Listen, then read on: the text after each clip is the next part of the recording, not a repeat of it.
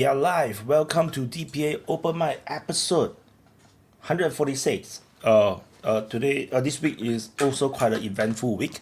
There is Russian planes flying into Estonian airspace. Triggered them a lot because at the same time, Trump is contemplating cutting aid to the Eastern European countries, including the Baltics, to save money and to get the Europeans to pick up their own shit, while the Americans made pondering war on Venezuela. And the biggest news today, I think, is UK, France, and Canada recognizes Palestine, and also Charlie Kirk's memorial is currently happening. It looks a lot more like a Christian service, and so his producer is Harry is basically I saw the Charlie Kirk show on the very episode with Tucker Carlson, and they kind of summarize it and realize that Charlie Kirk behave a lot more like a Christian prophet. That means like the not prophet as in the predicting the future type, but it's the Christian prophet, the ones those that are do a lot for the religion. And yeah, there's some very convincing arguments, which I mean he does live the crazy life, which is super productive, which I only have like 10% of his productiveness. So and what else? I think there is also the Israelis attacking Gaza. Netanyahu has countered the recognition of Palestine by UK and France and Canada by saying that he's going to annex all of West Bank. Essentially, he didn't say that exactly, but he said that he will continue to expand on the settlement of everything west of Jordan. Yeah, so we shall see how that goes. And what else? I think there's still one more thing I forgot. There's one more big news. But anyway, we shall let the panel talk about it. So, or not panel, but speakers, because we are not doing a panel here. So let me drop the link to join the open mic. So this open mic is multicast on multiple platforms on the Defense Politics Asia YouTube channel, which is the main channel. If you guys want to super chat, that's the only place to super chat, because this channel, the open mic, the DPA Open Mic new channel is not monetized yet.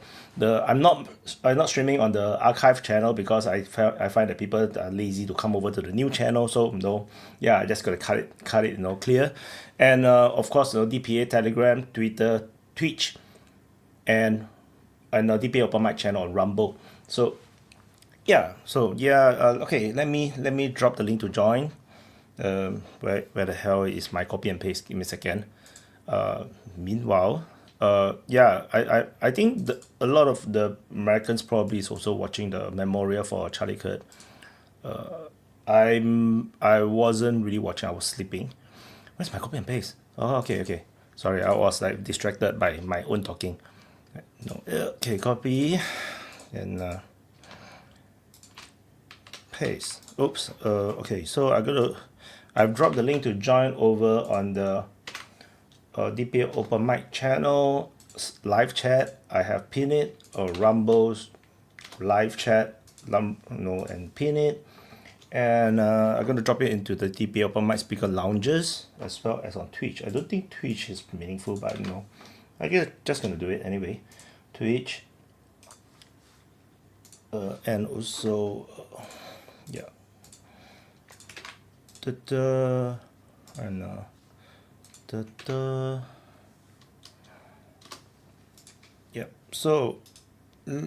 so we can chit chat about the things. So I've done. So how are you guys feeling? Okay, Lambo is here, so let's talk to Lambo instead. I know, I am speed. Wyatt. Yeah, let's not talk with a live chat. We talk to each other. Ignore live chat. Yeah, I'm not going to stay very long because it's like almost 10 p.m. for me. So I need to work tomorrow. Okay. So I'm going to join. for the persons that are asked last week about Shadowy, because Shadowy is like almost, wow, very long time. He didn't came in online. I sent him a message, waiting for response. Otherwise, you also need to send him a message, Wyatt, to ask that he need to join back, because he has a big fan base. The guy is popular. So we need to have him back. He's a good speaker, so we're missing him. A lot of. Have we spoken on why he? I think he just is agreeing about the timings every time. I think he has difficulties. What timing does he want? Because he's busy with other stuff also. He's busy. He's a busy guy. He's working. I think he's independent also. Because I have done like very pro-European timing, like maybe 4 hours ago kind of timing, and most of the Europeans did not come on. It was all American that stream. So it's maybe he was helping rioting in France during the demonstration. We don't know. Maybe he's like he's the gangster. We don't know. He's the mastermind behind. Actually he's controlling Macron. We do not know. He got some ancient royalty bloodline, lineage. We do not know, man. No, see, no. Actually, yes. Like you said, it's a bad timing to do an open mic because of Charlie Kirk memoriam. So I was busy watching it. Actually, Trump is there. Yeah. So I was also I also kind of go to sleep just now because I was like because the past few days I've been sleeping early. So by the time just now, like it's 4 a.m. now for me. So I was like, okay, I can't take it. I'm gonna sleep. Yeah, and I know that because Charlie Kirk's memorial is on, I think it's going to be finished. I think maybe an hour. It's a lot of speakers. It's a lot of speakers. I was happy to see Benny Johnson speaking. The guy is very good in his language. He's showing, not like me, because I'm still busy with my closing. I am bad at English. Oh my god, it's so bad. Sorry guys for that one, that I am so slow in speaking and all that shit. But yeah, it's me, But I'm going to, if I do another closing, it's not going to be today, but next week or something like that, I'm going to time it. I'm going to do max 5 minutes. To do not. Don't worry. It was a good closing, which is why it was clipped. And the reality is, I didn't choose the clips. Like I used this tool, which helped me highlight the clips, so all the shots and everything. So they actually create all the clips, like 60 over clips for shorts and both long one. Somehow the long one was so little. I think because mostly we are talking about Charlie Kirk and there's nothing nice for them to clip or don't know. So it was you are one of the 3 clips that I have actually. For the long ones, long videos. I am blessed. Yeah, so YouTube choose me. But no, it was. I was happy by what I was telling, but like I always forgetting to put words in the phrases, so like the phrases are not complete. Things like that. My English is not perfect. I can do perfectly in France, and Dutch, even maybe in German. I can speak very funny German. Yeah. But no, I'm so used to it. I'm so used to you talking. I can't tell. No, I know. But it's always funny to see myself speaking. I didn't watch the conversation that I had, the argument that I had with our communist guy, because I was very irritated. I'm going to do it. I didn't have the time to do, but the closing I watched, so the video I watched, and it was long, but yeah, I know it's for some people too long, so I need to take attention on that one and make my phrases more compact. We will see. But otherwise, yeah. What news about Charlie Kirk? Still, Jimmy Kimmel is bye-bye, and the whole world is crying because of that. It's amazing how many people are shouting because they don't even really know the guy, and they don't really even know the guys. Actually, the both of them. Hardly anybody watch because I don't even know where to watch his show. Like, to be honest, I don't even know where to watch his show. So what most I of was these late night shows, him, or like the cuts of interviews on YouTube, and if there was good musicians coming to do shows like Slipknot and Metallica, all that shit, I was watching these clips because the song was also good. I only watch it on YouTube. Those clips. Sometimes they have no interesting stars on, then they will clip it out, and sometimes I watch things that is like years ago. But this, but they like according to what I understand, their viewership is so low. Their viewership. That was I was just going to refer. Eyeball Paul in the comment was saying it was fired to not bringing the ratings in, and it's very true. And the reason is actually very easy.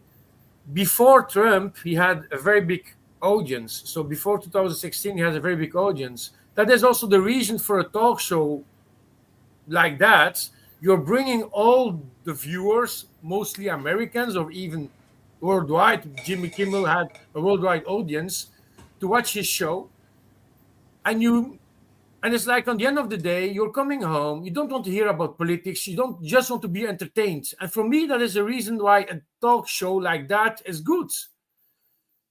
But if you're going to turn left and only speaking bad about guys like Trump and about Republicans, of course you're going to lose a very big majority of your audience. And what's happening? People getting sick of all that bullshit. They don't want to hear all that shit. That's why all these programs were cancelled. It's not only by they were busy talking bad about guys like Trump. It's most of the part like they were choosing a side, and the program was not accessible anymore for everybody, and that's a big shame. That is not what television need to be. Television need to be something accessible for everybody. It's like a news channel also. Why do we need to have left news channels? No, stay neutral. Or right news channel. Just stay neutral. Don't need to be choosing a side. You're bringing out the news, so just continue to bring out the news for everybody, not for one side. And Belgium that's the problem. We have a very left news channel. So like the same about Jimmy Kimmel, and if you're reading the comments, also is the same. They are busy shouting "Je suis Kimmel." I'm like, what the fuck are you busy doing? No, the phrase this month is "Je suis Charlie." That's about freedom of speech, not Kimmel. Kimmel was not freedom of speech. He was pushing his narrative completely left, criticizing the right completely. Charlie didn't do that. Charlie didn't criticize the left completely, not at all. He just gave his opinion. The thing is, there's no right-wing late night shows. Do you realize there's no late night shows that is like pro-Republicans? There just isn't. I don't know. No, I don't remember one. Not like, really. No. He used to be Tucker Carlson, I guess. Yeah, but he was, and that was the thing I was going to refer. Like Jimmy Kimmel. That's the only one, right? He was laughing during his shows that Tucker Carlson was fired. And for me, it's a karma for that one. He was laughing that the concurrent of him was fired. You can check it on YouTube. You can find it. You can find the clips. He was laughing about it. Yeah, Gutfeld. Is that a talk show? Yeah, it's a little talk show. Gutfeld is right. But yeah. So no, for me it's karma, because he was always blaming and laughing to others that was fired. And Carlson was one of the examples. Everybody and the left is saying we are the victims because you're being cancelled. It's not true. Carlson was fired. Megyn Kelly was fired also. They all started their own show, and it works very well. So no, it's not only the left that been cancelled. During Biden, the right was cancelled also. The thing is the hate speech, and that is why Trump is angry. Stop bringing hate. You can give your opinion; it's not a problem, but stop bringing hate. And that's all the thing about freedom of speech. Freedom of speech is made to give you your way of speaking. You're right for your way of speaking, but there are little letters in the text of the meaning of freedom of speech. Hate is one of them. Hate speech, lies, all these things like lying. You don't lie. You don't bring up hate, and you don't laugh with the dead. That was things that Jimmy Kimmel did also. He was laughing with it. He was not really laughing with it, but he was lying about it. No, so, I think this is the direct consequence of bubbles, you see. Like, there used to be no such... Like, the bubbles wasn't this bad. Like, nowadays, the world, because of social media and the internet, has basically broken apart much further and further away. That, everybody just live in their own bubbles. And the more we live in the bubble, the worse this divide will become. Like we start to don't understand each other. Like I think that's the main problem. So it's like the people. I'm not sure. It's just that's what DPA Open Mic is trying to do. Like for example, a lot of people always tell me, please mute his mic, don't invite him back again, or this kind of thing. Like for me is that you have to listen to the other side, even as nonsensical as it seems. Like, I don't agree with every speaker that, is on the DPA Open Mic. But, but the thing is, it's only by listening, then you realize such people are real. For example, we all are living in our own sort of bubbles. Like, it's only until, last week we have, what's his name? What's the British guy name? It dropped out of my mind.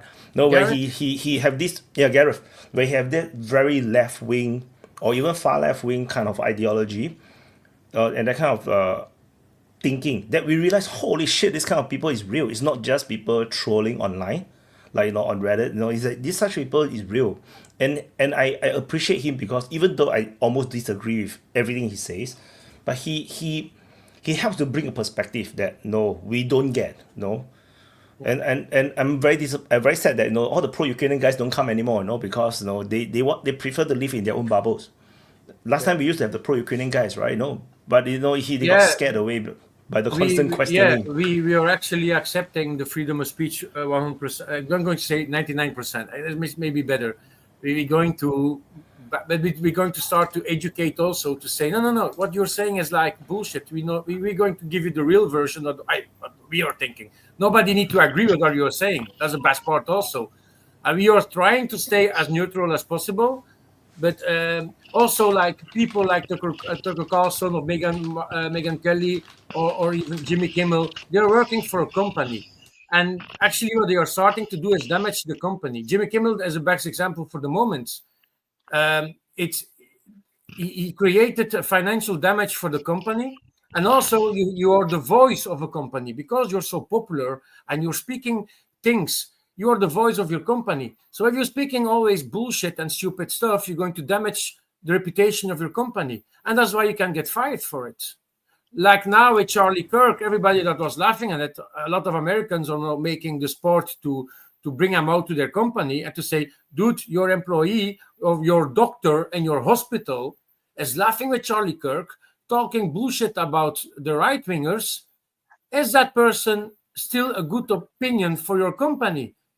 It's like if the hate is so big in that person and they need to do something at a right-winger, you're busy with the human body, you're busy operating the human body. And if you're full of hate, you can maybe doing stupid stuff during the surgery. So you're creating a risk for your company.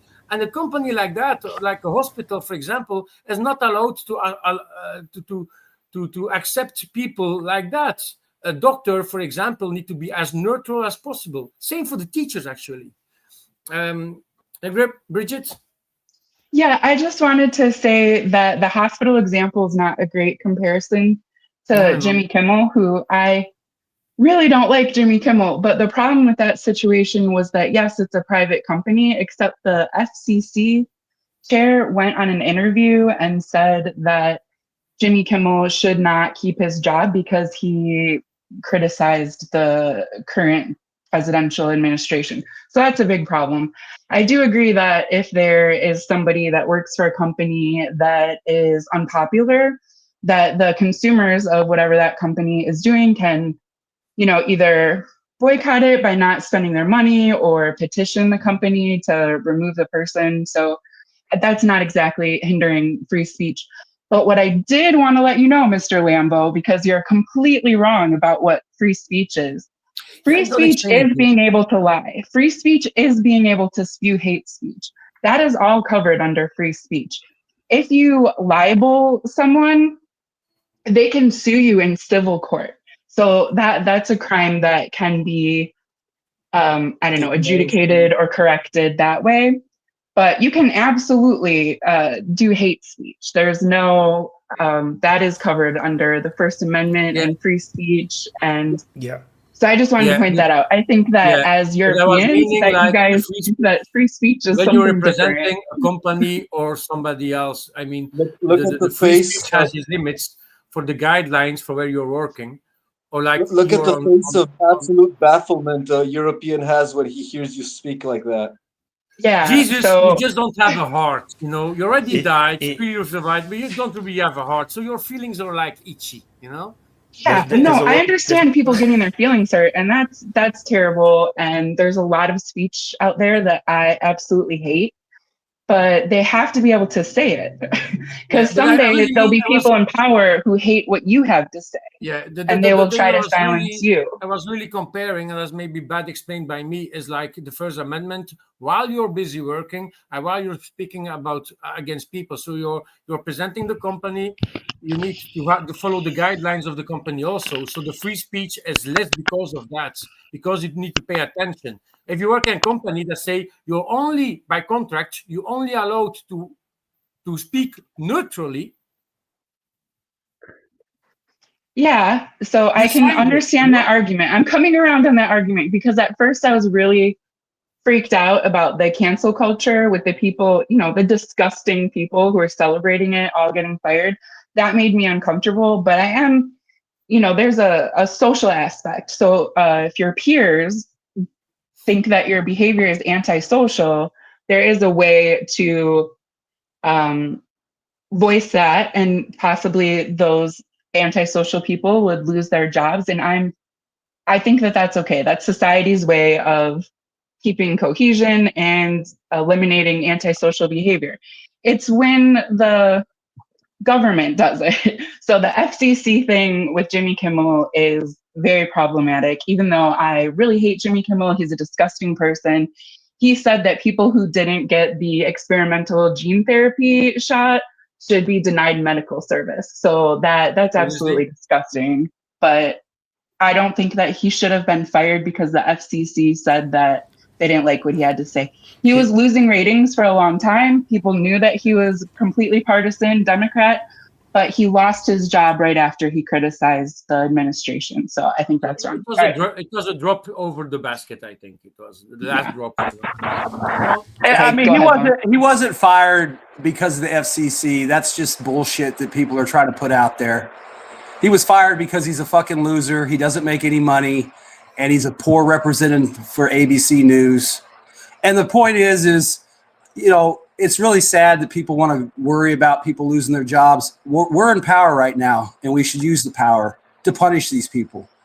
Just so you know, the very rules that everyone's crying about that are being applied to Jimmy Kimmel, they're still in effect for the right. You can't go out and say shit without getting canceled, without having your bank account canceled, without being threatened with violence. So now it's an even playing field. You want to cancel me? We're going to cancel you. You want to fucking punch me? I'm going to fucking punch you. I mean, the idea that anyone wants to cry about these fucking degenerate demon fucks that got fired, who gives a fuck? And who gives a fuck if the Democrats are in charge later? I mean, they already fucking fuck me. They already fuck me any way they can. And if they want to fuck me again, well, gee, I'll just get back in line for it. I mean, we're in charge. Fucking burn these motherfuckers to the ground while you got the chance. And if they want to come back later and burn us to the fucking ground, great. It's a nice, happy circle of life. That's the way it is. Quit crying about people losing their fucking jobs. I say all kinds of heckin' hateful shit, but I don't fucking go out and wear my goddamn uniform from work and stand on the sidewalk in front of my business saying the shit I say. I say it. It's my business. It's private. It's shared with people that want to hear it. If you don't want to hear it, fine, don't hear it. Get out of the VC then or something. Go somewhere else, I guess. Go to fucking WhatsApp or whatever and fucking talk there. I mean, I don't care. I mean, if Charlie Kirk wasn't assassinated and all these people didn't lose their jobs, me and everybody else on the right would still be under the exact same fucking rules before Kirk got shot. We'd get canceled, bank accounts seized, put on no-fly lists, whatever the fuck they could do to fuck with us. So nothing's going to change. You get a break for 4 years with Trump, and then if the Democrats want to come back in and do the same shit they were doing before, guess what? They're probably going to do it, and you're going to have to figure out how to exist in that world. I mean, Democrats are obviously too stupid to figure it out, so that's why they're getting bopped right now. If they were smart, they could have said that shit quietly, and no one would know, and they'd still have their jobs, but they can't control themselves. They're exactly. I'm the victim of it, so I know. I totally agree. Yeah, right now. They were after Vaughn and they got Wyatt demonetized for that, motherfuckers. Yeah. I was deplatformed before. I got my groups or Facebook page cancelled, shadow banned, all before DPA. So I'm not even in United States. Freaking hell, the culture war comes to me. So No, and I always wondered what the fuck is going on in United States, where why the other side is not fighting back, it's not pushing back. It took more than 10 years for this to happen. So I'm happy with whatever is happening United right now. States Actually. right now is like Ukraine. Zelensky doesn't like somebody who is talking shit about him. He can just cancel him and he loses his job. Yeah, good job. Do you know that hate speech is protected by Constitution in United States? Yeah, you can Google Brandenburg versus Ohio Supreme Court. KKK member threatened violence against government officials, and he got his case ruled in front of in his favor. And he threatened violence against officials. Explain that. But it doesn't apply in most world. I think. I think this is very uniquely United States. Like in Singapore, you have freedom of speech, but there are certain things that you're not allowed to say. For example, but we are talking about United States, not Singapore, feelings, no? Racial feelings. That means if you try to say something that attacks a certain person's race or religion, that is actually a crime in Singapore. You are not allowed to say that. So, but we are talking about United States, not Singapore, no?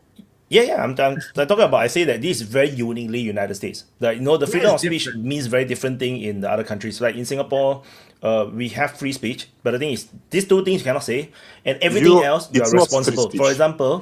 For example, United States love to say that this official is corrupt. He take Israeli Jewish money, whatnot. All these things, right? In Singapore, immediately the politician will sue you for defamation, because you have to bring out the receipt if you want to make accusations. If you cannot call somebody an N-word, it's not free speech. In Singapore, I think N-word doesn't matter because it's not a cultural thing in Singapore. Yeah, it's just like Ching Chong is nothing in Singapore, no? As in Russia, like hurting the beliefs of the religious people, there is a law. You cannot say shit about religion in Russia. Same. You get in jail. Same in Singapore. It's not free speech. But it's not exactly. You will not go to jail per se. There will be some, you got fined or something, People what happened to Kimmel? I hate Kimmel. He's a fucking retard. Who likes Kimmel? Who likes Kimmel? He's not even funny. I don't know if even his family likes him. But what happened to him is absolute sign that United States is going to shit, because they are betraying all the values that the country was built on. So, but he's a multi-millionaire, so don't worry about him. He will be fine. I'm not worried about him. It's just a symptom that society is going to shit. Who's going to following him to be cancelled is going to be the question. Is going to be Fallon? I don't know if the guy, but the view with Whoopi Goldberg, I think she's going to be whooped. But it's funny because I never knew him as a comedian. I was surprised when people describe him as a comedian. I was like, how the hell is this a comedian? All he does is say things sarcastically. If he is a comedian, Bigari is a bigger comedian. Come on, saying sarcastic things, Bigari is so much better at that. I think he got the moniker as a comedian because. Sorry, Wyatt. It doesn't matter if it was Kimmel or not. If it was just John Doe or something, it's just a symptom of the society that people oh yeah, you fucked us, we fuck you, you fucked us, we fuck you. We are just gonna fuck each other right now. It's not a healthy society. No. Well, yeah, that's what I was thinking about this whole situation. America's not healthy right now, so it's perfect. No, yeah, that's pretty if cool. You embrace it, you are just going down the road where civil war is inevitable. Let's go. Yeah, what I was thinking about this whole situation is how because traditionally in rhetoric terms, at least, the left, especially in the West, because in the East you have the whole Soviet bloc and stuff like that, repression and dictatorship, whatever. But in the West, the left has always been sort of opposition, and so as opposition, they fight for free speech, right?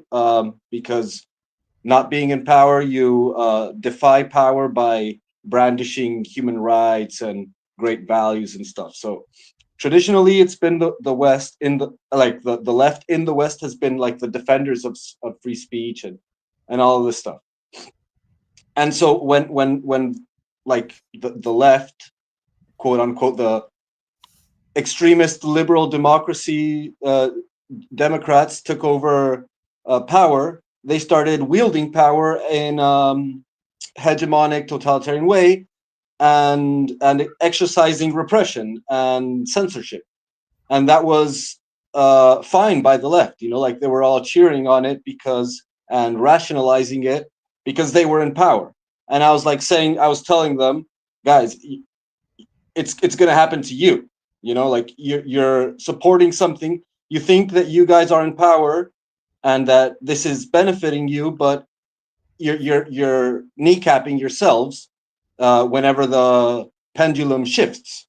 And we're seeing that happen right now. But the same applies, you know, the other way around, that, you know, right now the right is doing that. And in the United States, there's like in majority of states, for example, you have like no reason termination of contract. You can fire people without any particular reason, right? In most states, not all of them. I can't remember which ones. But the thing is that you can fire people for no reason, but you can't fire people for the wrong reasons. So, like as a retaliation, for example, if your employee said something you don't like, and then you go and fire him, then that's not for no reason. That is retaliation. So, like that's an unlawful, or I don't know, for issues of religion or race. There's certain items for which you cannot justify, which is very ironic, right? Because you don't need any reason to fire someone, but if you can prove that they're firing you for the wrong reasons, then it's illegal.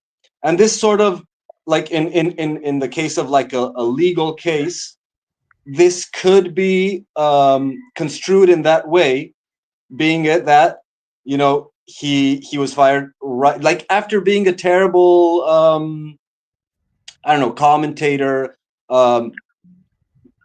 whatever, front man for a program, for a night show, you know, and losing ratings and going down the drain in all sorts of ways. He just gets fired after criticizing the government. So, like in a legal sense, that would be, you know, like an unjustifiable cause of termination. Just putting it out there. But the thing is, are you drinking something good? I would love to. What are you talking about? Do you want coffee? Yeah.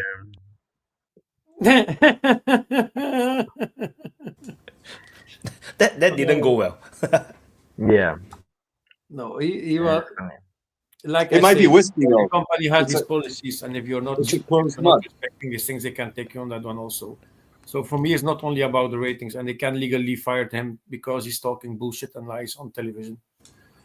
They can use that. No, I really don't care about this, dude. I'm just pointing out. No, I just gave the example. But thinking about the left, social trend that's going on. Yeah. You know, like for example, when they put the Patriot Act in America, it was to protect against terrorists, right? But then in the Biden era, what did Biden say? Remember, he said the greatest threat to America is like white nationalist terrorists. Domestic terrorists or something. So, you know, this thing that looks like, oh, it's good and necessary because we're under a risk, it's 100% of the times going to be used against you. 100% of the times. Because that's the logic of power. Like, it's not left versus right, it's up versus down. And, you know, 9 out of 10 times, up versus down always wins. Yeah. But so now, all these things speaking about the left, there is a big turning point happening, and it's not about United States with Charlie Kirk. Look at Europe, big manifestations happening in Holland for the moment. Also, the right come on the street because they are sick and tired of the left policy. They were speaking this weekend about the migration policy that needs to stop. Too many immigration in Holland and Europe actually, and it needs to stop. So the right wingers, as directly the extreme right wingers, came on the street. Partially, yes, it was organized by extreme right, but the left is busy losing a lot they had a lot of time to playing the left and going exaggerating. If you look at the United States, certainly during the Biden administration period, they went completely loco in that, asking everything that they need to have for the rights. Like, just look at the LGBTQ. Never be that toxic ever. To put everything in our faces, like, you need to respect us and that and that and that and that. You right or bullshit. You can fuck off. You need to pronounce me and that words. And I'm like, fuck off, But it went too far. After a while, if it's go too far, it doesn't matter if it's left that's going too far or right. It needs to stop, and that's what's happening right now. What Angela Merkel was busy like, we open the borders, everybody is welcome, we schaffen das in Germany. It went too far. Now people are sick and tired of all that shit. You need to understand, if there's some criminality happening in our countries here in Europe, and it comes on the news, they're going to say a young adolescent killed somebody. No, it was an immigrant. And in Holland, you're saying more like the guy with the cap. If you're being told that you're a guy with a cap, you're actually a brown guy with a cap, with a Versace sacoche on your side. And you're an immigrant that killed somebody. But they don't even say that on the news. So the right is fucking angry. And what I said a lot on the open mics, we're going to see like the ultras in Europe, the hooligans of the football teams, soccer teams, coming on the street and joining hands together. They did that in Den Haag this weekend. They joined forces. And of course, they destroyed police cars because these guys don't like the police. But like during left manifestations, they're also going to destroy police cars, but the news is going to be very quiet on that one. But no, the extreme right did it, so they got very angry.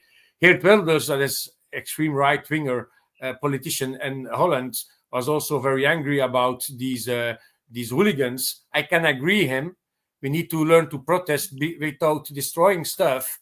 But what I am remembering from this weekend is, and I said it always during the open mic, when the hooligans are going to start to join forces, actually people that hate each other, if they joining forces, there is a real bad problem in that country.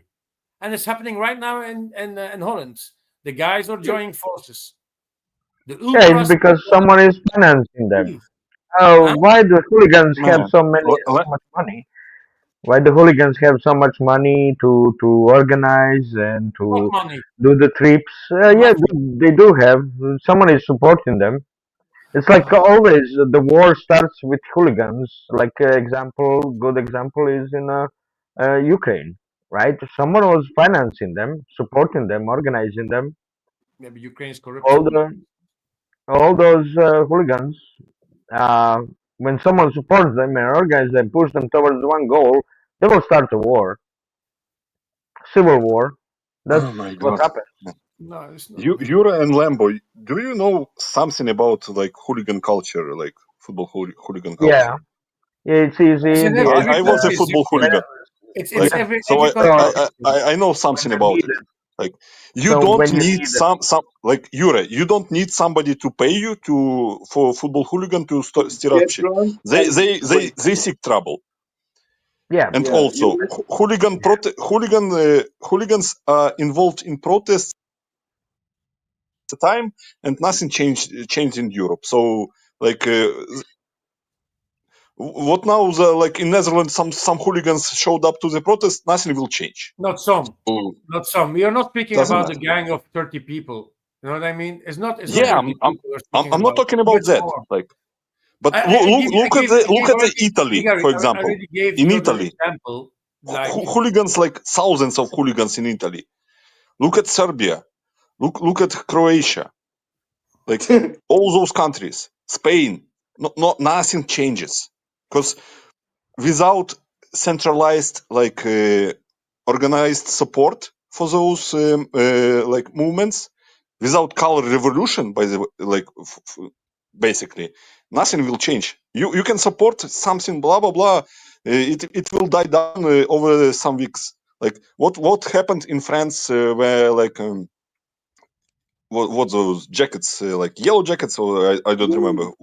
Yeah, yellow vests.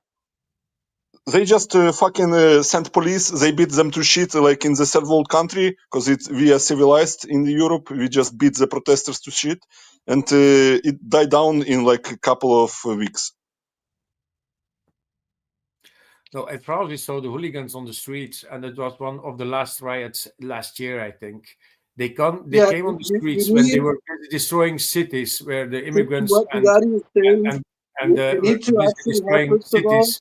A centralized organism. You need centralized organization, but most of all, you need a coordinated plan that can capitalize on whatever mayhem the riots can cause.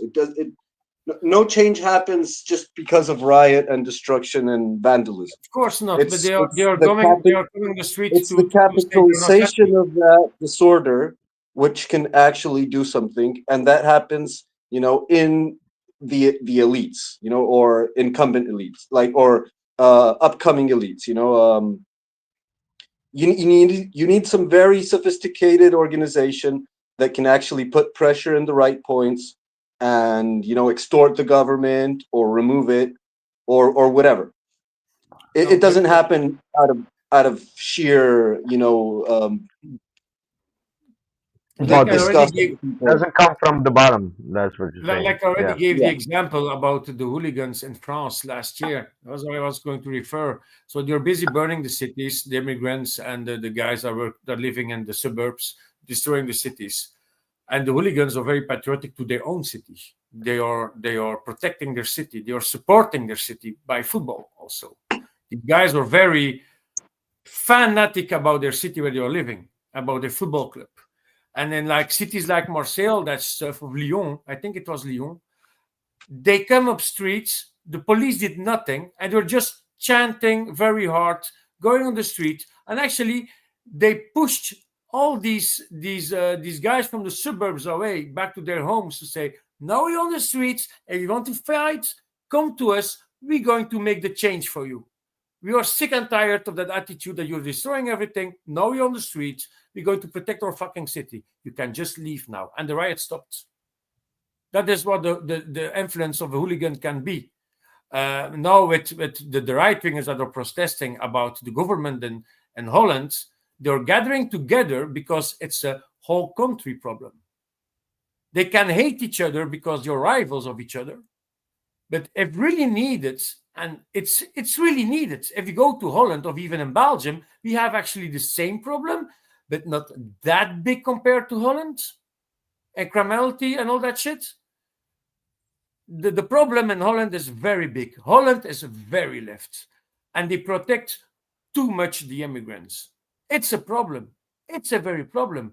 Go to certain streets here in the central cities of Europe. You're going to see only brown people. I am not a racist, but you can see that the problem is very big. Very big. Drugs abuse is very big. Drugs dealing is very big. Not white guys are dealing drugs anymore here in Europe. You're not white. Or they're themselves addict and they need some money, so they're going to use it. They're going to be a dealer to be able to pay their own drugs.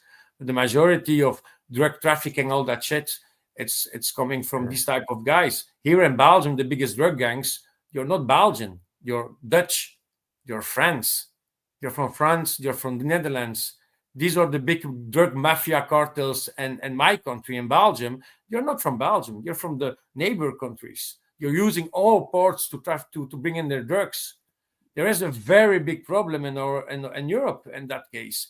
And then France, they are very shouting. Well, not they have a government problem, so they're going to blame everything on the government for the moment, because of the governmental problem. And Holland, there is a very big immigration problem.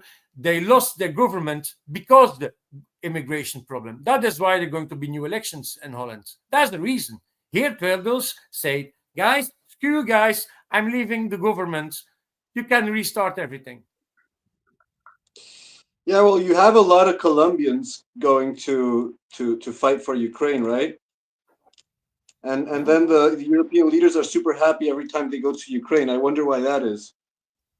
They all want to go to Ukraine. Colombians go to the Ukraine, and then all the European leaders suddenly want to go to Ukraine. It's probably they have some awesome parties over there, I guess. Crimean parties. Yeah, you know, those Colombians, they go to Ukraine and then they get posted up on track of Nazi merc when they get smoked. So there's at least a half a dozen Colombians every day fresh. So yeah, keep sending them. But like you need them to come in. You don't really need them to get out. It's not a The mafias need some way to transport the goods, right? No, I kind of understand what you mean. Yeah, you don't. Doesn't matter if they can get out of Ukraine. Yeah, the important thing one-way is logistics. Yeah, one-way logistics, right? It seems Gabriel doesn't know about European drug trafficking. You don't need Colombians, man. You have Albanians here. Like, why do you need Colombians? Yeah. What do they grow in Albania? The red light district, the Albanians are very Heroin, cocaine, heroin, like everything. If you want something, go to Albanians, man. Like, but do they grow it in Albania? Colombians. Yeah. Do they have Cartels?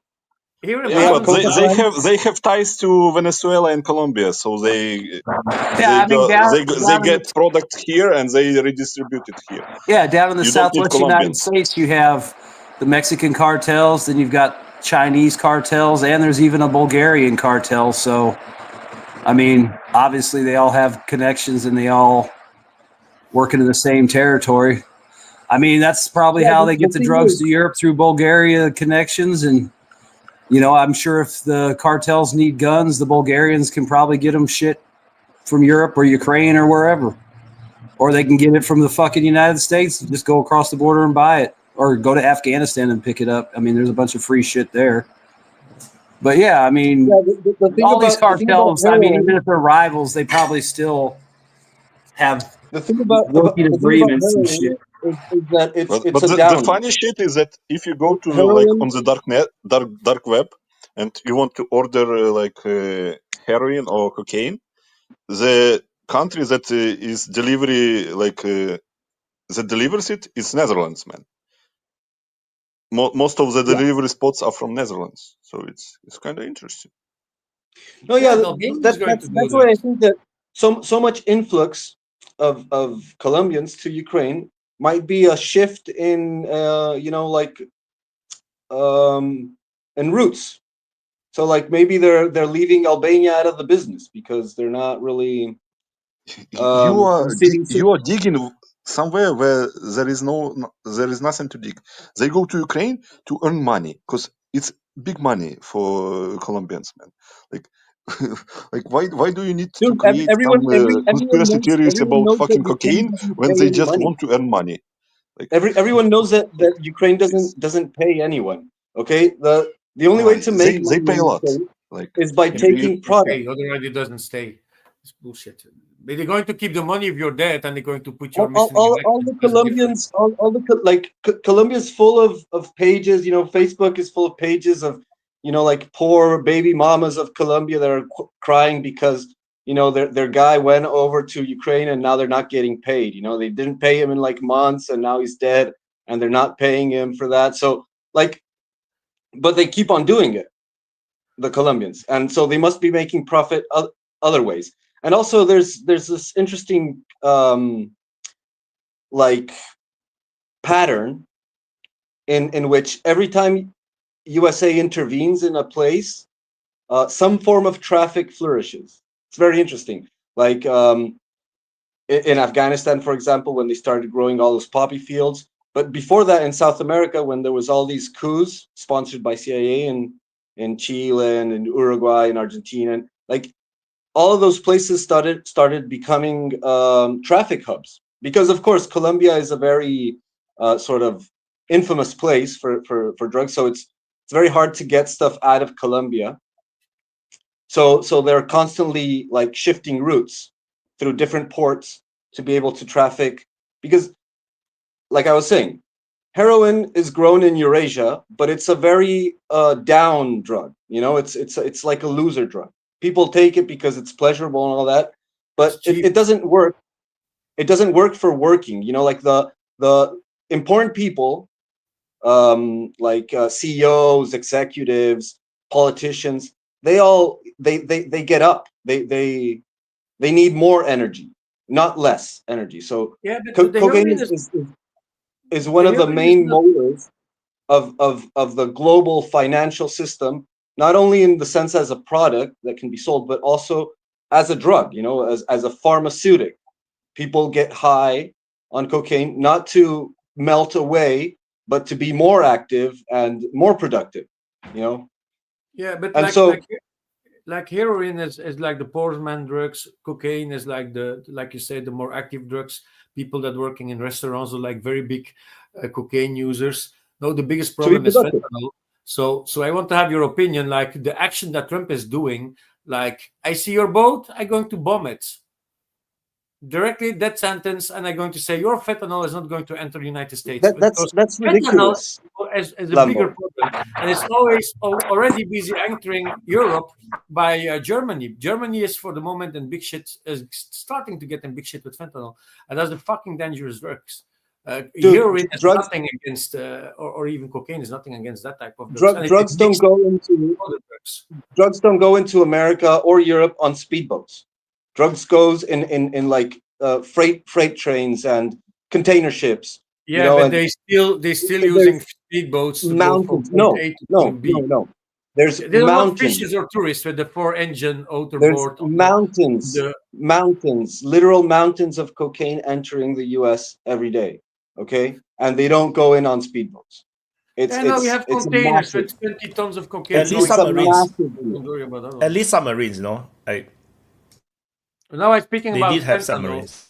Yeah, submarines. And you're not going to say that Trump targeted a touristic boat on international waters or fishing boats. I mean, nobody really knows what kind of boat he targeted because they just said it was. I mean, show us the intel that proves it was a drug boat.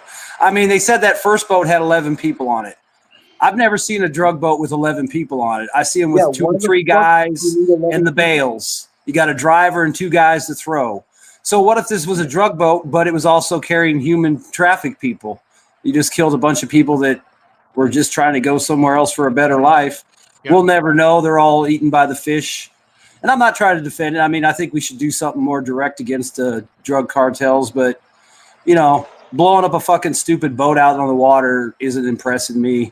You want to impress me, go blow up the fucking lab and, go blow up the airport that they use. Go find the places where the boats go and drop off and then distribute it through the United States. That's what you do. A random boat here and there, like Gabriel said, they got a boat with a couple pounds of cocaine on it. Big fucking deal. There's the submarine with the ton on it got through. The plane, the mules getting off the planes got a bunch through. The tunnel under the border got a bunch through. I mean, they're kind of half-assing it. It's like the drug war always is. It's a half-ass. One half of the government's fighting the drug war, the other half of the government's fucking supplying the drug war. So but in my opinion, right, you just give a warning to these drug cartels, like we are watching you. And they're saying, I think the United States is never going to bomb. Cartels. No, but the United States is never going to bomb. It has nothing to do about drugs. Man, if you think it's about drugs, if you want to give the cartels a warning, bridge to tell you. If you think it's about drugs, I have a bridge to tell you. If you want to give the cartels a warning, go find a plane that's loaded up with cocaine that is loaded with cocaine, and then shoot the motherfucker down or make them land somewhere and then confiscate the drugs and do a big news story about, we got this King Air down in Florida. We unloaded it. We arrested 2 guys, and it had 3 tons of cocaine on it. That's do that shit. Blowing up some fucking boat. It's not about drugs, cocaine, or anything. Is that you can't, as a country, bomb. Israel can, but the United States is not allowed to bomb. It's WMD. The United States is allowed to bomb whoever the fuck they want, and they fucking show you every day they do. Lambo, what are you talking about? They're talking about punishing. They're talking about punishing the Taliban if they don't give back the Russian base that the fucking Russians built back in the 50s. But Trump's out there. I built it. No, you did, motherfucker. What'd you do? Add air conditioning? Maybe build a few hangars? Add a couple more porta toilets? You didn't build the runways. They had 2 goddamn Russian Soviet airborne divisions stationed there. That place was fucking huge. It was always huge. It was the biggest fucking air base in Afghanistan. And that's why it was there. And the Soviets used it.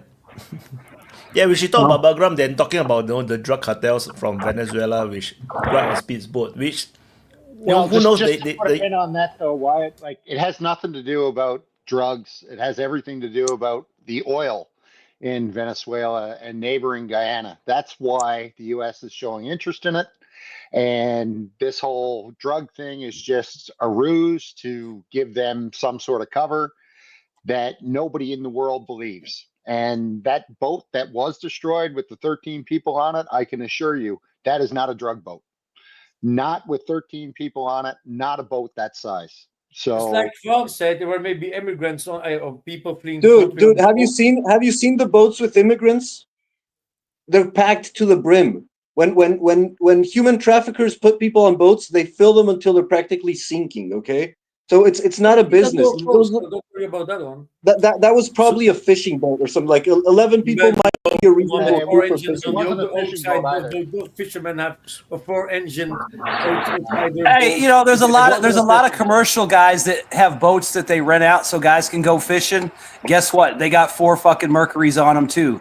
Because when you're out at sea, you might have engine problems. So now you got 3 engines to get back. If 2 fail, you still got 2. I mean, a lot of those fishing boats have 2, 3, 4 motors on them. But and all they're doing is fucking fishing. With your little fishing boat, come on, Von. Yeah, go down to Florida and look at all the fucking charter boats. But then the United States, they're fucking huge. They got 4 motors on them. They got cigarette boats down there with 4 motors on them. And those guys are not doing anything but water skiing. You are building the cigarettes, the brand, the cigarettes. Super chat by Thomas. Bigari, is it true that the ZSU pays soldiers in cash? No. They pay soldiers. Okay, answered. Sorry, Nunya, we cannot get to the oil part. No, they just keep talking about the speedboats. I just wanted to add on to what Nunya said that, oil, but also gold. With our whole financial monetary system going on, I wouldn't discount how much gold is in Venezuela either. And the other thing on that too is, if they really wanted to go after the cartels, then why don't you just do it covertly and not announce it, and let the cartels figure out why the place? If you want to go after the cartels, you go after Mexico, man. Yeah, well, that's what I'm saying. Exactly. It's like you can drone strike cartel heads, you can drone strike production facilities, you can drone strike transportation hubs, you can go after their logistics and stuff, and you don't need to have a news conference about it. Maybe once in a while you do a big story about how you seized a bunch of drugs or something, but you don't advertise it. Let the cartels figure out what's going on. Why did that plane not come in? Why did that boat not make it? Why did those guys disappear? You don't advertise it. Just go out and fucking do it quietly if you're really going to fight it, but they're not, because like you said, they're probably more interested in the oil and the gold and a regime change than they are about getting rid of the drugs. Because if they really wanted to do it, they could go out and do it today, but they're not, are they? They're just fucking half-assing like they always do. I think it's even more banal than that. I don't think it's even oil or gold or anything like that. I think it's just for domestic consumption. It's just show. No, it's to have a news cycle. Because it doesn't make Project 2025, Gabriel.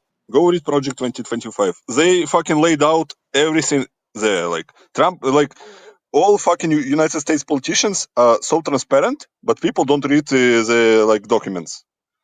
They laid out all the strategy on Venezuela there. They want regime change. They basically said it in the document, in the program document of the Trump administration. They want regime change. Rubio wants regime change in Venezuela for fucking 25 years since he started his political career. I know that. But it's not for domestic consumption. Gabriel, it's not for domestic consumption because nobody domestically fucking buys this shit. They want to sell the new weapon of mass destruction, with Iraq, but nobody buys this. This is why Trump is posting the fucking videos of they transporting drugs. They want to create pretext for some action against Venezuela. They want to create you see, we tried to battle them. We tried to prevent the drugs going into our country, but they still persist. So we need to go in with our fucking Marines and the Navy and everything. It's so fucking stupid that they stuck with the propaganda for 6-year-old children, man. But they think that it will work, and it will work for some.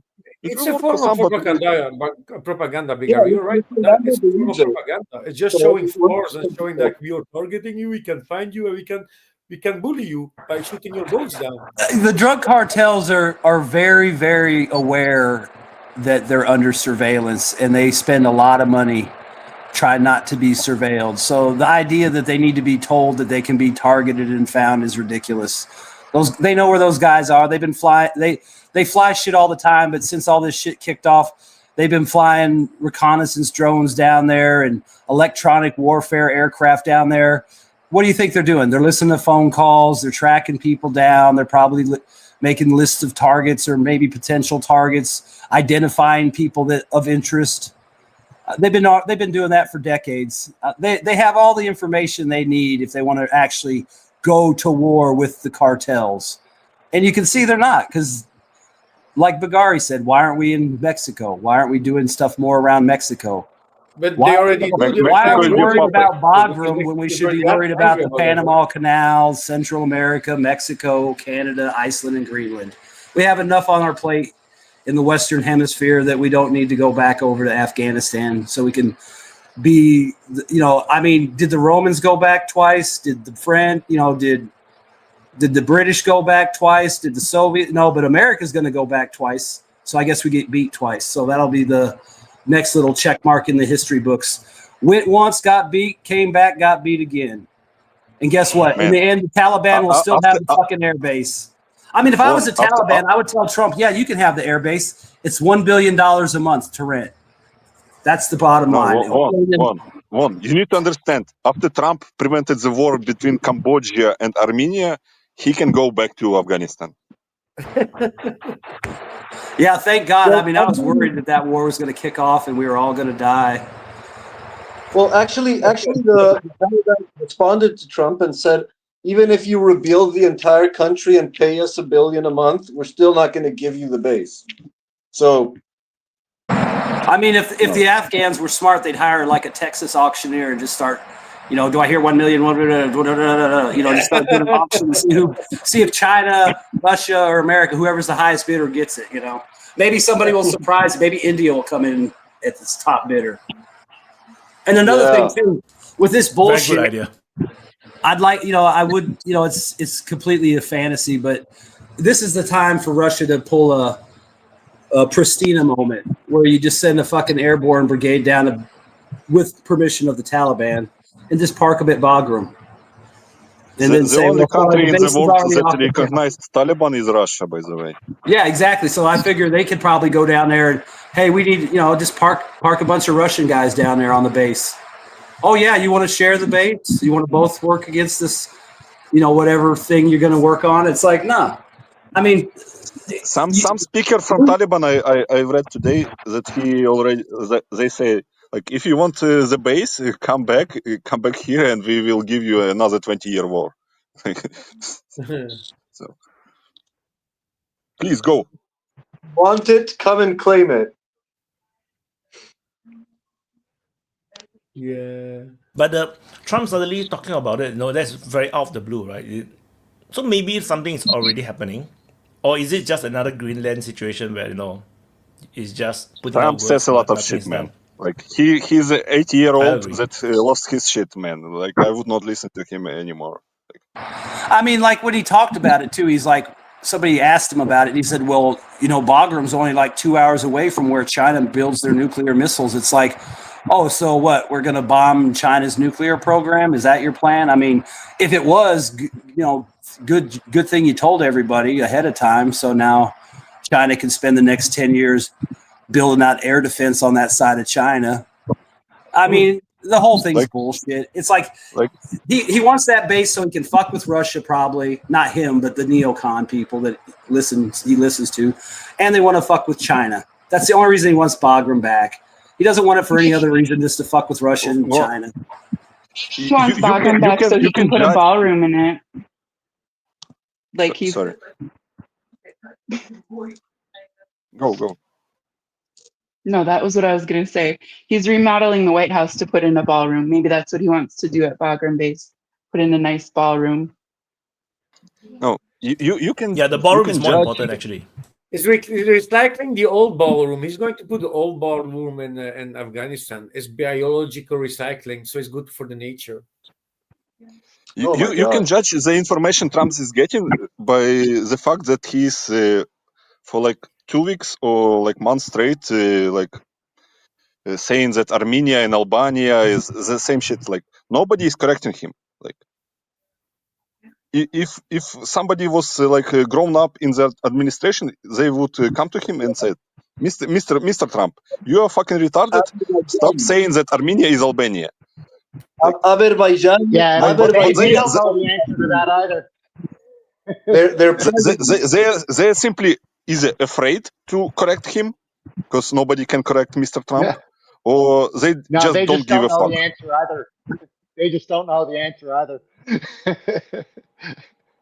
They're all stupid. Yeah, so he's like slowly turning into Biden, you know, like those memes.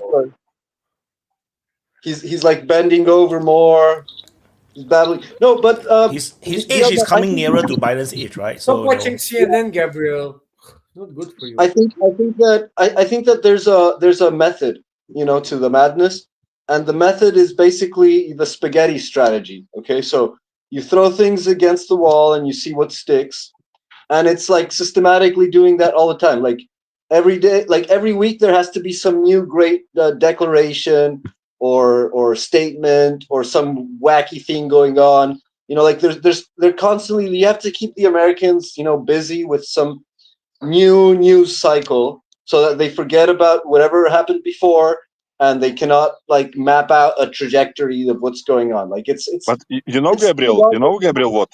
Like if I was American, I would be fucking pissed because everything that this administration, previous administration are doing is in the form of executive orders. So next administration come in, everything that was done go out the window. Like nothing previously happened. Like what actual fucking laws have been passed except of the big beautiful bill? What actual laws have been passed in the Congress? Like forget laws. Everything is we can't even pass a budget. We haven't passed a budget in decades. So like they can't even pass a budget. How are they going to pass laws? Yeah, more than likely, we still won't have a budget, but we'll have new hate speech legislation. Yeah, probably. Oh, it becomes more difficult to become a girl, Bigari. If you want to become a girl in the United States, it's going to be more difficult. So that passed also. Executive order. Next Democrat comes in, they cancel the order, and everything goes back to normal. To That's the Democrat party system. So like I like if I was. Sorry, go on.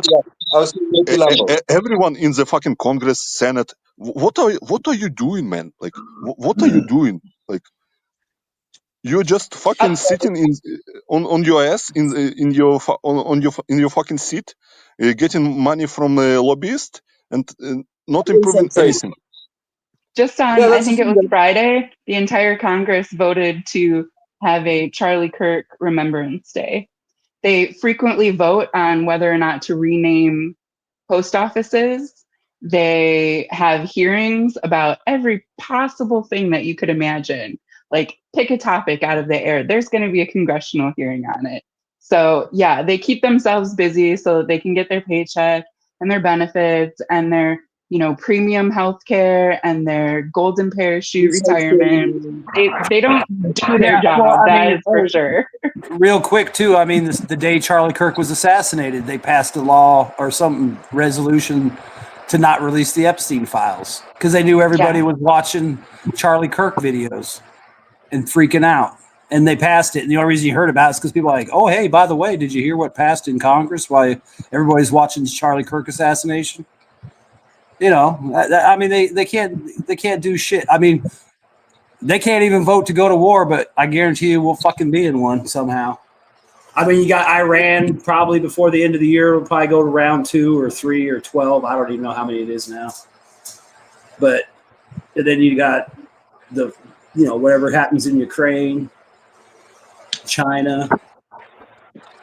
But yeah, I mean, that's the issue with this thing about the rule by executive order is that basically the the legislative branch is doing jack shit. You know, they're just getting fat on their paycheck, on their inside trading, and their lobbying groups, and they're not doing shit. Like they're the ones that should be actually like. Well, I mean, think about it. Whenever there's a vacation, oh, we got to pass a budget or the government's going to shut down. Well, I got my vacation scheduled, so sorry. They don't miss vacations. They don't miss votes for pay raises or increases in benefits. But you'll be damned to hell if you pass a budget. I mean, it's ridiculous. They can't, like Bridget said, they spend more time doing stupid shit to basically justify their existence than they actually do trying to fix the system that they claim they want to fix or improve something. I mean, I saw a video the other day and they're showing they said it was St. Petersburg, but I talked to some people there and they said that was bullshit. But they're showing these roads with cobblestones flipped up and holes everywhere. And they're like, oh, Russia can't even afford to fix the roads. I'm like, hey, buddy, come to Louisville. We can't fix the roads here either. So I guess we're just as bad as fucking Russia. I mean, you want to go toe to toe. Let's have a contest. Who's got the bigger potholes, Russia or America? Whoa, I mean, is that the next rivalry? The Russians got bigger potholes than we do. We got to make ours bigger. But you know what? Ukrainians can fix the potholes and the roads in Liman. Huh? Just did the big renovation of the roads in Liman 2 weeks ago. There. You're going to get a job every morning. I'll go out and patch the holes. 2 weeks ago. 2 weeks ago, fix the roads There's in the center of front line Liman. there. What the fuck? Hey, wasn't there a story too about they spent some money or they're going to spend money on planting flowers and trees somewhere in Ukraine? Yeah, I shared about it. Yeah, it's for the veterans. Yeah. Do you know how much money Ukraine pays for the veterans? To the veterans? Do you even have veterans? $50 a month. Wow, a lot. are you serious? Yes. That's nothing. How do you become a veteran now? I don't even know. You have to break but your arms and you legs. lose your leg or something and you cannot even go and fight again. Even TCC cannot drag you down to the front. And then you get payments from the government, $50 a month. Yeah, I remember I saw this documentary on Ukraine, and it was showing this rehabilitation center where they would put prosthetics on amputees, and it was very nice and heartwarming, and people doing therapy for kinesiological therapy to regain mobility and all that. And then at the end it says, okay, this is private and they have to pay for it. Oh, it's not free.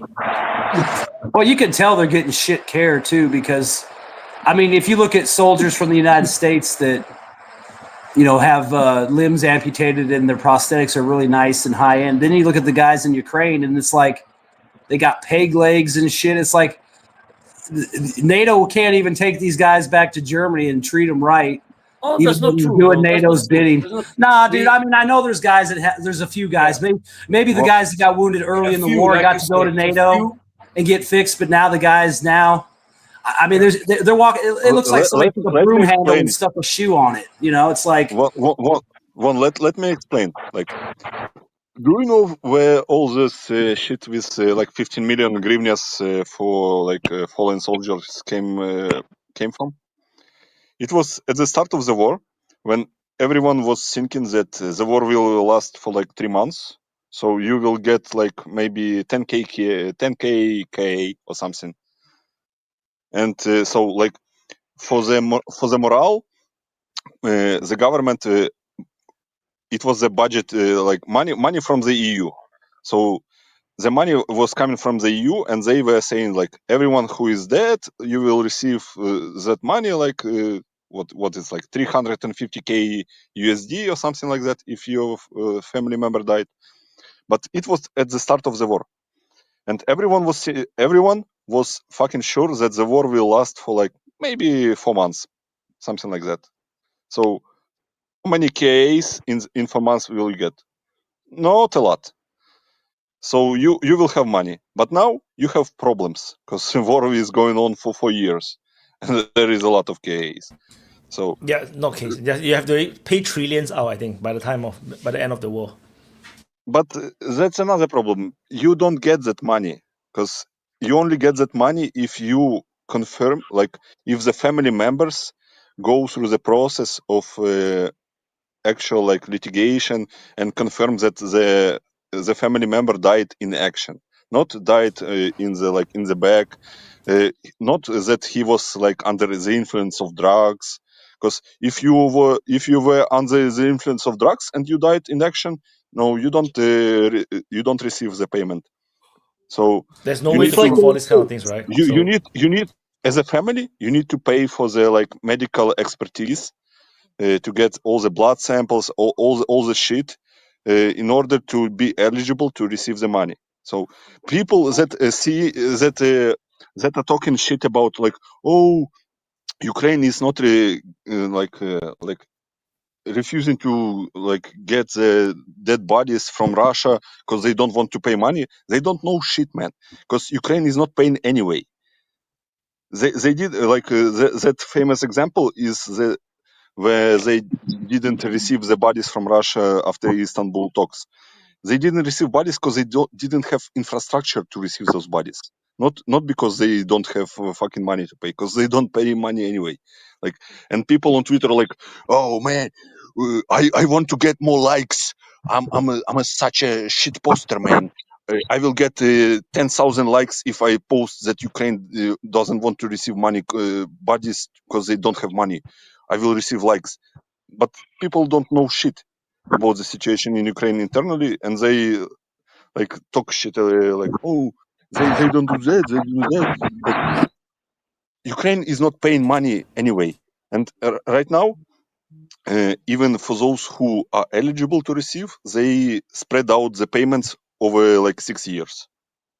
Because you cannot, they cannot do payment in one installment. They spread out over like 60 months.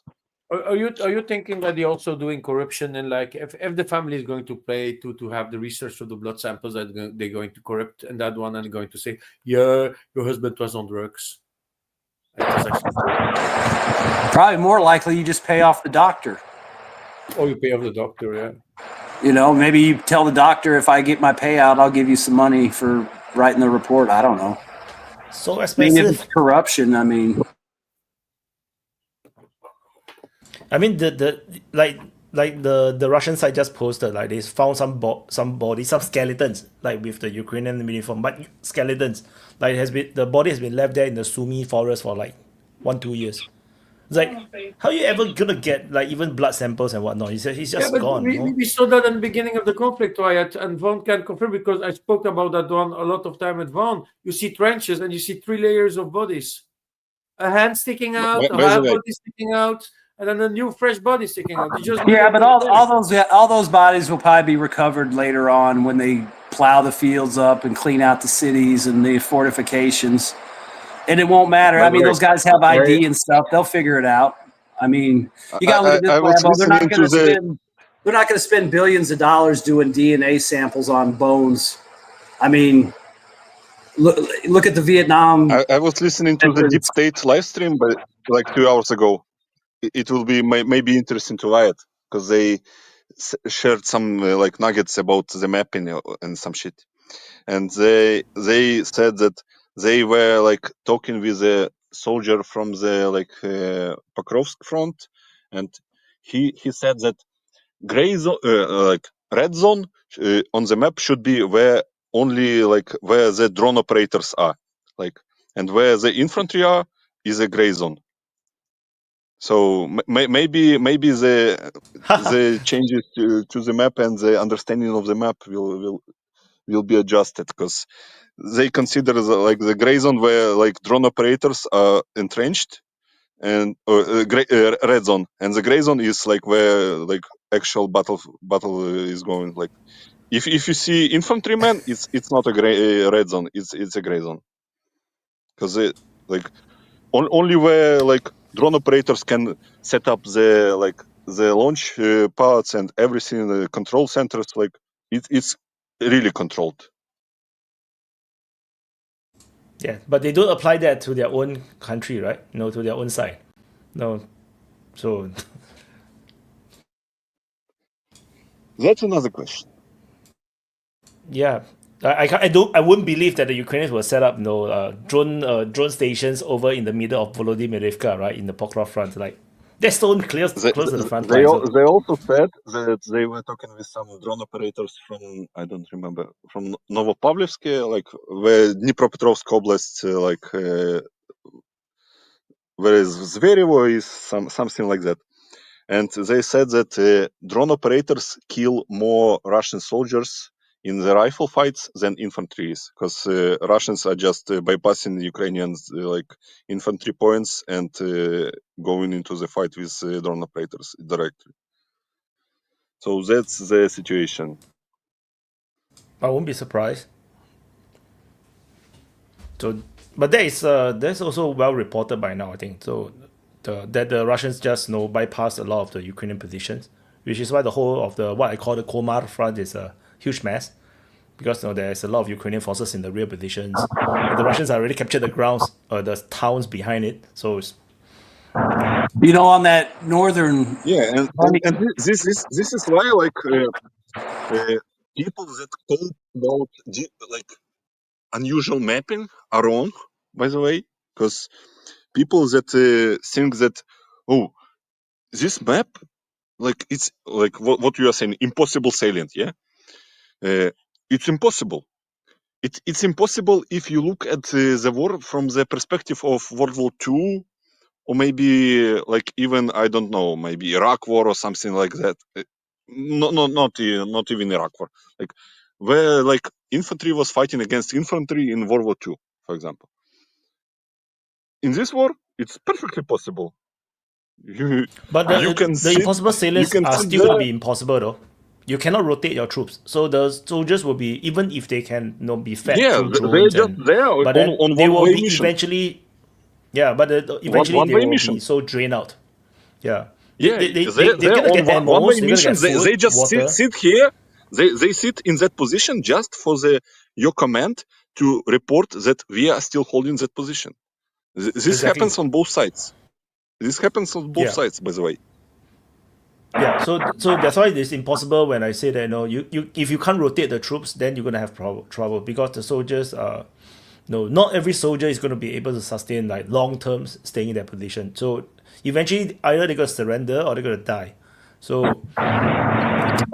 one of the people I was talking to, they were talking about that bunny ears north, and he's saying that those bunny ears are cut from two sides, and that the Russians in that northern part, if there's any Russians still up there, are cut off, but it's the gray area, so nobody really knows. And the guy said that, usually what happens is the DRGs go up and then they set up, and then the stormtroopers come in behind them. And he said that didn't happen in that penetration because they got, shut down by the drones and stuff and the counterattack, so they couldn't really do nothing. But he also said that the lines are so porous and gapped that more, it's just as likely that the Russians that were up north, they're cut off, but they walked back out because the lines are so open. And that's the way it is right now. You can go back and forth, literally walk across the lines. You might not even know you've crossed an enemy territory because there's so many gaps in the lines. And like you said before, they're going around positions that they know about to infiltrate and go after rear area stuff. So, I mean, that whole, like Bagari's saying, it's gray area. I mean, I look at the gray areas like no man's land. Like maybe it's not controlled by the Russians, but it's not controlled by the Ukrainians. But, I usually look at it like, well, the Russians probably have more bodies to put in the gray area probably. So you can kind of say it's leaning Russian, but it's not official. But I mean, the same question what you're talking about, that bunny ears was asked on that live stream for to the deep state admins, and they were saying that people don't understand how war works. What basically I'm saying that Russians are still in the Kucherev Yar, and even if on the map it's cut off, you are getting supplied by drones with drones are supplying you ammo, supplying you food, water, everything. drones to find you. Yeah, that's So what he was you can- saying too. The problem up there is if you look at those bunny ears, there's just no roads, so it's unsupplyable the normal way. So those guys are probably getting drone support Yeah, if they haven't. But people are just fucking stuck in the mindset that you need physical connection to be supplied. Well, but And you still this mindset is like from before we have drones on the battlefield, man. And, yeah, but you and, still like, can't we make have it drones on the medical. battlefield. Drones changed everything on the battlefield, You but need people you still need it stuck for in the rotation. mindset that supplies cannot be changed by drones. Bigari, you need it for rotation of the troops. And You medevac. don't have rotation of the troops. Simple as that.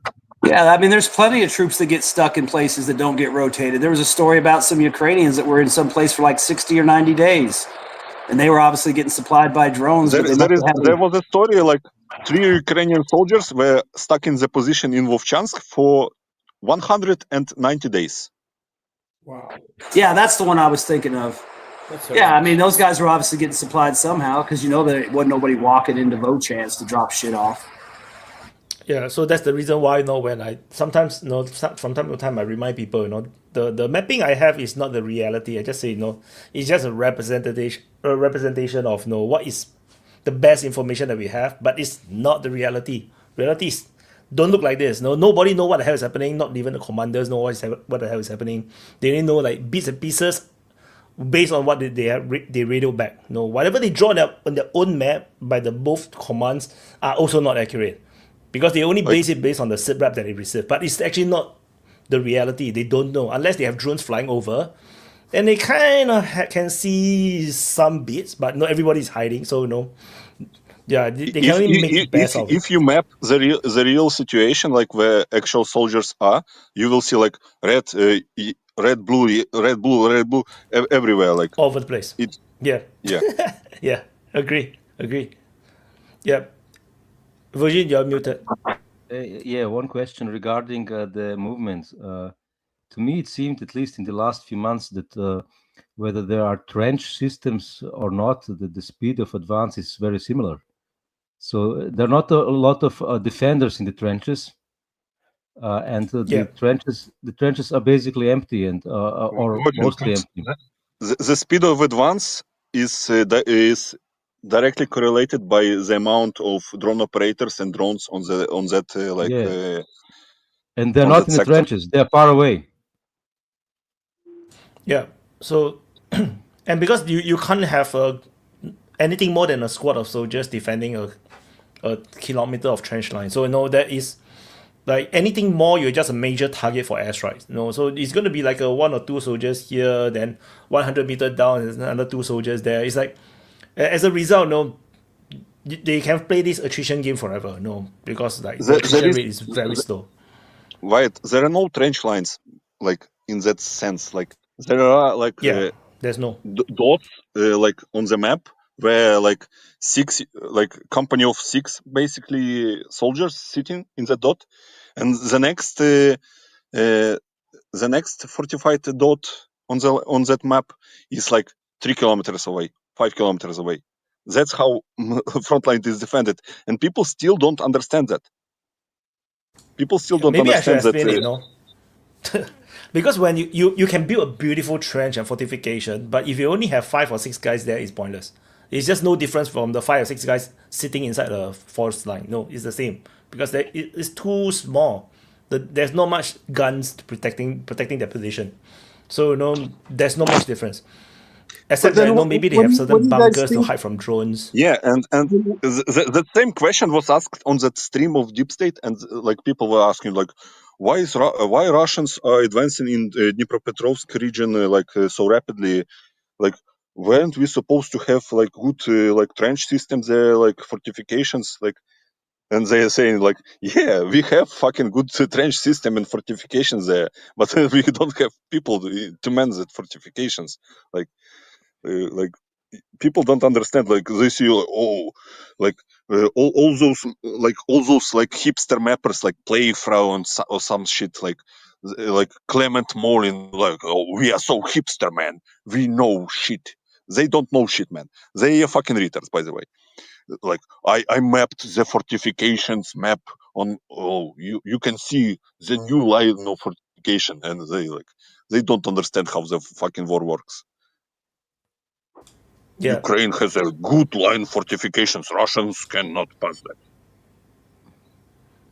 I've seen a short part of an interview of a Serbian volunteer who said something like in Kupiansk there are almost no, Ukrainians who are captured or who give up, and cross to the Russian side because there are basically no Ukrainians on the front lines. They're all in the back, and mostly war is done with drones. So they are still, it's the Ukrainians that are still fighting, but they are just not fighting in the front line. Is that what you mean? Yeah. Yeah, that is a problem, right? No. Like, how do you defend, in that sense, because drone don't exactly see everything as well. So yeah, but the war is going to evolve to the point where you need to have mech warriors in order to survive, to actually go on an attack. Because you need. Right. Ukrainian side is coping to the fact there is Ukrainian drone Chief Madjar. He was like, drones soon will inflict 5% of the army will be like drone army, or something like that. Numbers, don't pay attention to the numbers, pay attention to the logic. He was saying, oh, our army will be consisted supply 10% of the army will be dedicated drone army, and we will inflict 85% casualties of the entire battlefield by our 10% of the drone army. That's the fucking logic they think. That's theory. I mean, on theory, on paper, it sounds okay. The problem is it works based on current warfare. If suddenly the Russians change and they do a tank rush, that's it, man. It's a massive 10-20 kilometers is going to be fall in a single day, because the tank can just rush through. How many anti-tank drones do you have? Now the drones are all it's all anti-personnel drones, most of it. You don't, because nobody deploys tanks anymore, Suddenly, if the Russians suddenly deploy a tank rush and rush through, and then they stop, they put in drone operators, they retreat. Russians will never do that because it's not the doctrine of the Russians. It's NATO doctrine. Russians doctrine. I'm just saying a change of tactic. So all I mean is that once you have a change of tactic, the entire this drone thing doesn't work. For example, if they're gonna face those guys in Chad, is it Chad, or in the Sahel region, where they all on motorcycles and Mali? Mali, Chad, Mali, Niger. Niger, all those rebel forces, they are all on motorcycles. The whole unit is all motorcycles and jeeps, and then they just do one mass rush. You're not going to have enough FPV drone to stop them. So such kind of rush will just destroy the whole tactic. What it works now is because the Russians are also playing along with the same play. Yeah, for example, if the Russians also fly one cargo plane, let me explain the Russian fucking doctrine, because people don't understand the Russian doctrine. People are so concentrated on kilometers gain. Russian doctrine, the whole time Russia existed, was destroy enemy's army, not gain territory, destroy army. And that's what they are doing to Ukraine. They are destroying the human capital of the army. I would say the Ukrainians are trying to do the same, though. I would say the Ukrainians are trying the same tactic. It's just how effective. They are trying to do it to the country that has 5 times people.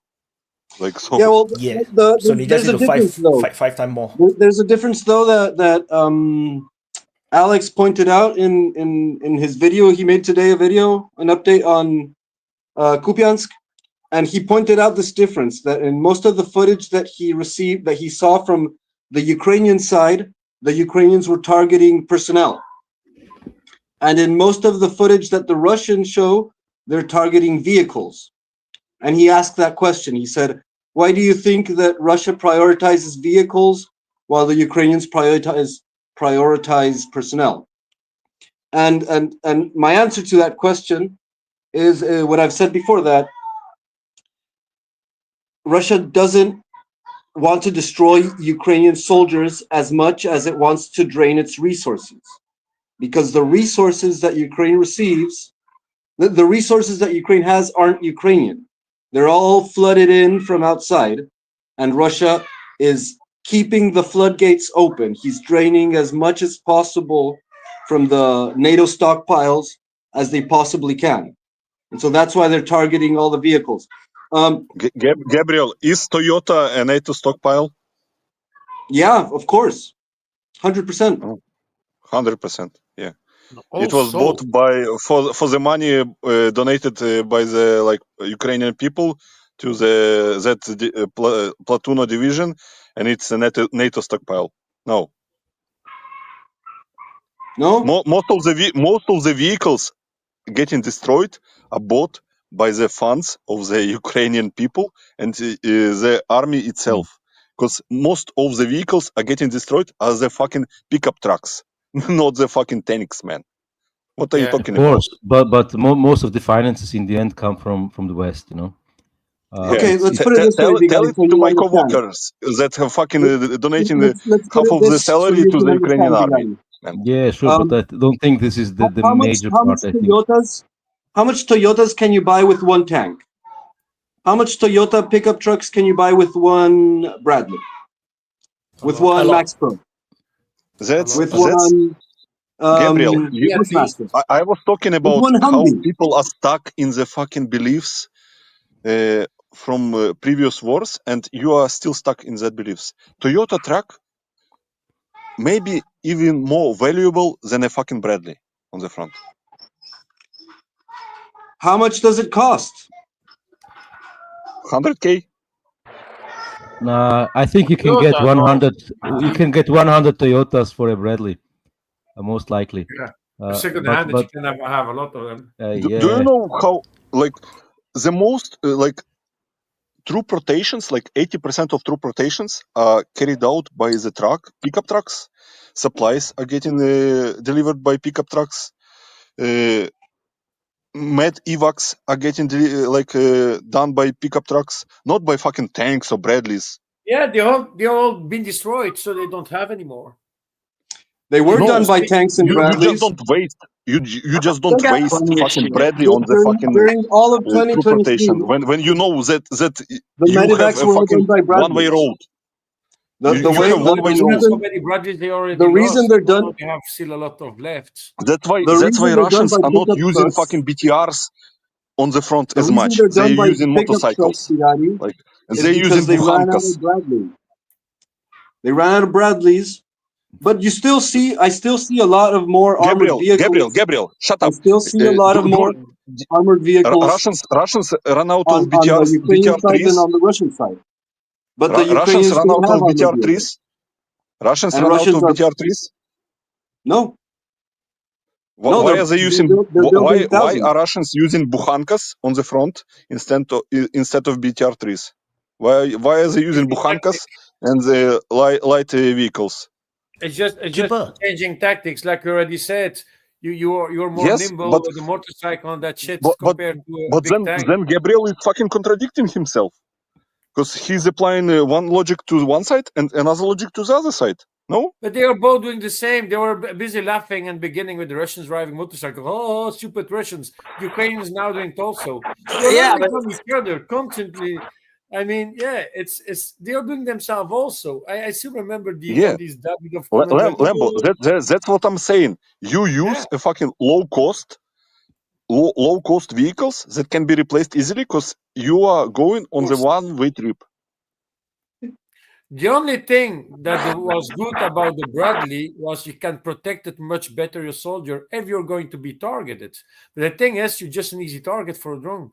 And that they understood also. That's why also that the Russians came with the cope cages around the tanks, just to be more protective, because they knew you're just too easy target for the drones. The drones are a pain in the ass. Now the Russians say we're going to send small groups with motorcycles because we're more nimble, and we're going to maybe lose one person instead of the three.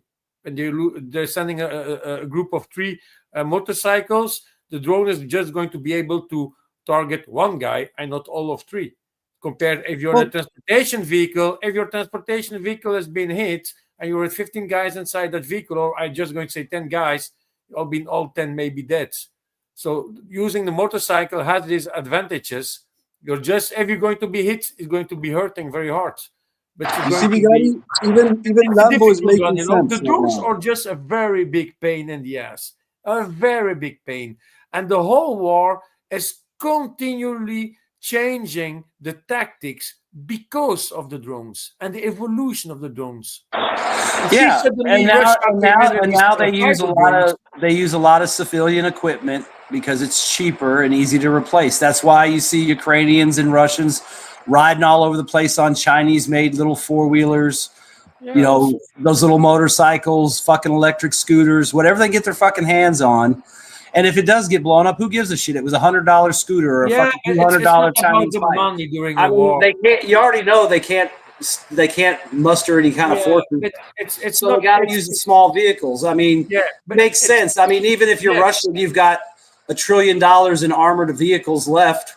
Why would you waste them when you might be fighting NATO in the next couple of years? You're not going to waste all that heavy equipment. So I mean, you don't they use think this shit about because the it's money. cheap and it's easy to replace, and they can get you from point A to point B. Like Bagari said, they'd rather lose a fucking $1,000 Chinese four-wheeler than a fucking $2 million tank or a BMP or a Bradley or whatever else they got. Don't use the money. Just use your resource. It's not about the money. By the way, they use what they get. They get motorcycles, they get Buhankas, they get pickup trucks, they get Bradleys. Whatever they got is what they use. They don't really have the option to pick. Like you said, it's easier to replace a motorcycle compared to a tank. So it's the production time that is important. It's not about the money. It's about something that needs time to be replaced. And a motorcycle is very easy to replace. Like you said, you go on AliExpress, you buy 100 motorcycles, you're going to have it next month, no problem. A tank is more difficult to replace because it takes also more time for production, and the drone is too easy to destroy that tank. It's too easy to have a drone destroying a tank. By the way, like that 30 years ago, it was still a tank battle or being bombarded artillery or something like that. But the thing is, now you need to have things. You just need to choose how to do your warfare. We're losing too easily tanks, so they are not reliable enough for the moment because the drones have the overpower. That's the thing. You're a big target. You're still a big target. So it's much easier to send off 10 guys with a motorcycle or even with a bicycle to move on the front line and to going to try to do it. The only thing you're going to lose is the effectiveness of a tank. You're still losing that. But the drone is making that you just can't use your tank because you're just too easy to shoot. Yeah, and they've also adopted their tactics too, where they don't need to have a lot of tanks. All they got to do is find where the guys are hiding, then bomb the shit out of them, and then send some stormtroopers up there to clean out the hole. Yeah, so that's they don't need to bring tanks up. Then they don't. If they can't bring tanks up, they'll just use artillery. It's like they have options. I just wanted to say, I still think that this war is a fucking outlier, and not every fucking war will follow the footsteps of, it's a drone war. Oh yes, it's a future. I think it's an outlier. No. The next war between comparable powers will be not fought like this. I think there will be solutions for the drones. They're working on it. Obviously, it will be just not like people sitting on the trenches. It will be just air wars. Don't put the drone away, because now NATO, our countries, Belgium is investing a lot of money in drones. We have for the first a drone power. Now they bought very expensive shit, but they're going to also invest in little drones. It's the future. And don't say they're going to find something against it, because you still have the fiber optic drones that you can't jam. You need to have it's not about jamming. It's about hard kill. So Israel has just launched its laser dome. I'm not sure what they call it. What dome or something, So it's tested and it works. So which means that once there is more effective ways of taking out drones, then you're gonna then we're going to roll back into the pre-Ukraine war doctrines where armored vehicles will become the main thing again. So it's depending. It's a very difficult one. Compare First World War to that. Hey, Lambo, if you see a fiber optic drone, all you got to do is. Yeah, I know. That was what I'm saying. These probably cost 50 cents. You can issue these to every soldier. Then they have their FPV counter. Yeah, I know how expensive was the sticky bomb. I will not be surprised. I will not be surprised. I will not be surprised if, in a year from now, we will have fucking radio jamming that just fucking downs all drones in a 10-kilometer radius or something like that. Yeah, it will be EMP. Maybe it's an EMP. Yeah. No, those are the microwave. Those are the microwave weapons. Massive microwave emitters that fry the components. I think that's also one of the weapons that they are researching, right? I know the British are also researching laser weapons. Now, of course, don't even talk about the Chinese. The Chinese are also doing that. So then it's just about how creative are you on deploying the lasers. You can put a balloon and float the whole freaking laser. The pointer up. Then you can aim further. Wyatt, it's a multi-vector approach. There are the lasers. The Chinese have also shown a laser. The Russians are working on a laser. The Russians have also presented a new air defense system. Everyone's seen that. Which has 4 tiny rockets instead of the standard one, which is the short-range air defense system. But they have now 4 tiny rockets. Yeah, that Panzer, it's got 48 missiles on it now instead of 8? Instead of 12. More effective. So which means, that's why I say, in 1 year's time, our conversation about the war will totally change.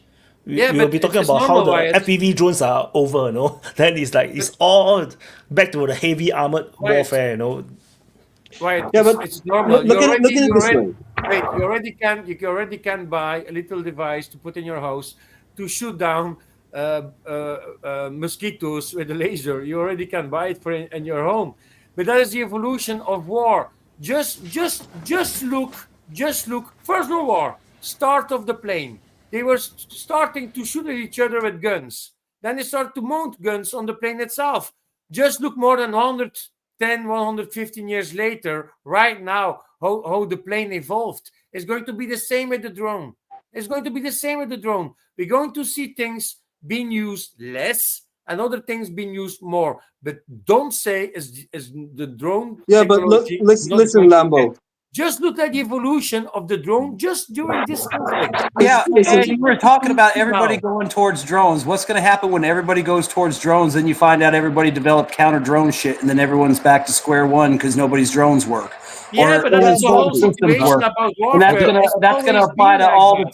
That's going to apply to all the tier 1 militaries like China or Russia or the United States or anybody else, India, Pakistan, anyone, Iran.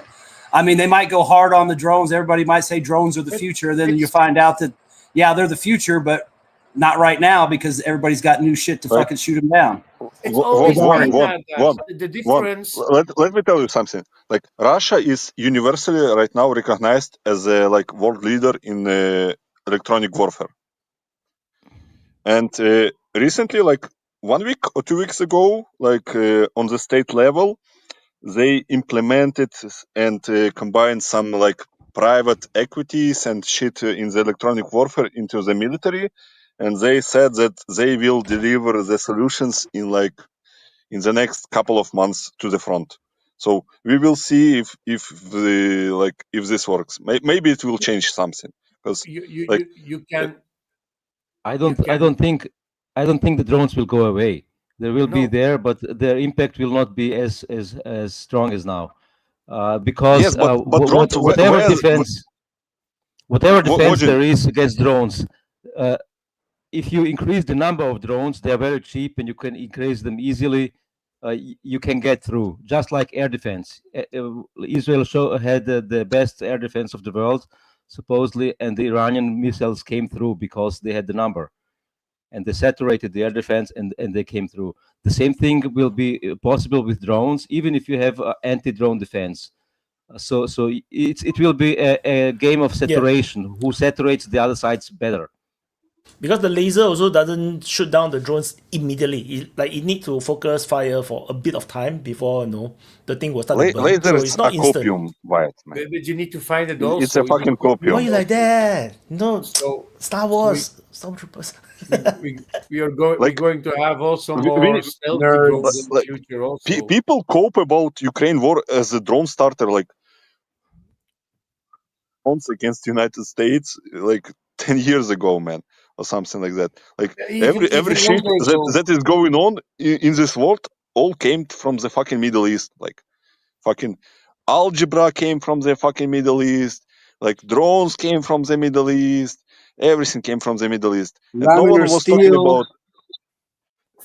No one was talking about drones back then when ISIS dropped US military with drones drops in like 2016. But now we are talking about it. Like so. But yeah, It but was which on drone the was it? horizon. That was like these plane-sized drones, these big Reapers of the big Boeing, very long flying drones. They're like large-scale drones, bigger than an F-16. Have you seen They were fucking? using. Hey, they were using Lambo.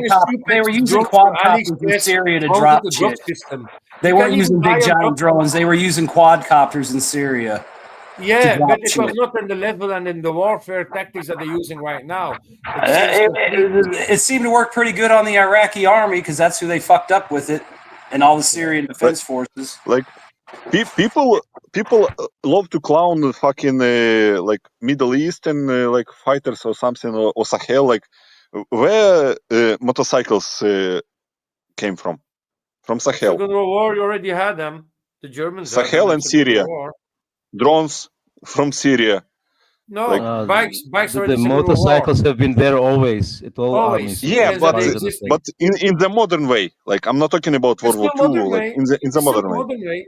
Modern way. They're not used that much, okay? I mean, I was in the army. We had motorcycles assigned to like recon units. I never saw a single motorcycle used. They had like one or two. They never took them out in the field. They never fucking rode them. So yeah, there's been motorcycles around, but nobody's using them for shit. Now they might use them because they've seen how effective it is to send 50 guys across the field on motorcycles.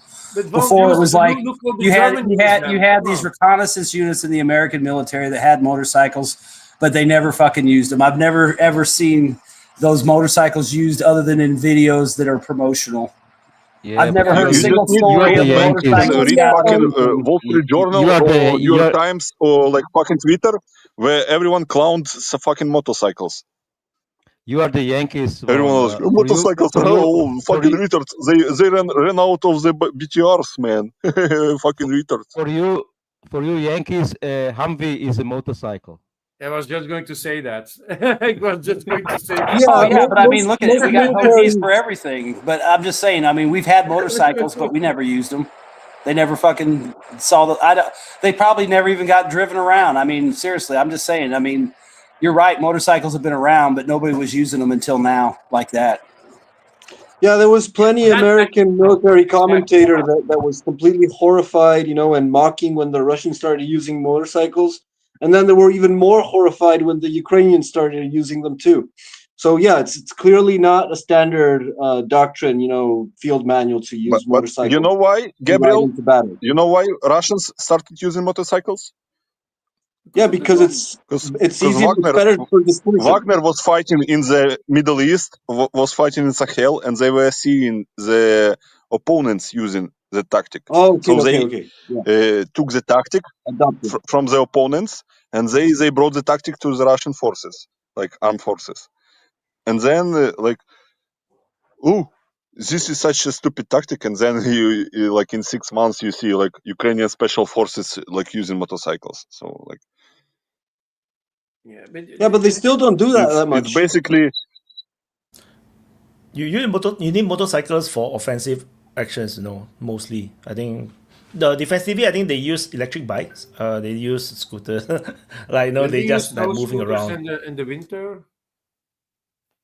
No, but back to the point of the evolution of there was sorry Gabriel, I will interrupt you for 1 second. There was a story recently that a donkey from the front was sent back to the like Russian zoo, and he is receiving like fucking king treatment because that donkey was serving on the front, moving the like ammo. He's a war hero.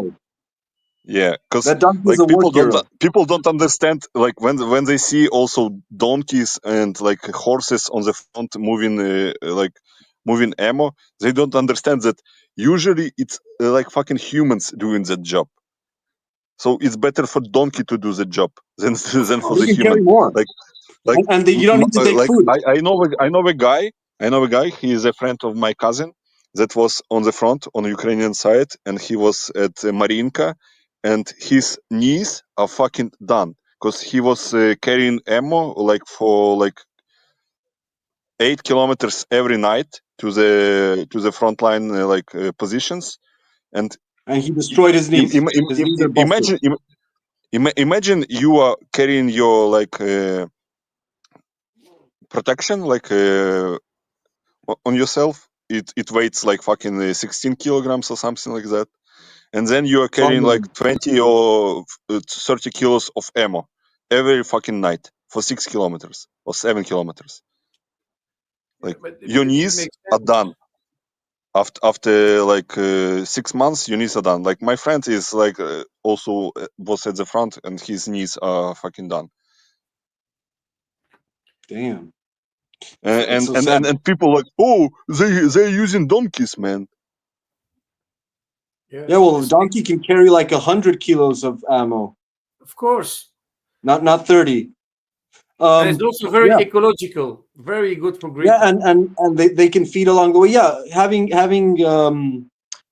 burden animals is great, and they don't make noise. They don't have a very big noise signature. They even have a smaller heat signature, so it's way better. They should use it more. Don't use a horny donkey, Gabriel. Come on. What? Don't use a horny donkey to transport your ammunition. The heat signature going to be very big. My God, Europeans! I'm just joking. You, man. Come on. Well, about the evolution of war, every war leaves a precedent that is then refuted by the next war. So, like, when they started the First World War, they were all prepared for a type of war that was already obsolete. Oh my God. Oh no. See, I got him. Yeah, I know he cannot speak too much truth, no. Yeah. Honesty, I heard him fine. Really? Oh, okay. Yeah, I also heard Gabriel fine, and Gabriel is fucking wrong, man, because he's starting from World War One. World War One is not the start, Gabriel. The Boer War in South Africa is the start. Yeah, and the War of Crimea, and so on. But I was just putting an arbitrary starting point. But you have the Napoleonic Wars that changed the game, and then the Crimea War that changed the game, and the Boer Wars that changed the game, and then the World War One. And in every war, the armies are prepared for a style of war that is already obsolete. And in the Second War, the same thing happened. And many of the Germans' problems were that they had designed their military equipment for a war that was already obsolete. And then the same thing happened with the Iraq War, and so on and so forth. So countries prepare for a type of war, but it's in the improvisation, in the operational art that wars are actually won. I want to fucking refute you, man. Let's debate. Germans did not design the equipment for the war that was obsolete. Germans designed the best equipment ever, man. They just didn't design that equipment in the numbers that the Soviet can design. The worst equipment that can overwhelm the Germans. Like T-34 was fucking worse tank than Tiger II. It was much worse. But they just flew with numbers. Like for every fucking Tiger II, you had like maybe 20 T-34s. And what would you do? Yeah. Over-engineering is not good. Over-engineering and too complex is not good for a war. The ratio. Their biggest killing things. They did everything too big. They had like how do you call that? Everything. They had a fascination. Hitler had a fascination to do everything too big, having the biggest bunkers, having everything was over-engineered. And Lambo, Bigari, it's the same. ratio, It's the same as right now. It's the same as right now. West is designing super fucking weapons, man. But they designing in like we have built like five those weapons in a year. Russia is building slightly worse, maybe worse weapons, but they building like 100 in a year. Yeah. Numbers yeah, are and like approximate. the ratio of the Tiger 2 and the T-34 was much bigger than 20. The difference, you know, the Tiger 2 was the very late tank. They built maybe a few hundreds of it at all, and the Tiger 1 is the one that you meant. Yeah, but they had so many problems. You're not refuting me, Bigari, because that's still a wrong strategic design. Like to create a weapon that can be over-engineered to be much better than it. It doesn't matter if you're overwhelmed by the enemy. It's still a mistake. You know, it's the wrong strategy. Just like what's happening with the West right now. No, And also it's not a wrong strategy. It's a different approach. Like no, yeah, it's a different approach if you consider the war of attrition, man. But if you look now, like it's even only wrong after strategy. 80, like Gabriel, even after 80 years, Europeans and the West doesn't fucking recognize that the war of attrition is a legitimate thing in Ukraine. They don't recognize it. They still look at the technological superiority over the numbers. Well, but so do you know why that happens? were not learned. Why do you think that happens, Bigari? Why do you think that they don't see that problem? I can quote you the poem of Rudyard Kipling, "The Burden of the White Man." We see them as the half demons and half childrens. That's the point of view of the West towards the rest of the world. They see people as not equal. They see them as inferior, so they cannot compete with you. Yeah, I think that's probably true, and I think that's like an ideological failure. But in the material sense, they are making fucking big bucks on producing the like F-35s or some shit, or like I don't javelins, know, like any tank, javelin. How much javelin? How much javelin is cost? Like 250K or something like that, maybe more. 1 million. Yeah, I think it was like 3 Ferraris or something like that. No, like Ferrari. Russian PTUR is costing like 10 times less than Javelin and does the job as effectively as Javelin. So the military industrial complex is making money. They don't care about the effectiveness in the war, like because they see, oh, this is such a good tech. We need to buy it for our military, man. But I always liked the Soviet military industrial way of thinking. They make one good frame, and they're going to use it as long as possible, and they're going to upgrade that frame. Look at planes. Sukhoi is the best example. They started with the Sukhoi 27, and it evolved until the Sukhoi 35. They made multiple platforms. They're using the 30, the 34, the big bomber for the FAPs. It's the same airframe, the base airframe as a 37. The 37 is from the late 70s, 80s. They use that airframe. It's still working, and they're still evolving and working on that frame. Why not? It's good. Look, United States, how many times they change completely everything to do. It's not good enough. We're going to make something different else. Now they do it with F-35. They built something completely different and three versions, over-engineered. For what? Lambo. And the Russians are like, yeah, we're going to just reuse that frame that we already had, and we're going to do another system on it. Yeah, but you know how much money you pour into research and development of the new frame instead of using the old frame? Exactly, much more. It's more expensive. That's how you make money. That's how you make money. Of course, but the Russians don't care about these private companies because everything is owned by Russia themselves. Exactly. So, Not and everything, this, but everything a like large that. part. The trucks also. Look at the Dakar. In the past, it was always Kamaz that was winning with their old truck frames, driving on the deserts against all these Ivecos and M9s with the new frames and all that shit. They just use old tech that they evolved. That is not as good as Russia. And if you are in the war, that's your biggest advantage because you already have everything. You just can continue rebuild and all that shit. That's much easier. Like United States did the biggest mistake with the F-22. They produced 186 and then they stopped everything. They don't even have the building platforms to rebuild new ones anymore. They have nothing. Nothing. They have nothing anymore left for that. And Russia just can remake their military industry. They can just ramp it up if they want to, because they also always said also to these big companies they have, you need to stay alive because if you are in the war, we're going to use you back to make weapons for us. No, don't shut down your factory in Russia. That's a bit exaggerated. Russia has not. Putin did it in the beginning. If he was president, I still remembering Yeah. he going to people to say, "You don't going to shut down your factory, just keep it But- open." And it's but- only, but, not only for the economics.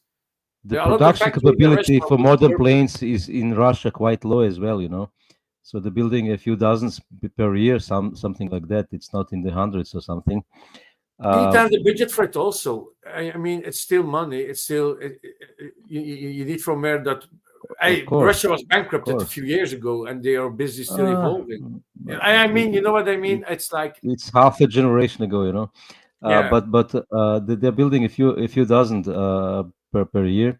Maybe they have accelerated it now. We don't know. they are accelerated it. But anyway, the Russians have also had these different platforms at the same time, like the T-64, the T-72, and the T-80, which were basically produced parallelly. So they have some kind of these redundancies as well, you know, at least during the Soviet time. And the Americans didn't need more F-22s because there was honestly no adversary for that plane for quite some time. Now they are appearing, but it would have been foolish for them to spend billions and trillions on that platform if there is no adversary for 20 years, you know. But they also decided to not export it, and that was a big mistake also for them. It was a very costly plane, you know. It was a very big joke financially. That plane is fucking expensive compared to even F-35. Because the advantage of the F-35 is they are going to export it, so they're going to make money from it and not using for themselves only. That was a very big mistake they did. And in my opinion, they did a lot of mistakes. You can say that about every country that produced some stuff, decisions that were made. I love to use the period of Hitler because he did a lot. They did a lot of bad decisions, a lot that cost them the war actually. So yeah. But like for the Americans, one that I was still regretting that they didn't evolve was the F-14 for their Navy. It was a fantastic plane and they had a good solution, but they decided to go differently and use the F-18 instead. It was a big mistake for them also. No, it's just in my mindset of type of planes they're going to use. You know, they're choosing to use one platform for everything. They're even going to stop. They're going to stop using the A-10 for a lot of reasons. I can agree. I can disagree.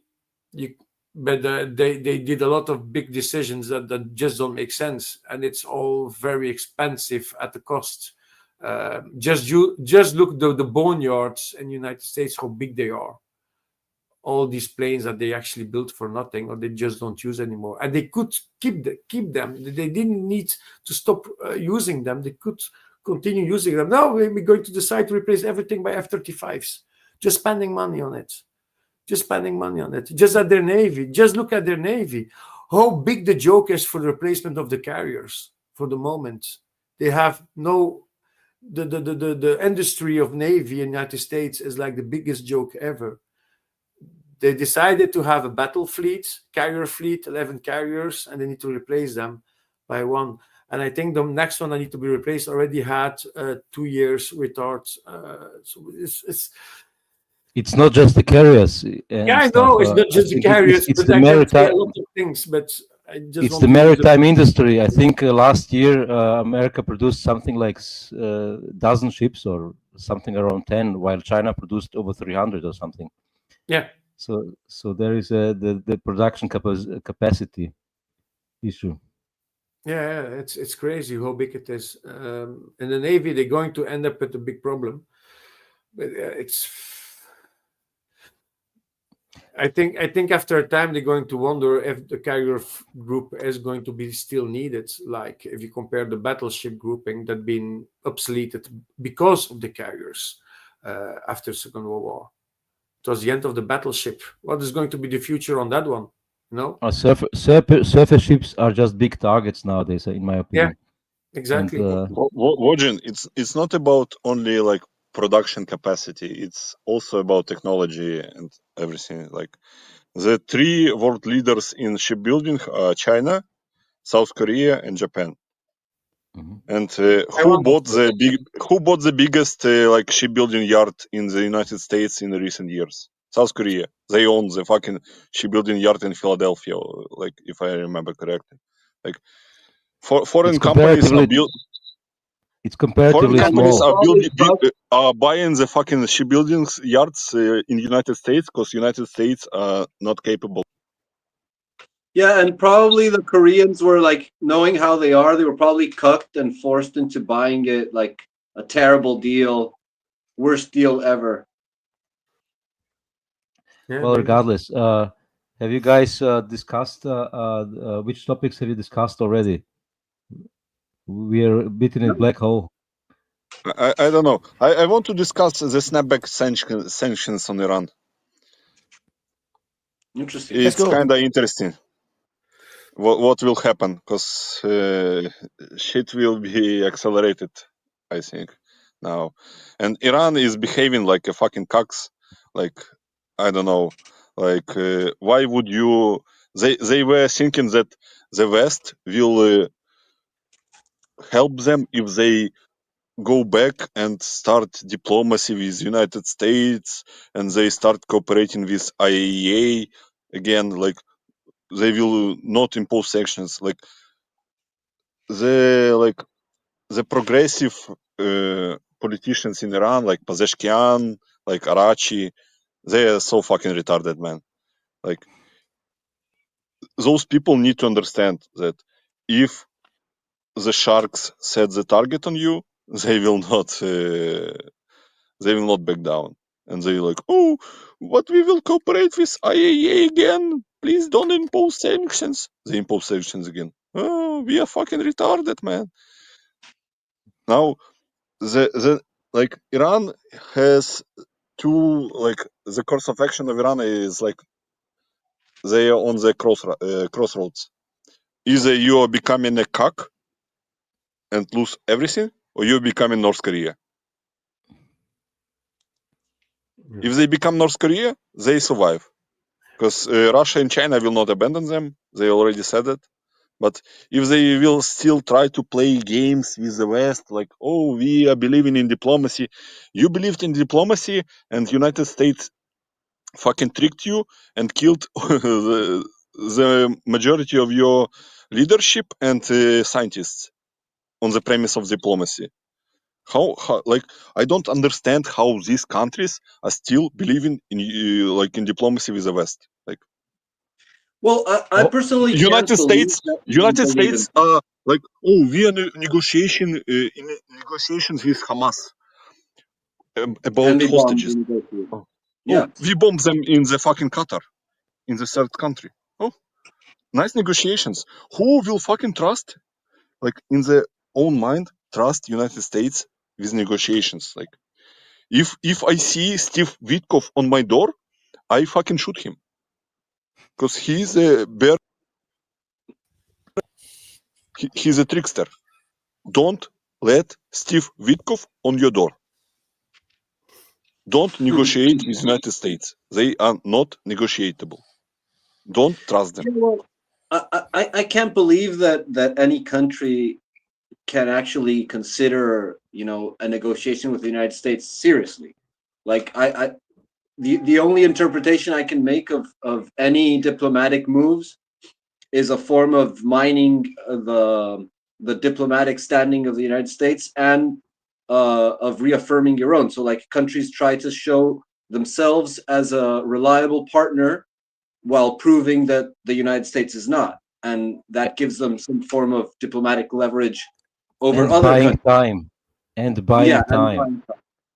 That's like the only answer that I can get. Like they don't want to give the pretext. They want to make sure that when they're attacked, that there's like no doubt that who is the aggressor and who is in a Gabriel, but legitimate standing. everyone knows who is aggressor. Like buying time, like of course. Like, did it benefit you to buy time? Like, did it benefit for Iran to buy time with negotiations, or for Hamas? Like, for example, for Qatar, that attack on Qatar destroyed the credibility of Qatar as a neutral negotiating platform. Like, if I'm like, for example, Russian representative, do I want to go to Qatar to negotiate with somebody? Of course not. Like, no way. It just simply destroyed them as a fucking like legitimate platform for negotiations, and they are sucking up to it. More than that, I think even investments, like let's say you're a big corporation or you're a rich guy, you want to invest, and you want to find like safe place for your money or what, you will avoid Qatar because you know that Qatar now hosts Hamas, which I think a lot of people do not know, and then they got openly attacked by Israel. So now your investment is not going to be safe. A lot of people are going to get spooked, and then if you are investing to sell stuff to rich people, maybe I should choose UAE instead, just next door, like no more Qatar. That I think it was very damaging for Qatar. I agree with Bigari. So you chose the Iran topic. Well, interesting. Yes, this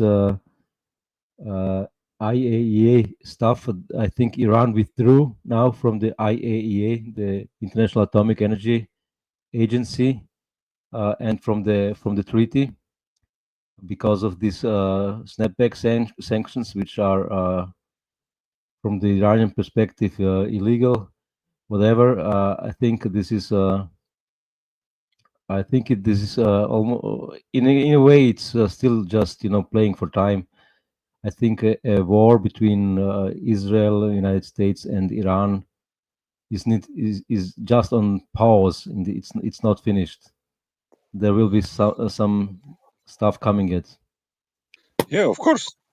The war will come like maybe within the next 6 months, and the result of that war will be destruction of the Israel as a modern state. Like Israel will be gone.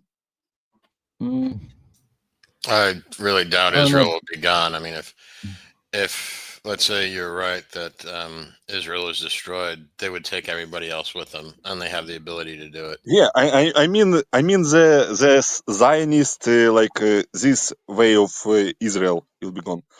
I'm not talking about like what. You mean the Netanyahu administration? Yeah. Okay. What's that like the branch of Israelis like Ashkenazi Jews? They are fighting with Zionist Jews like Netanyahu government. Ashkenazis are represented more like our favorite guy. Netanyahu is Ashkenazi. He's Polish. No, but I'm talking about ideology, not like the origin. Ideology. I mean, basically, there's the globalist Jew versus the Zionist Jew, if that's what you mean. Yeah.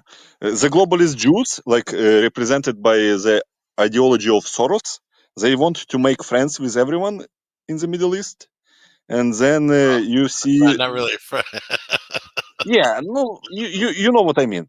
They don't want the clean break to be implemented, and then we have Netanyahu wing, which clean break was designed for, in the 90s that want fucking clean break, and Netanyahu is recently is fucking based because he's saying shit as it is, like, we will annex Saudi Arabia land, we will annex Jordan, we will annex Egypt, we will annex everyone, and fucking Arabs like, who?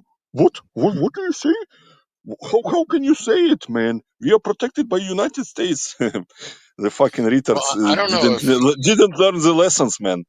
I don't know what your guys' feelings are on this, but I think that if the October attacks didn't happen, that Netanyahu would have, well, he definitely would have been deposed, and he probably would have ended up in jail because of all the investigations that were going on. So I don't know.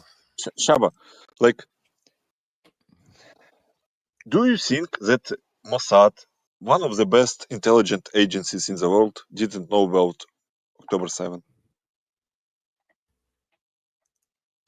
I have my own opinion on that, but I don't. I mean, yeah, it doesn't make sense. I agree, but I have no evidence of anything. But I see your point. Yes. Yeah, like I don't have evidence on a lot of things that I think that are true, but when the logic is sound. Yeah, it defies logic that Shin Bet would not have known anything about what was going on there, and they were able to carry out this, attack without. And when you know that Qatar is funding Hamas and Qatar is funding Netanyahu, so it's like because there is direct link between the funding. Maybe they knew something about it. Maybe. Just a tip. Just a tip. Yeah, but okay. These are possibilities and speculations, whatever. But I think the more interesting speculation is what will the future bring, and if it's war, then there is the question: will it stay air war, basically missile war against some air attacks, or will there be a possibility of a land war? No possibility of land war. Not with the with the Trump administration. Not U.S. troops and the Israelis. Not U.S. troops, but there are obviously possible proxies. There has been these political issues in the region. Azeris against the Armenians. Azerbaijan is a possible door opener for USA and Israel, and there are obviously also the Kurds, which have a population inside Iran, Iraq, Syria, and Turkey. Just short. Let me finish. How many people do you need on the ground to occupy Iran? Not occupy. Just have like a front. And that front, like, what does it change? Well, I think it changes quite something. You have a close, possibility, at least the threat that you are taking the only way to capital or something. The only way to defeat Iran is a regime change. If you open some small front on the Azerbaijani border, does it threaten the regime change? No. Well, Iran is a multinational country. I think Iran is a multinational country, and they're not like North Korea that you mentioned. They need to become North Korea. They have a lot of ethnicities in Iran. Yeah, they do. It's more like an ongoing attempt to, like they did in Syria, like just to destabilize the regime over time. But just hold on one second. So, like, if you did have some sort of coordinate, like you have the Kurds, for example, though. But I think the Kurds have been, for the most part, they've been kind of silenced, mostly due to Turkey, not because of Iran. And they've lost support because they're basically communists. The Kurdish separatist group, what are they, KDF or some shit like that? PKK. Okay, PKK. Sorry, yeah, PKK. So I don't know if they're really a credible threat anymore. basically it'll just be kind of like maybe I think what you might be describing is like a death by 1,000 cuts kind of a thing. I don't think about the PKK, but I think about the Kurds in Syria, which are basically a United States proxy even against Syria, and they could create a land connection between Israel and these Kurdish territories across the Druze territory. Yeah, in Syria and the Israel area. cannot fucking clear out Gaza from Hamas for like 2 years. How are they going to deal with Iran? Who says that they are wanting to clear out Hamas? Well, okay, maybe you know more about Israeli plans, I don't but know. that's speculate. the stated plan to clear out Gaza from Hamas, and they are fucking yes. stuck. How are they going to do something against Iran that is like fucking 200 times the size of the Israel with 50 or 70 times the population of the Israel? And we saw during the recent 12-day war that all that ethnic division in Iran was blew to the side because everyone was rallied behind the flag and they supported the regime. Well, so how does it work? I don't know, but I just say don't underestimate Israel. Israel itself has a very, I will very, underestimate Israel because they are doing stupid shit for like 3 years. They had quite successful actions also against Hezbollah. Yeah, Hezbollah is dead or no? Well, the leadership is dead. Yeah, and leadership got replaced immediately. So Hezbollah is dead or no? Well, the Hezbollah has not shown any activity for the last 2 years. Decapitation strikes are so overrated because the same happened in Iran, the same happened against Hamas, the same happened in Yemen, the same happened in Hezbollah. Decapitation strikes. Oh, we killed the leadership. Did any organization suffer from that? Maybe in a short term for a couple of days. Yes. They're not dead, but suffer they did. Because the thing is, we do not know what they have planned. So, no, maybe they have planned something big and then the whole leadership died out and suddenly, the whole plan got destroyed and disintegrated. So, it's not a surprise. Like, but organization is still alive. The whole...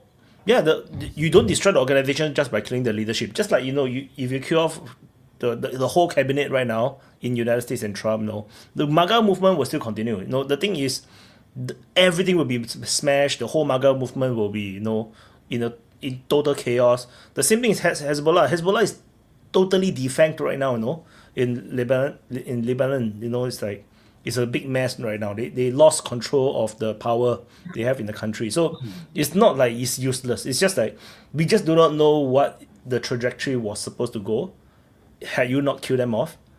No.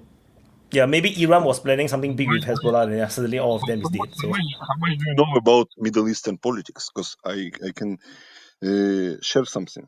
Like, do you remember the vote in the Lebanese cabinet about disarming Hezbollah? It was like 2 weeks ago or something. And nothing came out of that. You know why? Because then fucking Israel strikes Qatar. And who funds Lebanese government? Gulf states. They see that Israel, they were pressuring Lebanese government, Gulf states, Saudi Arabia and Gulf states were pressuring the Lebanese government to disarm Hezbollah because they were playing nice with the United States. And then after the Qatar strike, they were like, oh, who is talking about disarming Hezbollah now? No one.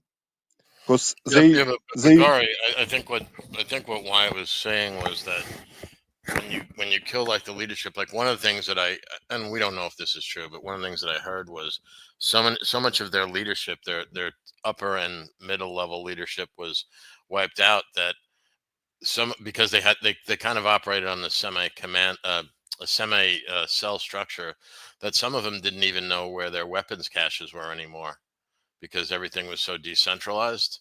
So when you they still exist, right? They still have thousands of members, but as far as their ability to be an effective fighting force, that has been diminished because of this. So I don't want to speak for We Wyatt, don't but I know think that. that's.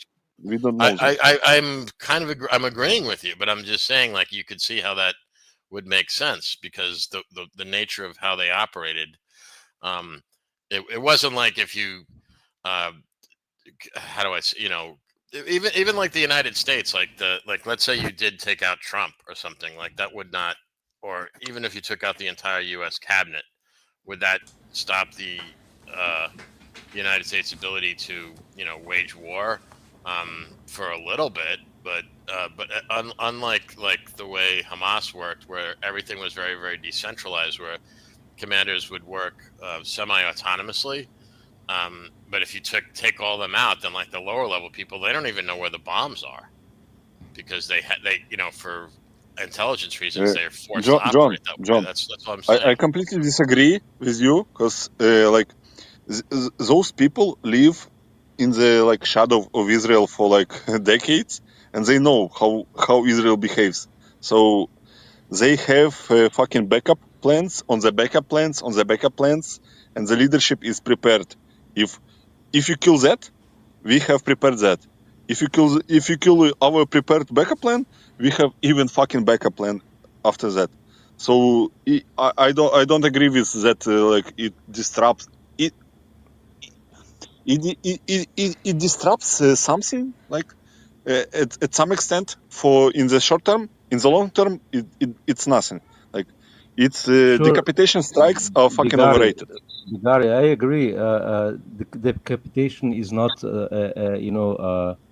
end of any organization because they can reassemble and reorder themselves and stuff.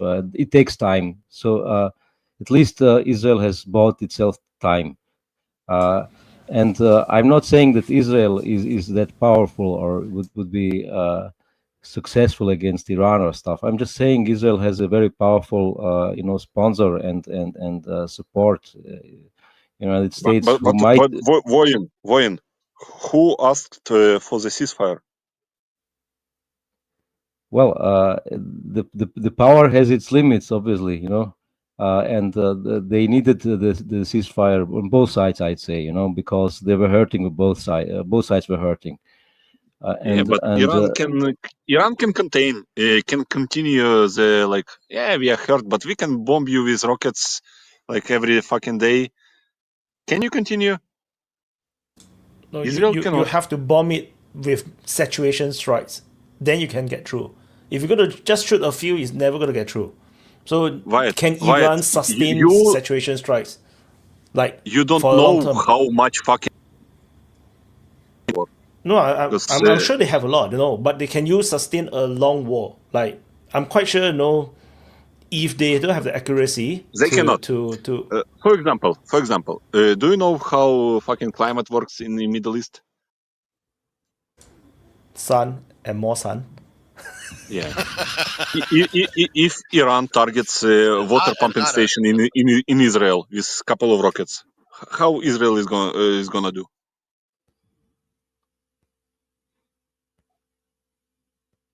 What? If Iran sends like barrage of rockets at the water pumping stations in Israel, how is country gonna do in the long term? In the short term? Yeah, so I'm saying they have to do saturation strikes. So they have to launch a lot. So, but there is also a lot of targets they need to hit. It's not just about Israel is a small country. You don't need to hit a lot of targets. No, I disagree, man. It might look small.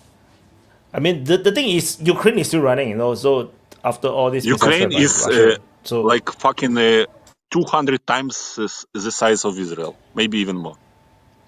Yeah, but the enemy is also like multiple times stronger than Iran, right? So it's not comparable at all. 300 times more powerful than Iran. So the key point is what I mean is that we like to play up how strong a country is, like just like everybody think that Russia was super strong until they fight Ukraine. Like Iran might have, they claim that they have a lot of missiles, but until a real they have successfully like just like people talk about Israel, how their air defense is so strong, but it's still all this myth got dissipated. How Iranians air defense also got dissipated, the myth. They have a lot of missiles, but who knows, in that few barrage they have used up like 50% of it. Who knows, man? We don't know. So the thing is, a lot of this can be very mythical. Is how many rocket launchers United States and Israel used? 20% of THAAD in just 12 days. 20% of all fucking THAAD that were manufactured. No? We know. 12 days. That's normal, sure. Right? And both were basically. It's 20% of the rockets manufactured over 25 fucking years, man. Yeah, but these are special rockets. They have a lot of rocket systems. Anyway, they were hurting both. Both sides were hurting, and both agreed because they couldn't sustain. Yeah, I don't think that the Iranians. I don't think the Iranians would have agreed to ceasefire if they could continue easily. They didn't. During my army days, right? I was told, but of course, I was told, this is probably based on our own assessment. Like in a real war, the whole air force, like in Singapore, let's say we go to a war, let's say against Malaysia or whatever, or maybe some powerful countries, the entire air force will be gone within a week or 2 weeks. The whole air force will be gone. That is actually very similar to what we saw in Ukraine. Like within the month, all of the air force is largely gone, and then they have to bring in, they have to refurbish the old planes. They have to bring in, reinforcements for overseas, which is also why Singapore don't have all the planes in Singapore. We have a lot of planes in the United States, in other countries. So to have 20% of all your air defense disappearing, in the almost 2 weeks missile strike, that is not a unique thing. The resources drain really fast in a real hot war. So I would not, which is why I say, it's not a surprise to me. It's not something special, because no countries are supposed to have enough ammunition to fight a hot war beyond a month. Like I don't understand how you cannot say that it's not special when your fucking 25 years of stocking up ammunition disappeared in 12 days. Yeah, that's why is that not normal? THAAD is expensive, man. Because the Russians can't even stop the Ukrainian missiles and drones, despite they are supposed to be the number one air defense country in the world. But what's so special about that? Like, I think the Russians also lost a lot of these S-300s and S-400s, and they have to rebuild more. And I wouldn't be surprised they have the same problem as well. So it's just that Soviet have a different doctrine. The Israelis have a different doctrine. And THAAD, they don't build THAAD, themselves. They have to buy. So no country prepare for a hot war. Like none of the country in the world is prepared for a real hot war, like a real war situation that like Russia and Ukraine face. Like Russia wasn't even prepared for the Ukraine war as well. Neither is Ukraine. China is not preparing for the war. Let's do some math. Let's do some math. If there is another 12-day war in 6 months, how much THAAD air defenses are left for the interception of the ballistic missiles? They're not all in Israel. They're not all in Israel. That's just one component of the Israeli air defense system. So yeah, but I know. But Israeli air defense cannot intercept all the ballistic missiles. That fucking Golden Dome is designed to intercept Hezbollah rockets that are fired from the fucking truck. Yeah, because that was what they mostly were getting, right? I mean, that was because every once in a while, like a truck would fucking back up somewhere in Gaza, and they launch a bunch of these fucking rockets into Israel, and then so that was the thing that they were. That's the point. If you are facing the real threat of the normal ballistic missiles, how much air defense do you have to sustain the war? I have no idea, but you can't just talk about the THAAD system. So but also PAC-3 Arrow systems, they all got depleted. Yeah, no, there's never going to be enough air defense system to defend against a saturation strike. That's the whole point of a saturation strike. Yeah, it's supposed to overwhelm your air defense. If it fails, then it's not a saturation strike. Who can sustain saturation strike? A country no one in the world can sustain. no country in the world can sustain against a saturation strike, which is why Who can sustain Ukraine is it failing. longer? Russia is Who can failing. sustain it longer? Russia can't even fucking defend their own airspace. They are supposed I'm to not be talking the about top air Russia, defense country. motherfucker. Yeah, I'm just Who saying. can sustain longer? If Russia between cannot, Israel then and Israel Iran? cannot. It's the same. That's why. No, Oh, my fucking neither of them can defend against a saturation strike. That is that's what it is. Oh no, he got pissed off. Why he want me to agree with him? I have a different opinion. Right, he rage quit.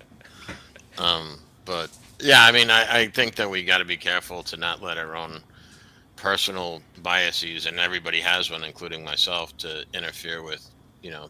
No, I don't know what is his point. What is his point? The original point was that Israel would fail and would be kind of not destroyed, but at least the leadership, the Israeli government would fail in a war against Iran. Since when I say that Israel is going to succeed against Iran? They are not even near. They are not even next to each other. How do they fight a freaking war? Both of them have not enough air defense to defend against each other. No, so I agree with him. Like, why is he angry? I really say no. There's no one who can defend. Like, he's insisting that in 12 days 20% of Qatar is gone. So it's fucked. Israel is fucked. And I agree. It's fucked. There's no country in the world that can sustain against a saturation strike. That is the truth. What he wants? Why is he angry? I don't understand. I don't know why he's angry. I totally agreeing with him. I'm just saying that there's no one who can sustain. His point is basically, if I understood him correctly, that Israel could not stand the following situation, that once the air defense fails, that there will be hits on critical infrastructure which Israel cannot withstand. But then Ukraine is still standing, no?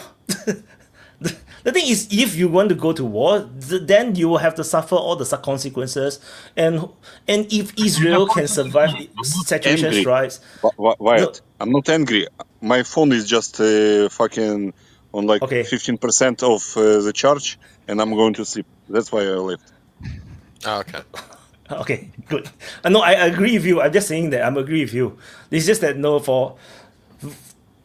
if you go into the war, you have to expect that you're gonna take severe damage. Like, if you even look at Russia today, they have so much of this infrastructure getting hit by Ukraine, and they are using like stupid drones, like the kind of biplanes, and then they're flying so slow, and they still hit the freaking oil refinery. If you go to war, you have to expect that you're going to get hit, and what is going to get hit is going to be the important infrastructures. It is what it is. I think the point of the strike in Qatar have more than that, because Qatar has been one of these dubious actors, and Israel is sending a message. It's like, we can strike you and take out your whole leadership. And they are a monarchy type of country. So if you take out the monarchy, the whole country is gone. You don't even need to fight the army at all. So it's a warning to Qatar, and I think that is the main message. It's not the strike on the Hamas alone. Qatar was not like a neutral country. Like, I mean, they might say they're neutral, but they were not neutral. Like, they had their own. Come on, the Al Jazeera is like a fucking problem maker all around the world. They kept stirring shit. They are banned in Singapore because they come and stir shit in our local politics, and then we just kick them out. So. I didn't know that. Yeah, it's like of all the things they want to talk about, they went to cover regarding some homeless people in Singapore who went to build tents, and they live in the park, the beach park, and then that's actually illegal. And then they just make the story as if all these people are so poor thing. But the reality is that the government actually provides social support to these people, and these people deliberately do not want to accept the supports, and they keep breaking the law by living outside. Like, everybody, there's no one is going to be homeless in Singapore. It's very easy to get a house, even a rental one. As long as you're willing to work, you're going to get a house. The thing is, they spin it in a way, and then Singapore government get pissed, and then they kick them out. So even Singapore can't stand them. So I don't trust Al Jazeera at all. Like, they just spin shit everywhere. So Yeah, no. Yeah, but in fairness, I mean, I agree with you, but in fairness, like all networks are going to be spinning shit to their own. Like we've seen in the United States, like, you know, you're aware of like the whole after Charlie Kirk thing where you had all these different media outlets spinning things, like they were saying that the assassin was a left. Excuse me, he was like he was MAGA. Like, I mean, that's the whole thing about Jimmy Kimmel. Like he was actually went out there and said that the guy that shot Charlie Kirk was MAGA, and it's like, I mean, it was. I mean, and he knew it was a lie, but he just said it anyway. Yeah. I just want to correct. I just want to say one more thing. Al Jazeera is just kicked out of Singapore. We can still access Al Jazeera in Singapore. So it's just that we kick them out. We don't allow them to have a local office, and they cannot operate in Singapore. That's all. We still have free access to Al Jazeera. Right, so you just can like still watch it. I can still watch RT today as well. No, I still can watch to RT. No, so so it's just that, you know, Qatar is not an innocent actor. That's my point. You know, they have been playing games as well, and they are using US support because US basically guarantees Qatar by having the military base there. But Israel is basically probably sending a message and say that I don't give a damn about your US support. I also have US support, and they can endorse our attack on your country.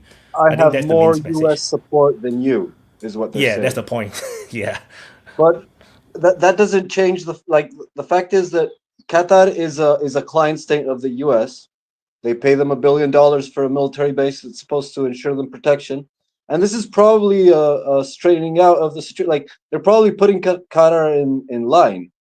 Like, but that's kind of like what the US has been doing with all the countries, with the whole tariff wars, and it's backfiring systematically. So what did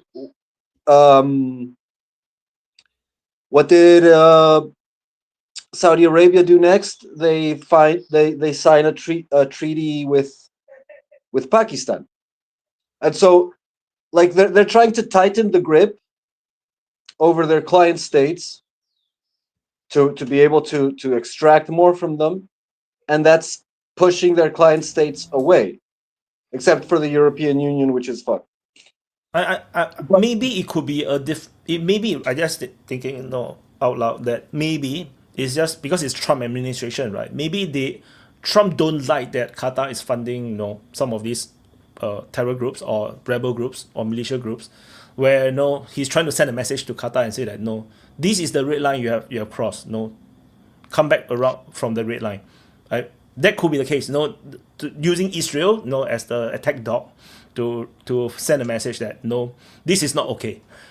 Because I'm sure Qatar has its own motives for doing shit that they do.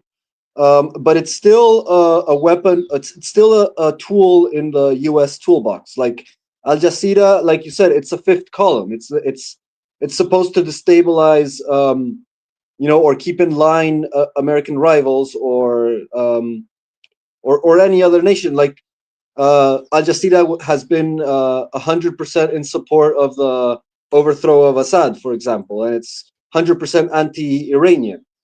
And they're like nominally anti-Israeli in the same sense that, because they're Arabs, so they have to be. But then again, they also are against Israel's enemies. So in that sense, they also serve Israel's purpose. And yeah, like Netanyahu himself spoke about it. He was leaked saying that he uses Qatar to finance Hamas, so that he doesn't have a legitimate opposition in Gaza. And so, yeah, I mean, you can see that they're definitely like tightening the screws on Qatar, but not because it's a dubious. Yeah, I mean, it is a dubious actor, but it's a dubious actor for them. It's their client state. They have this massive military base there. And they're 100% influenced and allied, but the Arab nations have been stepping out of line. So I wonder what's coming for Saudi Arabia, because Saudi Arabia has also been flirting with BRICS, aligning with Russia with the OPEC Plus.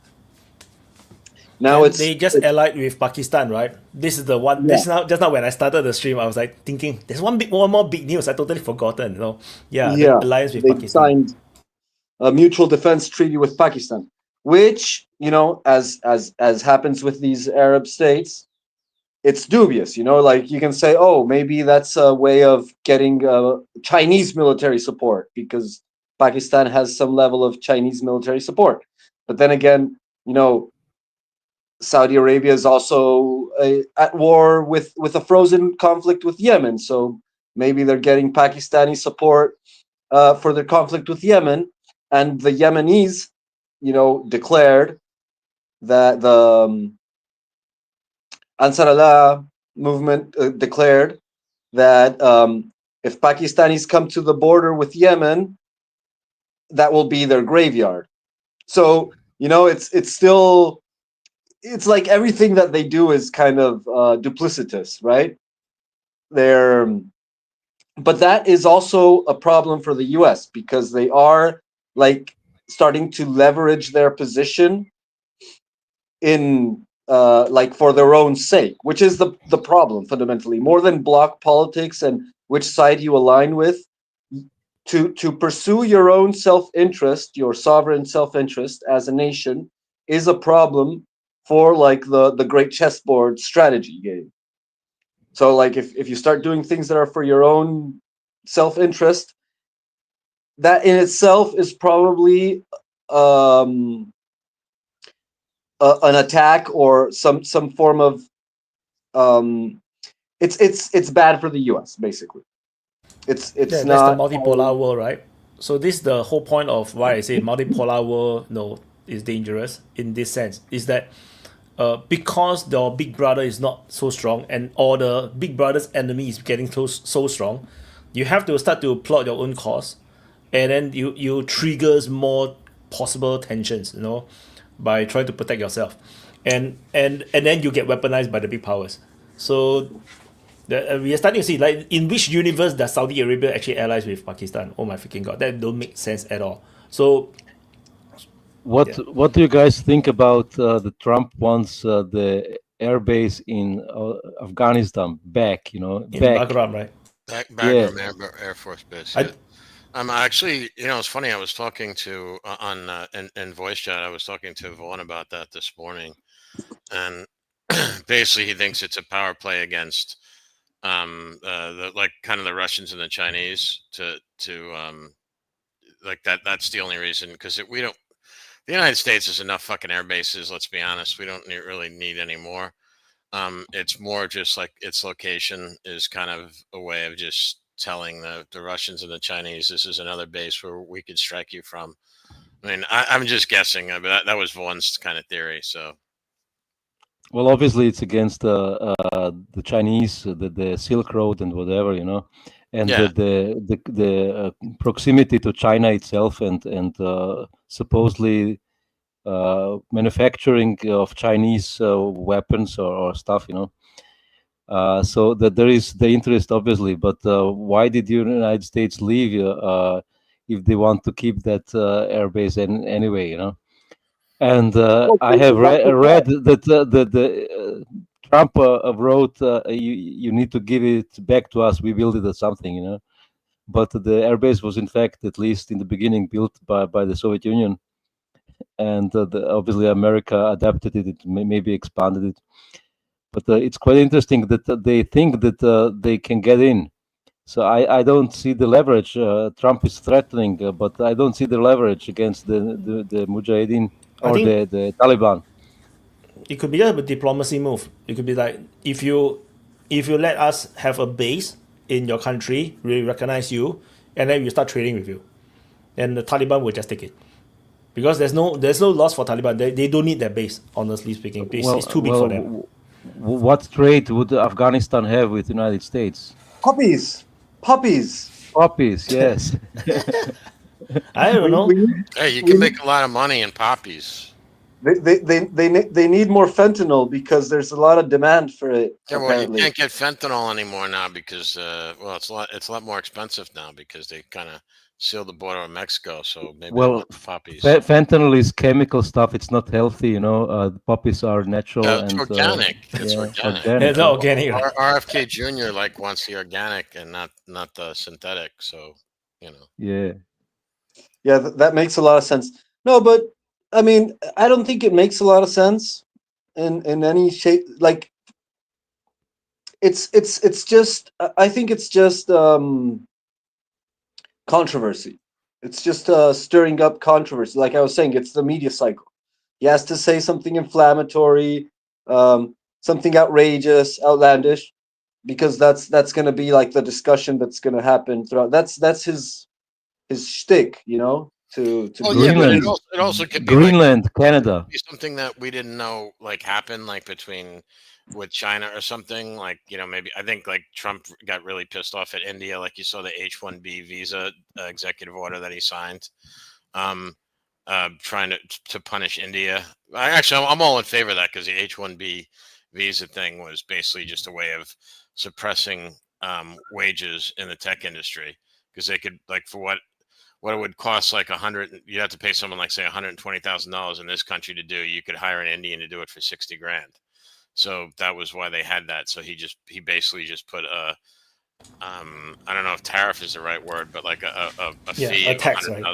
$100,000. I think he's going to raise the salary of the overall salary by a lot in the United States. I think because of the labor crunch, right? It had been they were exploiting it for years. These tech companies were doing it, especially like because where I live is like I live in Seattle. It's kind of like a tech hub. Like we have like Amazon, Microsoft, like a lot of these really big tech companies, and they were exploiting the shit out of that loophole. And it wasn't like it wasn't as if there wasn't people in the United States they could hire to do these jobs. It's just they didn't want to pay them that much money, so they would just sure, like capitalist logic. You want the cheapest possible labor. And I do think it's good for the U.S., even though I'm not sure up to what extent it's actually real, like, because there's a lot of exceptions, and he's probably going to hand out exemptions to whatever company like sucks up to him. But it's still a good thing, like broadly speaking, at least conceptually. But it is definitely a slap to India. And this thing with the Taliban, Wyatt is probably right. It's probably a slap to China because China just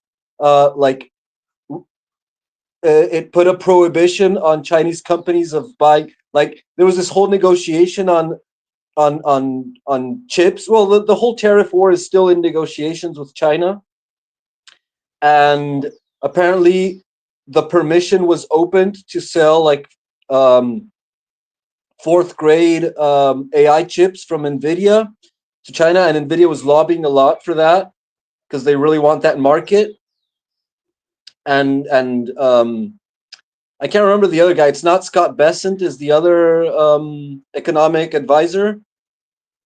Bessent is the Secretary of the Treasury.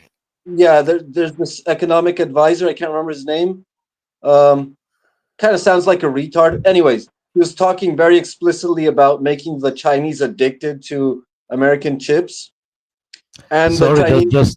just a short comment. The chips that NVIDIA wanted to sell was the H20 chip, I think, or the cards. They're not fourth grade. They're quite close to the top of the line. Oh, really? Yeah. Well, anyway, the point is that China said no. China said that its tech companies can't buy American chips, and I'm pretty sure Trump is really pissed about that because it's a massive market, and the AI chip industry is like the flagship of American economy right now. And so the Chinese have already two competitor companies which are building some kind of graphics cards, you know, like these AI accelerator chips.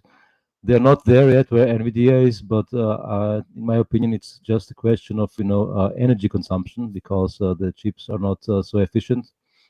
But China can afford the energy. I think if a state actor can afford easily the one or two additional electrical power plants, it's not so easy for companies. Chinese like build like 2 coal plants a fucking week, for Christ's sake. Yeah. Yeah, and that's the thing. You see the charts everywhere, you know, of like the growth of Chinese energy output, and it's outpacing everyone by a mile. It's way up there, while everyone's kind of stagnant. I And think the Chinese Chinese, so China decided strategically not to use the chips. They are kind of better than the Chinese that they are using now, at least the official ones. But it would hamper development in China of chips, I think, if they rely too much on the Western. Yeah. Yeah, and so the point is that China's betting on like more of the architecture, exploiting the strategies of architecture of data centers instead of like having the most advanced chips, and wants to expand their own indigenous production. And so they cut out the chip imports from, like, USA was always threatening with cutting it and using that as a lever, and that now China said, no, we don't want your chips. And so that's a very like severe blow to the whole economic war and technological war situation. So I guess that's the most plausible explanation of why Trump chimped out with Afghanistan airbase. Crouching Tiger, Hidden Dragon. Oh, no. It's another thing. I thought it was a book about the Crouching Tiger and the Hidden Dragon. It's actually about China. I think the guy you're saying is Peter Navarro. Everybody is saying that you're referring to Peter Navarro. No, I'm not referring to Peter. I'm referring to the short guy, very sounds like a New Yorker. I can't remember his name right now. But he's always on the TV, like, talking about the economic war, but it's not Peter Navarro. Man, I can't remember. Anyways. Lutnick. Someone says Lutnick. Lutnick. Exactly. Lutnick. That guy was saying that they were going to make... Yeah, he's a sleazy fuck, that guy. I know you're talking about. Anyway, that could explain Trump chimping out with the Afghanistan airbase. He's a Secretary of Commerce. So his job is trade. So I won't be surprised why he's like advocating for more trade, in that sense. Yeah, but he's also a big advocate for tariff. Like, he's a big tariff guy. Yeah. I mean, he's a very big advocate for whatever Trump says. Like, he's like the number one. How do you say it in Ladino? We would say in Spanish. He's like worm tongue, right? He's like really sucking up to Trump and everything that he can. Like, very. I'm not sure. Maybe he's the one that is feeding Trump all these ideas, and he is all his ideas. There is also a good possibility of that. Yeah, but he's very aligned from my observation. Jewish, right? He's Jewish. I'm not sure. Oh yeah. But all white people all look Jewish to me, so I can't tell. I look Jewish to you? I mean, I don't know. Unless you have the Arabic. The Arabic Jewish, that's a different thing. Then I will get confused between the Jews and the Palestinians, because they all look the same. So Palestinians also have the very, very strong nose. So they all look the same to me. So I don't know. But yeah, Lutnick is. You heard it from your first white folk. To Chinese, you all look the same. We all look the same. Yeah, just like all Chinese look the same, right? I understand. All Chinese look the same. Just like when I look at China people, they all look the same to me as well.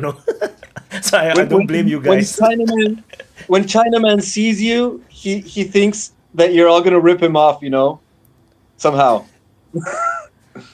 He thinks that you're gonna steal his. And we didn't even talk about the Indians. So anyway, but all Indians look the same as well. All Indians look the same.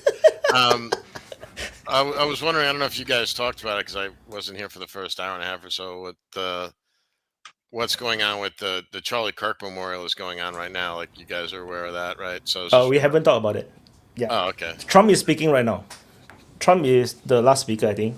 Before him was Erica.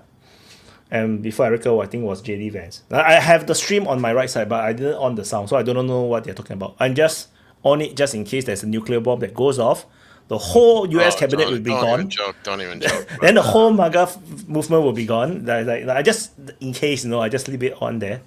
Well, what made me think about it was when you were talking about it, when Bagari was on, and you said, like, if you killed like Trump, like that wouldn't kill like all of MAGA.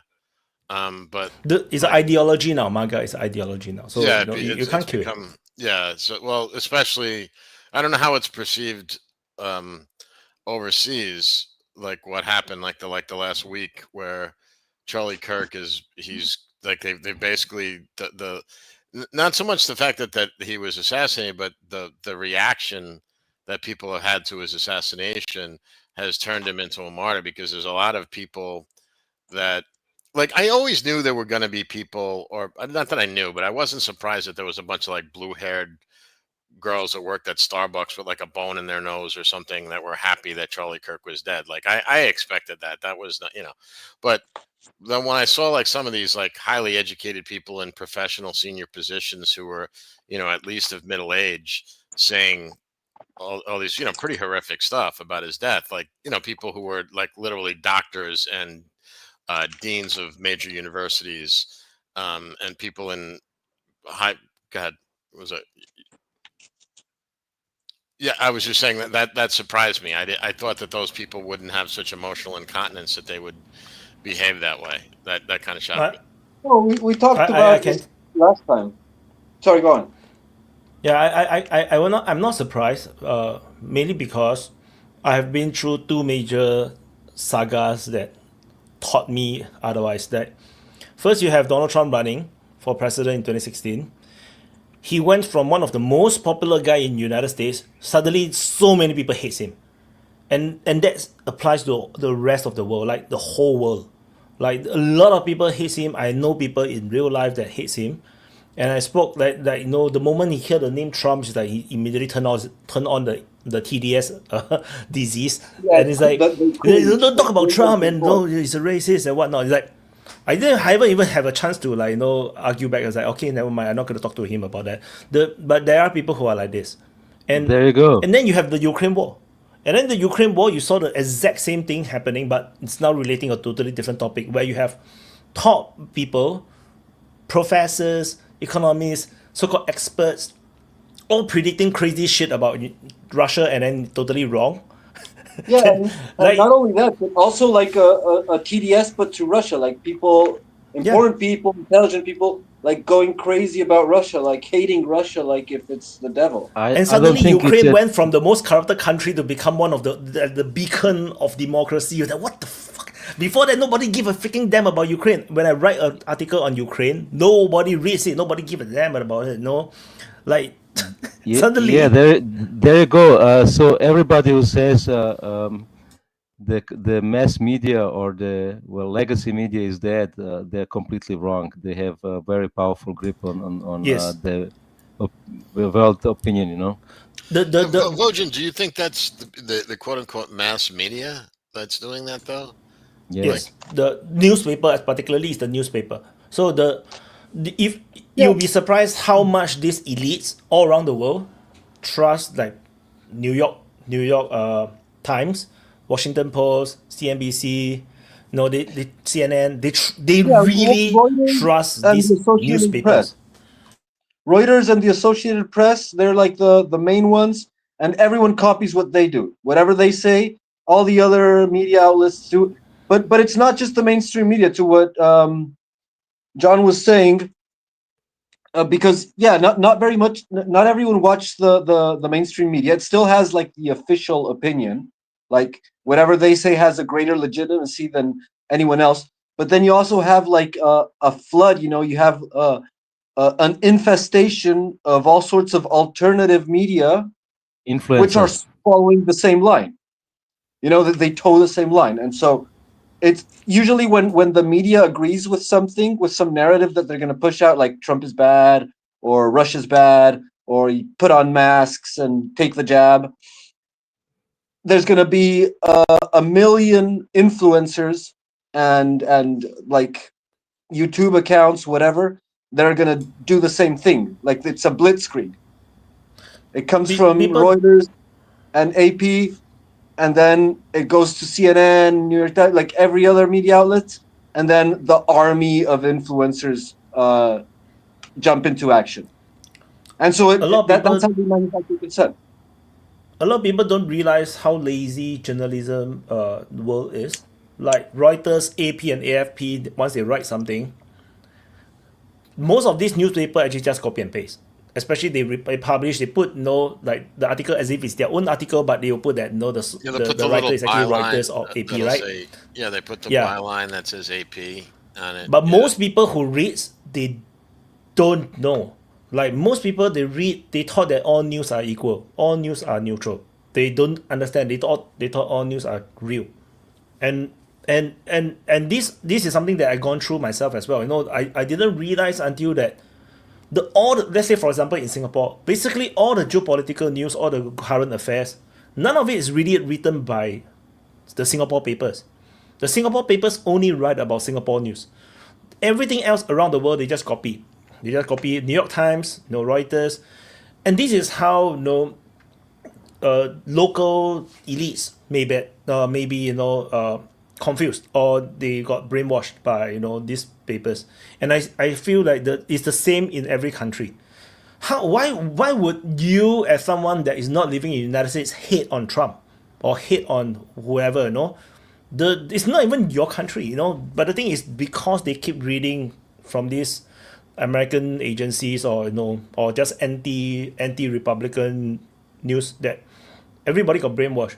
Nobody reads or nobody go and sit and watch on YouTube, which is free, the whole press conference. What was actually said in the press conference by Donald Trump and his team. If you sit through and then you read the newspaper, you realize the whole freaking newspaper is full of shit. Because a lot of important things are being said, they are never written by these newspapers, particularly in the first term of Donald Trump. Because I literally watched the press conference, particularly during the COVID era. So many important things were being said, but then the newspaper is focusing on useless things. Like but even, the jokes even that Trump made. Even more than that, because like most of the news that people get are on the phone, like Google shows you the headlines. And so what people usually get from the news is the headline, and they don't even read the article. So the article itself might actually be saying something with more context and much more accurate or closer to the reality. But the art of the journalist, or the legacy journalist, is precisely to pick the right words as to give a first impression, but not be liable to be accused of lying. So like they pick the words so that they seem something, but then when you read the article with context, it can be understood as what it was actually saying. And that's like the art of the spin, right? Very often they spin the words in a particular way so that you get an impression. And most people, 90% of the people, are never going to read the article. They're just going to read the headline. And if they I don't know, Ukraine might win, Russia might win, this new strategy might give Ukraine victory against Russia, for example, the article. That's the headline. But then when you read the article, it says, oh, Ukraine is trying to do this, but it's not going to work because, and in the end, the article is saying how Ukraine can't win against Russia. But if you read the headline, you think, oh, Ukraine is winning. Great. And that's it. I mean, exactly. I just wanted to say, I don't know if it's true in, Singapore or the rest of the world or whatever, but because of what the COVID, fuck up, people don't trust the media here at all. Like when they said, ever since the COVID thing, maybe in other countries they still do, but in the United States, no one trusts them at all. Everything is treated with suspicion now. It's. When you're muted. John, I agree. Not many people say that they trust the news or the newspapers, whatever. But I think this is irrelevant. Do you trust the ads or the agencies which do advertisements and stuff? on TV or stuff. You don't trust them, but you just see the advertise and it works psychologically, you know. Just the repetition makes it so that the average of the population who sees the ads is more likely to buy something, and that's why companies are spending hundreds of billions of dollars yearly for advertisement. It's not because people trust. I don't know if that's necessarily true though, because like if you look at like what's happening, let's say like to Disney, for example, in the United States, like you talk about like the movie like this, they've spent huge amounts of money like promoting all this like wokeism and stuff like this, and it's literally been counterproductive. Like you've seen, like I don't know how much you follow like what goes on in the U.S., but like have you seen like what happened with the Cracker Barrel debacle? Like the Cracker Barrel, it's a restaurant chain in the United States where they tried to spin it like you're probably not aware if you're not in the United States, but it was like it's a big chain, you know, like I know, and there was this Budweiser ad and something. Yeah, it can backfire. I agree. Yeah, and well, I mean, but it's the same like what's happened with movies and TV shows. Like you have like Disney, which you know, Disney used to be considered like the blue. You know, they not only do everybody knows like Disney, you know, Mickey Mouse and all that stuff, but they own like ABC, for example, the broadcast network and a bunch of other things and stuff like that. And now they're literally like so much money has been wasted. Like it's almost incomprehensible like how much money they could have made to how much money that they have lost because people are just like not wanting anything to do with it. So, but the counter argument is if they didn't do these ads, maybe people would like these trends like the woke trends even less, you know, and there is this argument that the propaganda, which is basically the word for advertisement, the correct, you know, it works psychologically. You can't do anything against it. Most people think they're immune, but they're not. That's why companies are spending billions yearly on advertisements. Yeah, well, most people think that they're. Why did his finger up, dude? Sorry, super chat. Just a quick one. Johari said, "I wonder what Putin think when everyone keep blaming him for something he never do. Just easy being poked around. If he is gone, who will be the next scapegoat to be blamed? Netanyahu." So, yep. Well, probably like and thank you for the membership. The next person to be blamed is going to be whoever is the next rival. So it might be Xi Jinping, or it might be the supreme leader, it might be Maduro. I don't think Netanyahu is going to be the next enemy because he's like for all the criticism Israel has received, it's been super tame and very limited, you know, and very tiptoeing around the issue. Nothing compared to what they do to Putin. Like Netanyahu might be receiving heat right now because, you know, it's just so much horrible footage coming out that it's uncontainable. Well, it depends where you are in the world, though, right? Like, I mean, are you talking about just the United States, or you mean like globally? No, I'm speaking globally. I'm sure in Israel it's probably different, but like as a global phenomena, the image of Israel has been battered heavily. Not because of the media, but in spite of the media. So like any media outlet that tries to save Netanyahu's face receives a battering because the images that outflow out of gas are just too horrific. But different it is with Putin, for example. You see that in spite of being an extremely clean war, like every missile strike that he does, you never get footage of like civilian casualties, very rarely get footage of civilian casualties. And yet he's always being accused of being a genocidal monster. So there you can see the bias of the media and who's the prime enemy versus who's like the reluctant admission. And in the case of like when Putin is gone, whoever is the next main rival is gonna receive that heat in exchange. But yeah, like everyone is propagandized to a certain extent because it's also a propaganda war. It's not just one-sided. Like every side of the conflict is doing its own propaganda war. But there's like 90% of the people buy into like 90% of the propaganda. Like, for example, you were talking, John, about the COVID issue.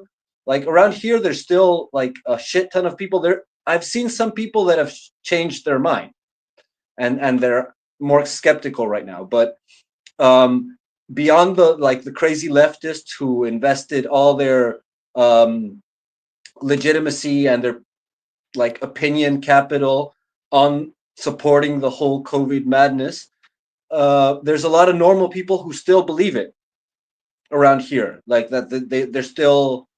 So it's not like a widespread phenomena that everyone became COVID skeptic.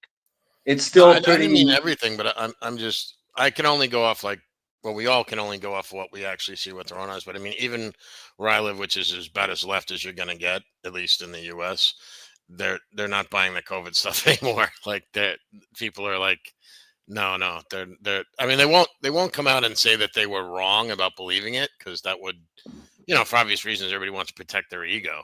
But you don't have anyone lining up to get their 5th or 6th booster. 10th, that doesn't exist. 15. Yeah, that's true. That's true, because the propaganda has also relented. But I still see people getting boosters. I don't see them, but I know that people still get boosters, for winter, for the COVID, and it's still a thing in a certain way. I still see people using masks, and it's retarded and everything. But my point is that there's still, even though the credibility of the media has fallen dramatically, it's still around over 60% of the population.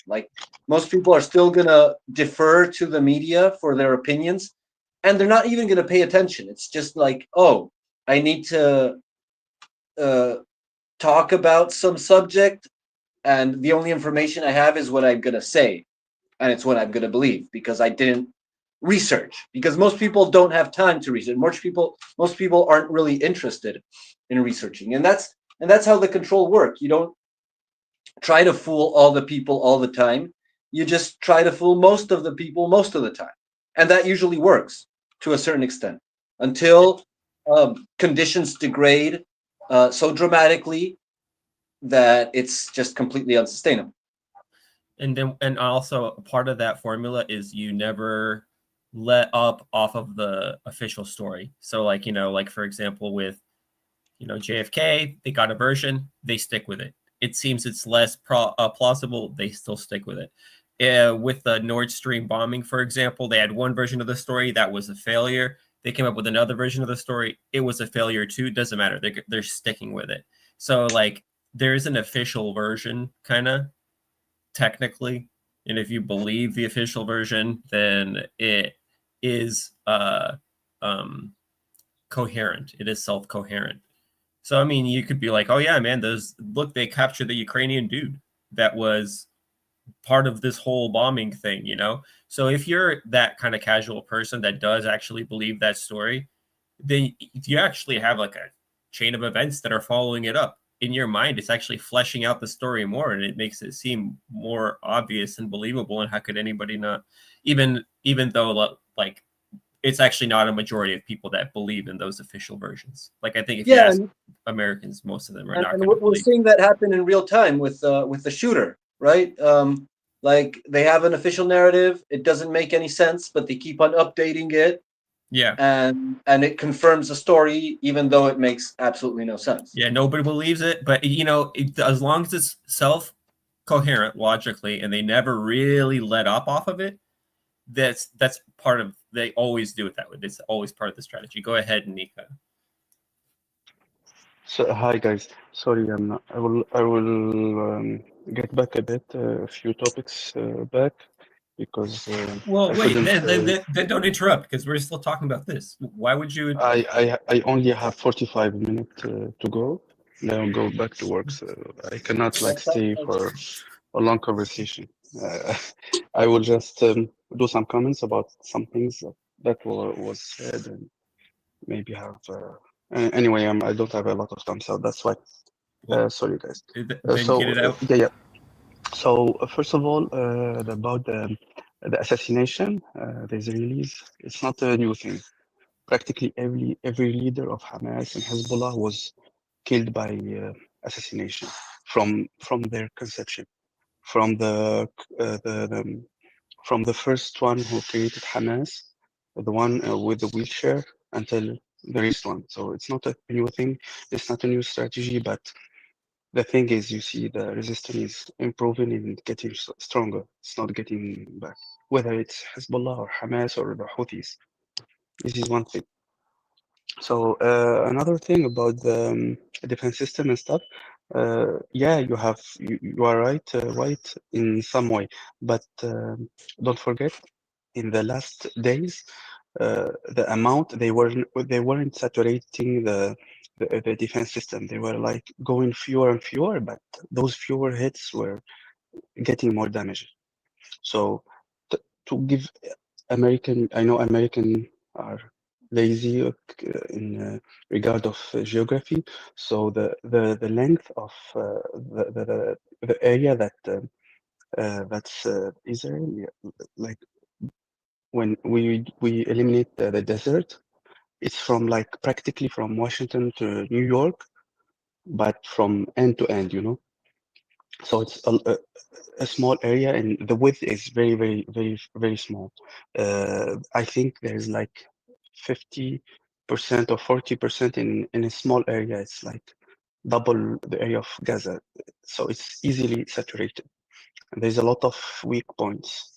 You see, for example, the Houthis like eliminated the port, the major port in the south, Hodeidah, or I forget the name in Igbo, but the major port in the south is practically closed because of what the Yemenis did. So those are the things that I remember that I wanted to have comments on. Anyway, if you wanna do remarks or continue. Yeah, I mean, I didn't hear. Like, I literally saw that this conversation was going on, and I hopped on and joined so I didn't hear all of the preceding stuff up until this point. But one thing that I'm really interested in, that I'm really passionate about, is propaganda in general. And that was kind of the conversation that I walked in on. Fortunately, I don't have a frame of reference to comment on too much of whatever Nika just commented on. Because I didn't hear that part of the conversation. But I don't know. I think in terms of the propaganda stuff, another interesting thing that I heard Gabriel say that I think is another very important part of this formula, right, is that you have think about this, like every single congressperson in the wake of this Charlie Kirk thing, right? Every single congressperson, the Democrats, the Republicans, they knew which side to take. It's almost like you can't even make a statement without being briefed by your aides. And here, all of a sudden, everybody knows which side to take. Alexandria Ocasio-Cortez says this guy's a hateful bigot and we should strike down this bill about honoring Charlie Kirk's name, and the New York Post and Fox News knows how to spin that to get their people riled up. Meanwhile, the Republicans are out there. Ted Cruz is out there being like, oh, like somebody wrote "fuck Charlie Kirk." Well, I got rid of it. Like here I painted over the graffiti. Like they're all jumping on this issue, like from their side, and they're making it a huge left versus right thing. It's this huge, massive theater thing. And how does everybody right away know exactly what they need to say? So to me, I'm like, anytime I see that, you got to be sketched out. Like everybody singing in unison at the same time is always sketchy. That implies or helps suggest everybody being ready and prepped before, or the work being done to get everybody ready and prepped in very short order, but that work having been done before. And so this is it makes it look like theater. So you have your multiple ways of pushing their narrative out. You have your different layers. You have your Reuters's, you have your the news wires and stuff. You have your papers and of record and stuff like that. Like you have your New York Timeses and everything. And then you have your people that are more in charge of taking that and communicating it, like, I don't know, the TV pundits or whatever are more in charge of taking that and communicating it and putting their own like kind of like branded propaganda or branded spin, right? Because you're trying to serve your audience, especially. So anyway, I think that when you look at how the whole thing operates, when any major kind of story breaks, and then that's the news, all of a sudden it's not up for debate. What's the news? This is the news, and everybody's talking about it, and everybody has all of a sudden, like magically, everybody that is supposed to agree with each other on the things, they just unanimously just wind up in their own camps. Everybody didn't magically think of the same conclusion and think about the same event, and out of the blue. That doesn't just happen, Well, the mechanism, I believe, is actually, it's built. It's not very sophisticated because it's built throughout times. It's like layers over layers of conditioning, and so there's like certain primers, and so like, yeah, nobody debates the official storyline. Everyone agrees with it, and the only thing that is debated is the spin that is given to it. So like nobody debates who the actual shooter is. I mean, in the mainstream media or the political, like in the everything around that gets fought over. Yeah, and so what spin we're gonna give it? Was it the right? Oh, so like that's where the culture wars or like the rage bait, demagogic slop and rage bait.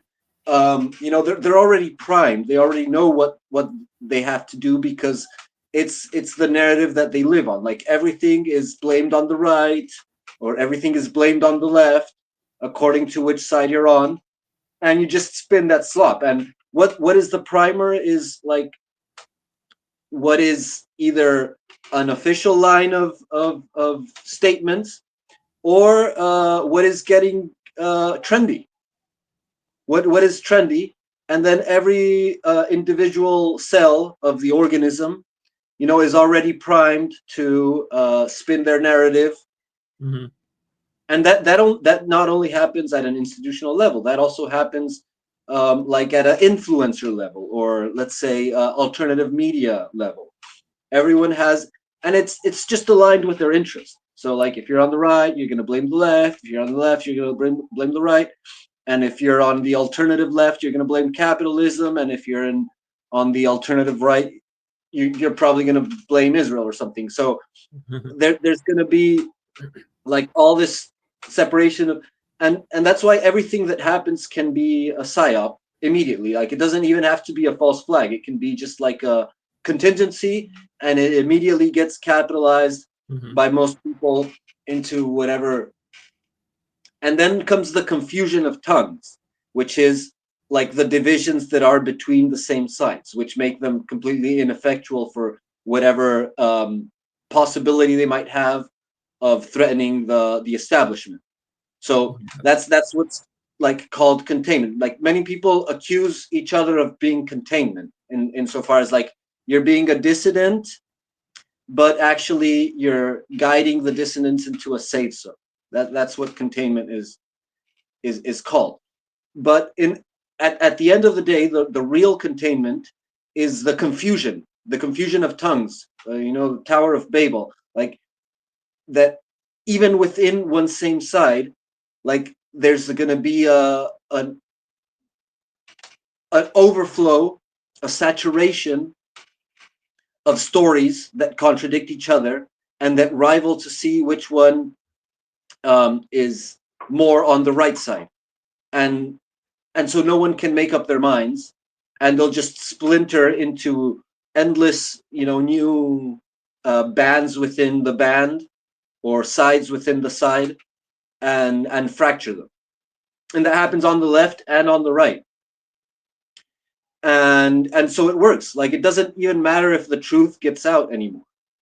It's like everything is hyper normalized. Yeah, the candidate to president almost got shot, and everyone's making a fuss about it. 2 weeks later, nothing happened. Doesn't matter. No one remembers it, and then this guy gets killed. Everything is about him. The Epstein files get buried. Israel continues its genocide. And fight amongst each other, left against right, right against right, left against left. And like the main issue, the main propaganda issue is actually just to inflame, to make it even more extreme. And that doesn't even have to be directed. It can be just like everyone's primed for that, so it's spontaneous. Go on, Bojan. Sorry, I'm not going. Well, I can comment on this very shortly. Yeah, what you told about confusion is a part of propaganda, obviously, and they're giving basically also a ambiguous story, so everybody can pick by confirmation bias what they want to believe. So they have several narratives in parallel, but there are a lot of techniques in propaganda, obviously. So what I really wanted to say, well, I wanted to make a closing because it's 1:30 in my place in Europe. I wanted to petition Wyatt to do another time, maybe a Saturday date for the open mic or something. Also, not just for Europe, but also for the Asian guys, Desi and Toby and other from Australia. I think they're already at work now, so they can't join. Also, I wanted to say that for this year, if it happens, I will vote for Toby for the Speaker of the Year, though he's not very often on in the last time because of the Sunday dates. So make it possible for him to get on again. And guys, this is an open mic news, so join. Come on, I see on the chat the usual suspects. Every time you have the opportunity to join. Glenn, you haven't been on for a long time, and others. Make the open mic great again, have fun, guys. See you next time. And the American guys were waiting for the closing, for the real closing, so you can again, sabotage it. Join now. So we can do closing now too, so that we have a shorter open mic session, like 4 hours, which is actually perfectly fine. Which is not. See you guys. See you, boy. Oh no, you just summoned Archimedes.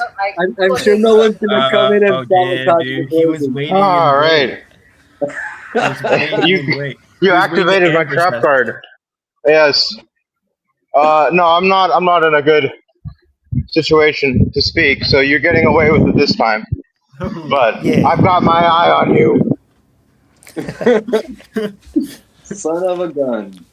Because I'm for real, like he was waiting.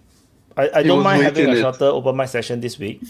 It's okay. I don't know, dude. I mean, part of the open mic has been like these long ass sessions, but they are long. I guess it's there's no way to make it not controversial, but I mean they are really long. 7 hours is long. 6 hours, I think that's long. Archimedes isn't here to defend his position. I'm sorry, I shouldn't be arguing. 7 hours. You have to understand people's work hours is like many of people like 8 hours work hours. Like that's a full day of work, and then we like full day of chit chat. Yeah. So and Europe, it's 4 hours, so it's 2 days of work. No wonder they can't make shells for Ukraine. Lazy bastard. Sorry, it's our fault. Actually, it's our fault. Well, anyways, if Archie wants a longer open mic, then he should come and get it. He's not gonna. He said we're getting off easy because he's not in a position. He's not gonna force us to go on forever if he's not here. And besides, if anyone wants to jump in, and extend it,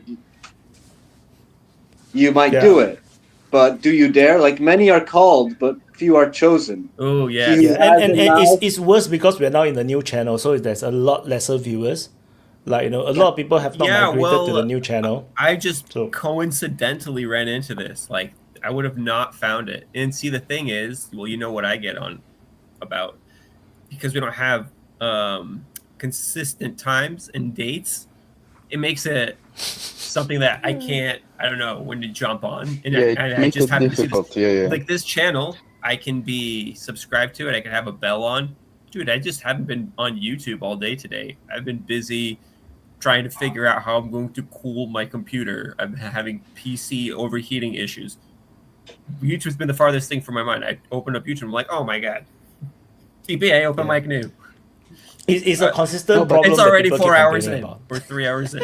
Sorry. But I think if you write, you can stick at least to morning Saturday or evening Saturday or something like this, like even a bit longer frame, but it's a consistent frame. It would be better. So, something like this. Let's say every Saturday morning or every Sunday morning or evening or whatever. We've been here before. Like Wyatt has his life, and you know. I know. But if it's shorter, think about it. It's a good deal. It's like Wyatt, in exchange for 4 hour open mic, we're gonna do a solid. You give us 4 hour open mic. No. We give you 4 hour open mic. You give us consistent time of day. For me, the length of the open mic is not a problem. I don't mind doing like 6-7 hours, which I have been doing most of the time, right? For the past years. This is why the commander is tireless. Yeah, the main thing is the fixing a time is a problem because I have so much things on my plate. So, and sometimes, let's say, if I didn't go out with my family is one thing. Once I go out, then I come back tired, like yesterday. So I didn't manage to do a Saturday session. Like I'm so drained, and and if I fix an hour, then then everything has to work around the open mic. I mean, open mic will become the preoccupation. That everything have to work around it, and that is a bit like scary. See, so for Wyatt, a flexible open mic is important part of the formula. It's part of the game. You have to understand. It's a distinct character. You know what? My mama always said, DPA open mic is like a box of chocolates. You never know when you're going to get it, or how long we're. Exactly. Or what kind of chocolates there are. You're like, oh my God, what are these? The rum-filled chocolates? What is this? So now it's also that the channel is very small. A lot of people from the existing open mic, the old channel, they don't come over to the new channel to subscribe. Like the last week when I stream on the old open mic channel, it consistently have more viewers than the new one. Like there's 100 viewers consistently, and nobody, like, I keep asking them to come over to sub over the new one, and they didn't. So I didn't want to I didn't want to stream on the old channel today. So to force people to start to move over. Yeah, because move over. If you do it like for 2-3 times, if you do it like 2-3 times, it will be legit. If someone doesn't subscribe, it's his fault. Practically, but at least you should do it like 2-3 times. We have no choice. This move is essential because we do not know when we're gonna get strike again on the old channel. So it's better to build for the future. So I think one of the things that I wanna talk about the topic because it's like 15-20 minutes and I will go. One topic I don't know if I mentioned this, but. If I mention it, just tell me and I will shut up. About Turkey, how they are preparing for war with Israel. Yeah, dude, like I don't see that. I don't think that they. Okay, but they are practically preparing. They are building bunkers in every major city. They are changing the weaponry. Even they announced their first hypersonic missile, like 3-4 weeks ago or something like this. They changed a lot of things for the result of the first of the Iranian-Israeli 12-day war. I think it's PR. I think that if you're trying to build massive defense fortification stuff, like for example, when Finland joined NATO, all the Russians really said that. They are for civilians. No, they are bunkers for civilians, for civilian protection.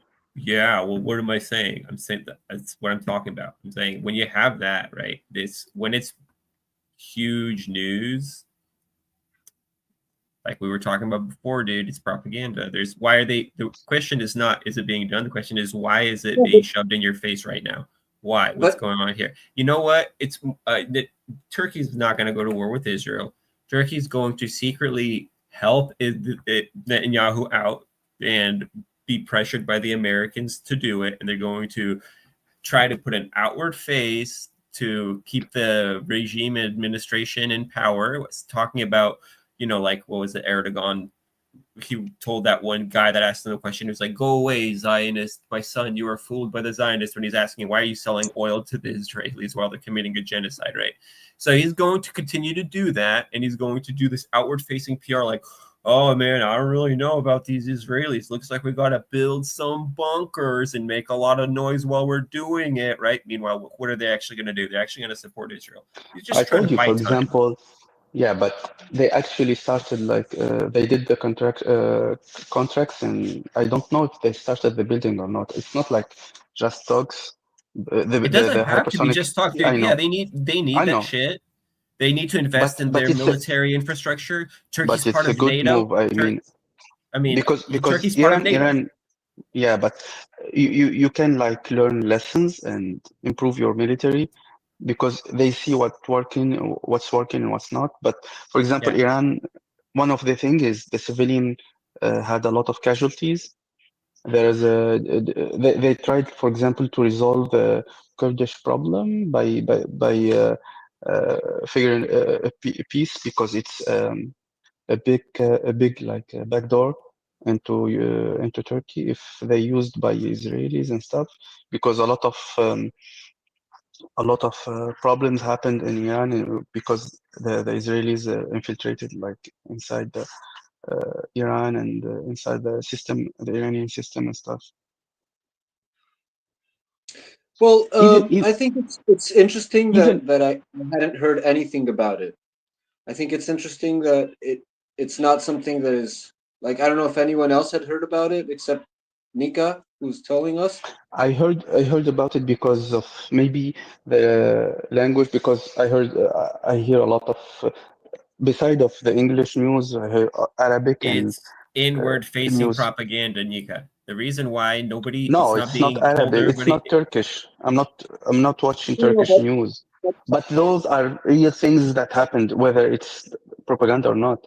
Yeah, well, for example, the real things are happening. The propaganda does have a point in which, Turkey has been flip-flopping all around the Israel issue, and can you hear me? You're starting to cut out a little bit. Yeah, you have a connection issue. Oh, you're back. Yeah, okay. So, Bradley has a point. There's a lot of propaganda going on, and Turkey has been flip-flopping around the issue. But also remember that Turkey is in a very privileged position. It's right on the frontier of NATO, between NATO and the Eastern Bloc, and it is a major power in that area. It has the Red Gate, it has the entry into the Black Sea. And it is a natural competitor for Israel. It is 100%. That's an undeniable fact of real politics, that Turkey is 100% a competitor to Israel as a force for influence in the Middle East. And as the nations in the Middle East weaken or trepidate in their alliance to the United States, Turkey and Israel are an easy choice. So, in case the United States starts diminishing its power in the region, the nations of Middle East, if they have a choice between Israel and Turkey, they're going to go 10 times out of 10 towards Turkey.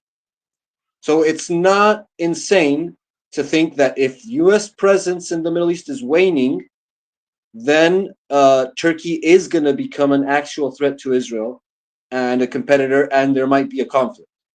And Turkey being part of NATO does not save Turkey from the aggression of Israel. Yeah, by no means. Or from the aggression of NATO. That's why they are preparing for that. But I didn't eliminate that there's a propaganda. Of course, there is a propaganda element because I will not hear it if there is no propaganda. That's one thing. But what you are saying is true. But one correction about I remember a thing that was wrong. That was the alliance and the military alliance between Saudi Arabia and Pakistan isn't new. It's like 30, 40 years ago.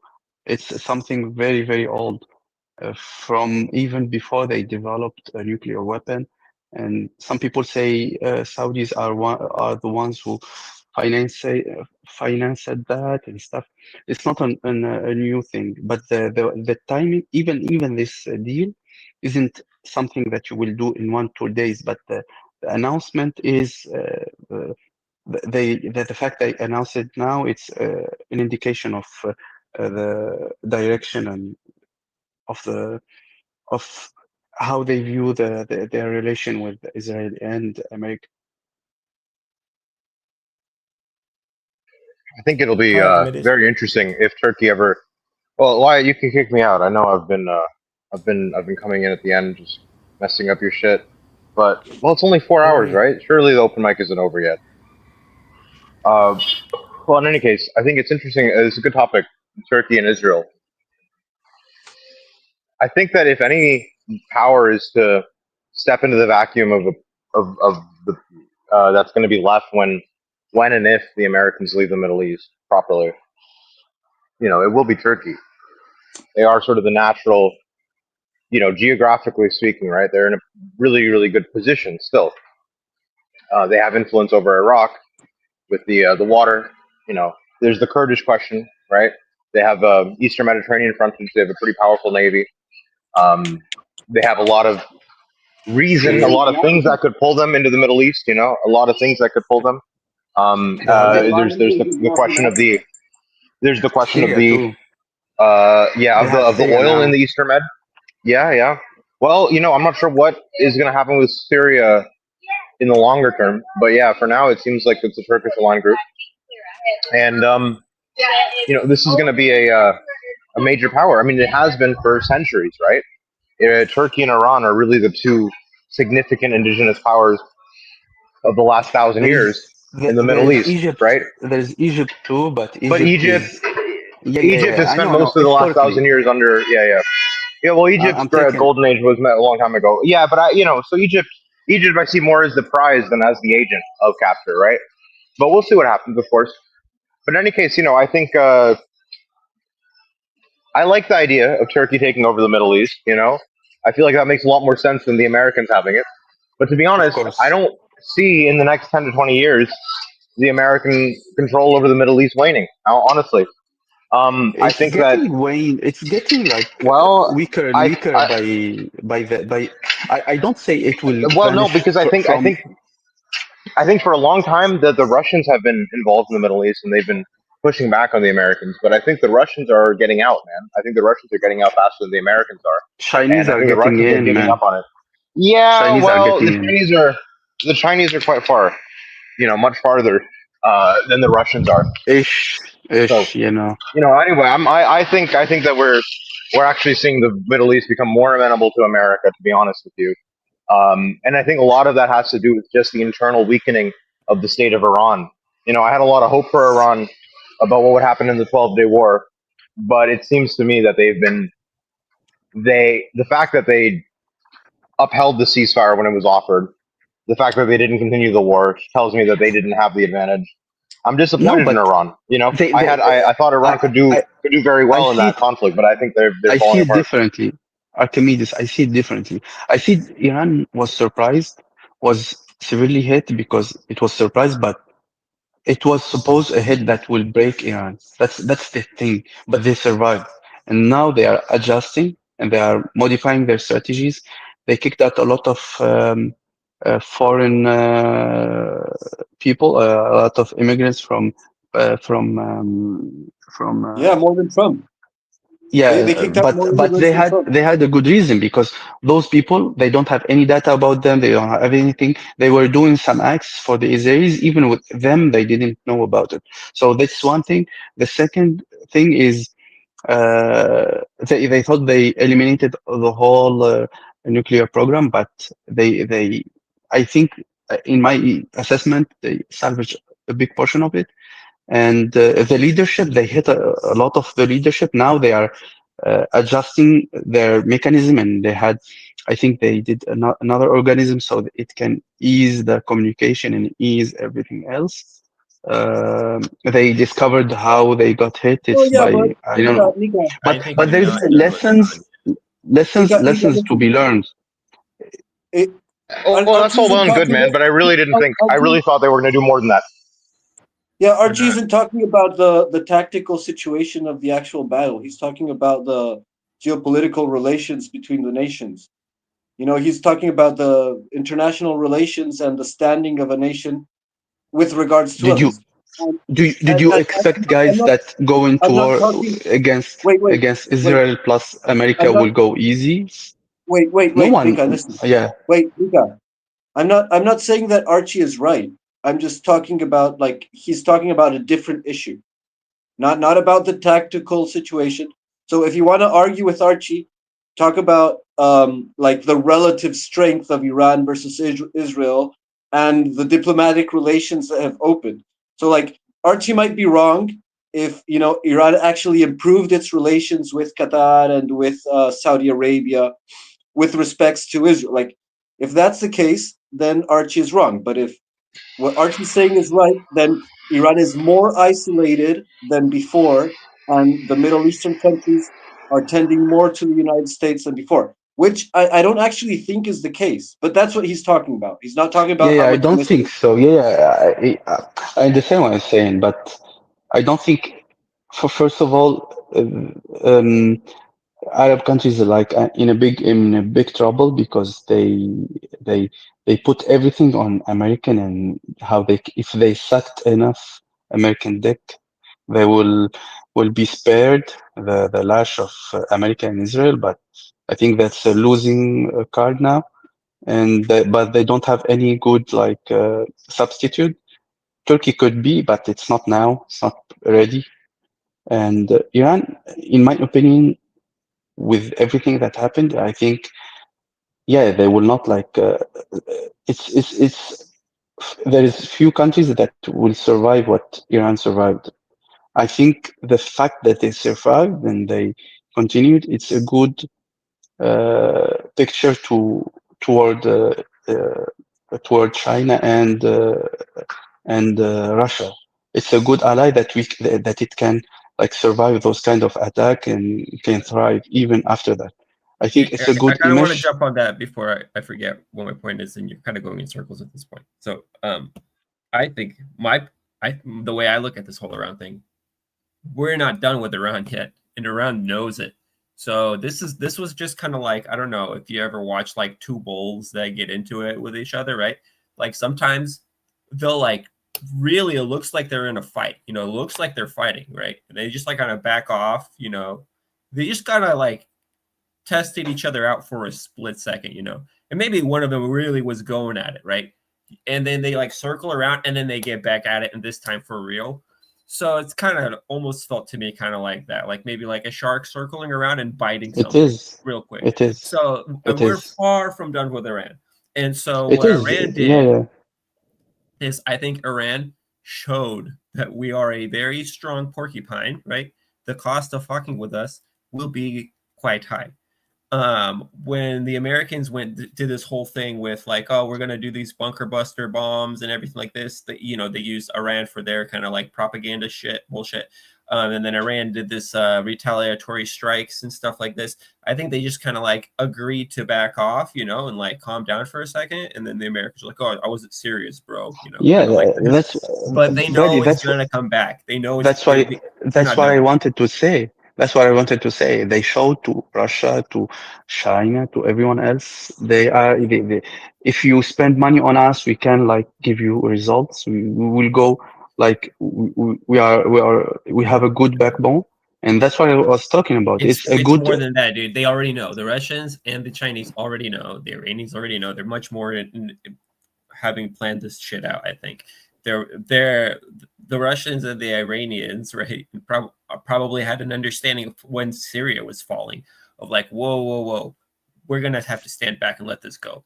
Like already back then, this is already a much longer chain of events and a much longer and bigger. What a spin, man! What a spin, right? Oh wow, they totally knew that it was going to happen. They actually wanted to lose their asset in the Middle East. You know, no, I don't think that they had been building up for a long time. Yeah, wow. They knew it was going to happen. It was the right chess move. Haha, you'll see. Come on, man. I mean, everyone was surprised this year. You know? I don't know why you would. Okay, so I understand what your qualm is. That's not what I was saying. I mean, like, okay, so like, if you're, of course, they wouldn't have invested all this time and money and manpower if they were just going to dump their asset. Duh. I'm saying that they lost. They miscalculated and they lost. Sometimes people lose. Yeah, you know, there's a lot of miscalculations in geopolitics. Just look at Ukraine, right? The Europeans are miscalculating horribly. They're destroying their economies.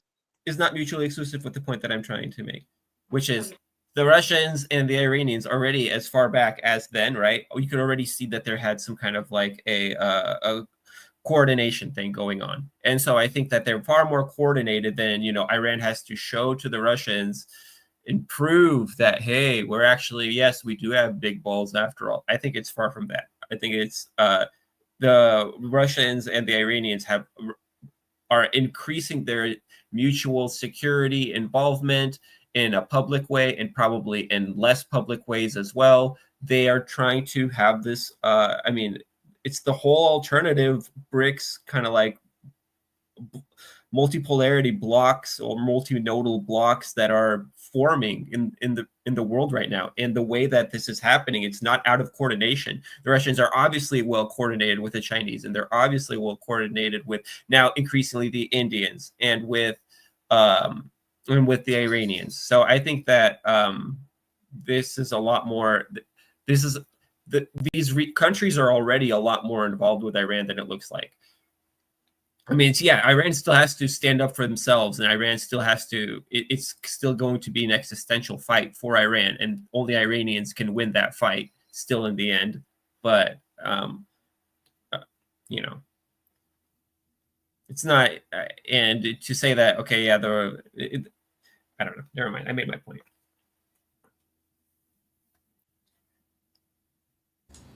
So it's okay, but Bradley. Oh yeah, you want to do closing? No. I just want to ask Nika about his opinion regarding the recognition of a Palestinian state by France, UK, and Canada. Like, do you think it matters? Big news. Hamas Thanks for bringing that up. Celebrating it already, though. Hamas is celebrating it. Yeah, of course they will celebrate it. There's nothing like it's not a negative news, but it will not change the outcomes now. For now, in the close and medium, it's good for the long-term prospects, but for now we need to get out of this position and to do something with that, because the hurt and the pain and the consequences of what's happening now is much bigger than this thing. They will have a reverberation on the area, but not now and not in this war. They will not affect this war because Europeans are like treating Israel like a princess, because if Russia did like they didn't anything that Israel did, and they blow it with sanctions and stuff, but with Israel they are treating it like with gloves and with they're treating it like their lord, and ruler. Exactly, but they are pushed toward that. And I think the price is too much for those like recognition. But it's better than nothing, yes. But a lot need to be done. Well, even I think just like 2 minutes, and I'm going. Even now, even if the war stop now and everything stops and aid going in and everything, the damage is huge. and the effects will go like from stupid things to large things. For example, those bombs that were exploding, they have like a lot of toxin in them. They are affecting the area. It's everything is, even the small things affect the population there, and the land and everything, the air and everything. So that's why I'm saying is the price is very high, and I think, in my opinion, of course, Palestinians will survive and but they will have a big wound, and hopefully there will not be like much suffering, because each day there's suffering that if you spread it on the whole planet, it will be large now. So Nika, do you want to do closing since you are going to go off soon? Yeah. I practically did half of the opening, so I hope. But I don't have any real like. It's opposite of pessimism.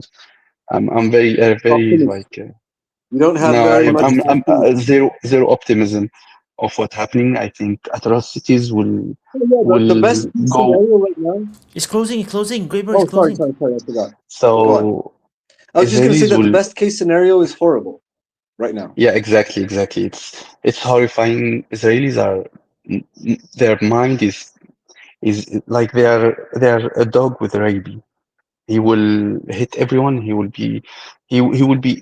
They are threatening themselves. That's what everyone don't understand.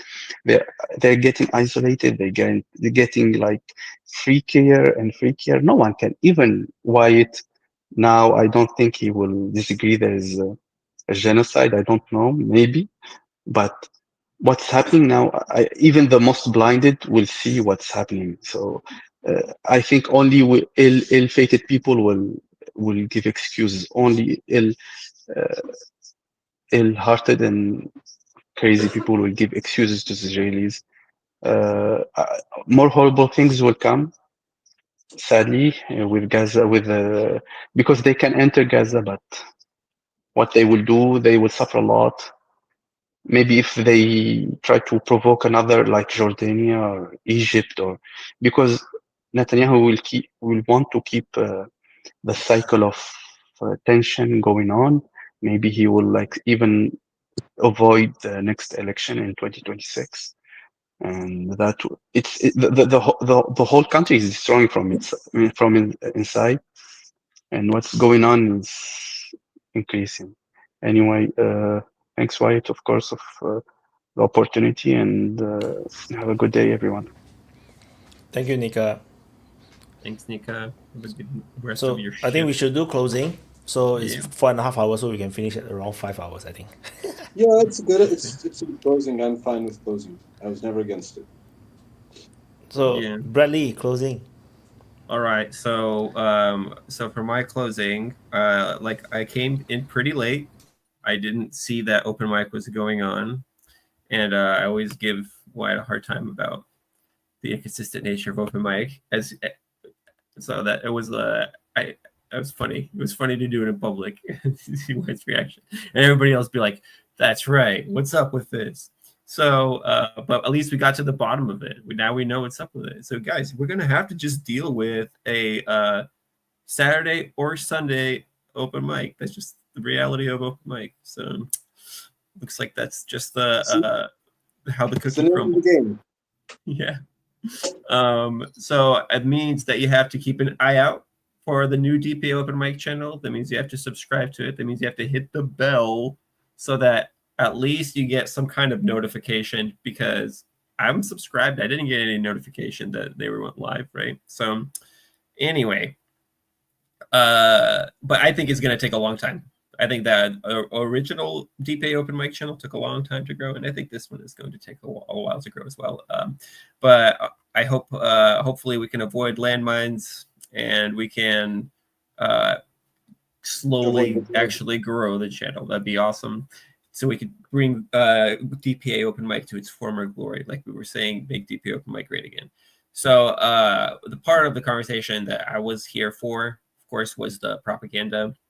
And yeah, dude, I think that one thing, like if you just keep a rule of thumb out, so like remember that it's all propaganda, first of all, right? Everybody has a bias of some kind at the very least, and propaganda is just information that is intended to influence your opinion in some way. Guess what? Technically, almost every kind of speech falls into the definition of propaganda, right? It's like the level is how insidious is it and what is the intent. It's just kind of how you gotta sift through it. And then second of all, always pay attention to when everybody in the media sings in unison, when everybody knows what to say, everybody has a part. Think about something like Bucha. Bucha happened, boom, there's zero hesitation. Right away we had, private satellite companies and OSINT investigators and generals and human rights people, and everybody was just out there, and that nobody was allowed to bring up the alternative point, right? So when you find yourself in that kind of environment, always be like, whoa, I am not in natural information. I'm not operating in a natural information space. You always know that. People don't agree with each other. They don't get along. Look, DPA Open Mic is a great example. You know what? You're going to have 10 different panelists. Sometimes you're going to have 10 different opinions and 10 different people talking over each other. And somebody that says, no, I totally disagree with you, and they say the same exact thing that the last person just said, except for they had to say it in their own way. That's actually how it looks like when people are analyzing and looking at something and trying to figure out, what's the allegory, what's the metaphor? You're touching the elephant, right? Like the bunch of blind men trying to describe what an elephant is, but only one of them is holding the tail and one of them is holding the trunk, right? And so they're like, I don't know what you're talking about. This creature, it has, they describe whatever part of the thing they have access to. So that's actually how it looks. When everybody knows and they're telling you what to think, and you're shamed for thinking differently or even asking questions, just your spidey senses should go up. So other than that, thank you very much to our tireless Commander Wyatt. Thank you very much to our loyal audience that has transitioned over to this new DPA Open Mic channel. We hope that you guys will, that it will continue to grow. And I guess be back for more conversations like this next week. Peace. Thank you, Bradley. Congratulations, you're all trans now. Happy? Yeah. You're all trans. Gabriel, closing. Yeah, all transcendental now.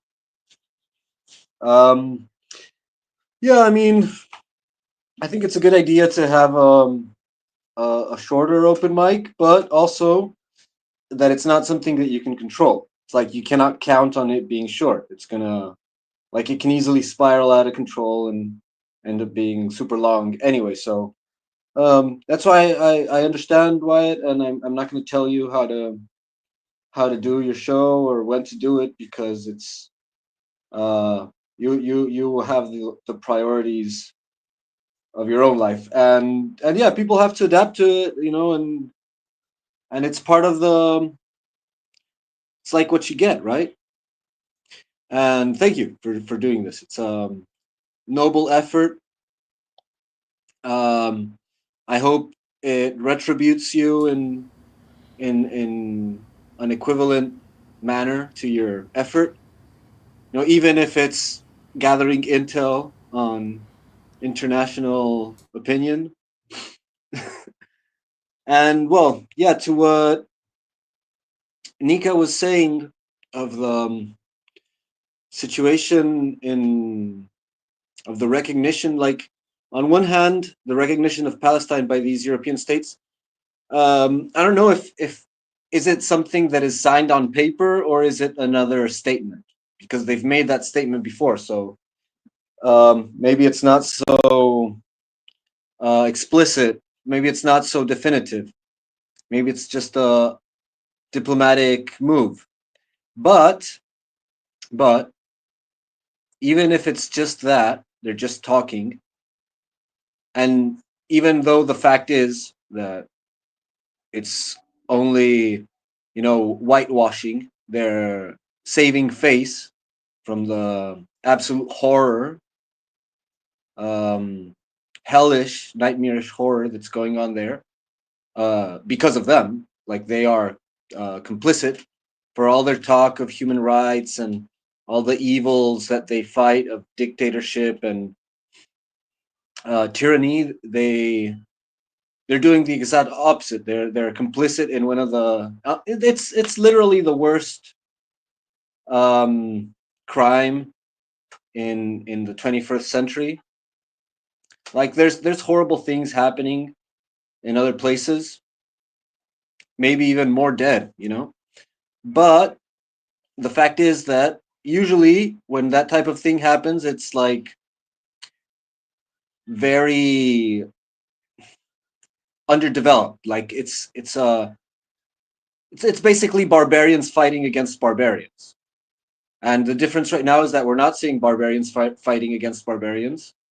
We're seeing like a very civilized nation, very respectable, very backed and supported by all the respectable nations of civilized Western values. They're all supporting it. So that's like the particular horror. It's different to see two tribes going at each other's throats, as when you see like this absolutely technological pinnacle, of Western civilization, with that preponderance of power, with that monopoly of violence, and with the backing of the entire civilized world, inflicting such level of carnage on such helpless people. It completely blows the whole situation. So even if it's all fake and hypocrisy and posturing, because clearly the European nations, they owe their souls to Israel. They have their balls grabbed by Israel. Yet still, this is what they have to do. Like, my point is, recognizing Palestine is still a favor they're doing for Israel to protect Israel diplomatically. It's like the least thing they can do to save a tiny bit of face. But that's the situation they're in, right? They've come to such an extent, they've reached such a low that they have to actually do this to save their face. And yeah, Israel is suicidal. I think it ended up worse off than Iran after this war, after the war that they had, and that they're falling down further and further in all sorts of senses. Their main backer is receding globally. All the tariff war, all that has been American policy since Trump came in, and even since Biden, like, that's the continuation of policy that I see. That basically they're broke.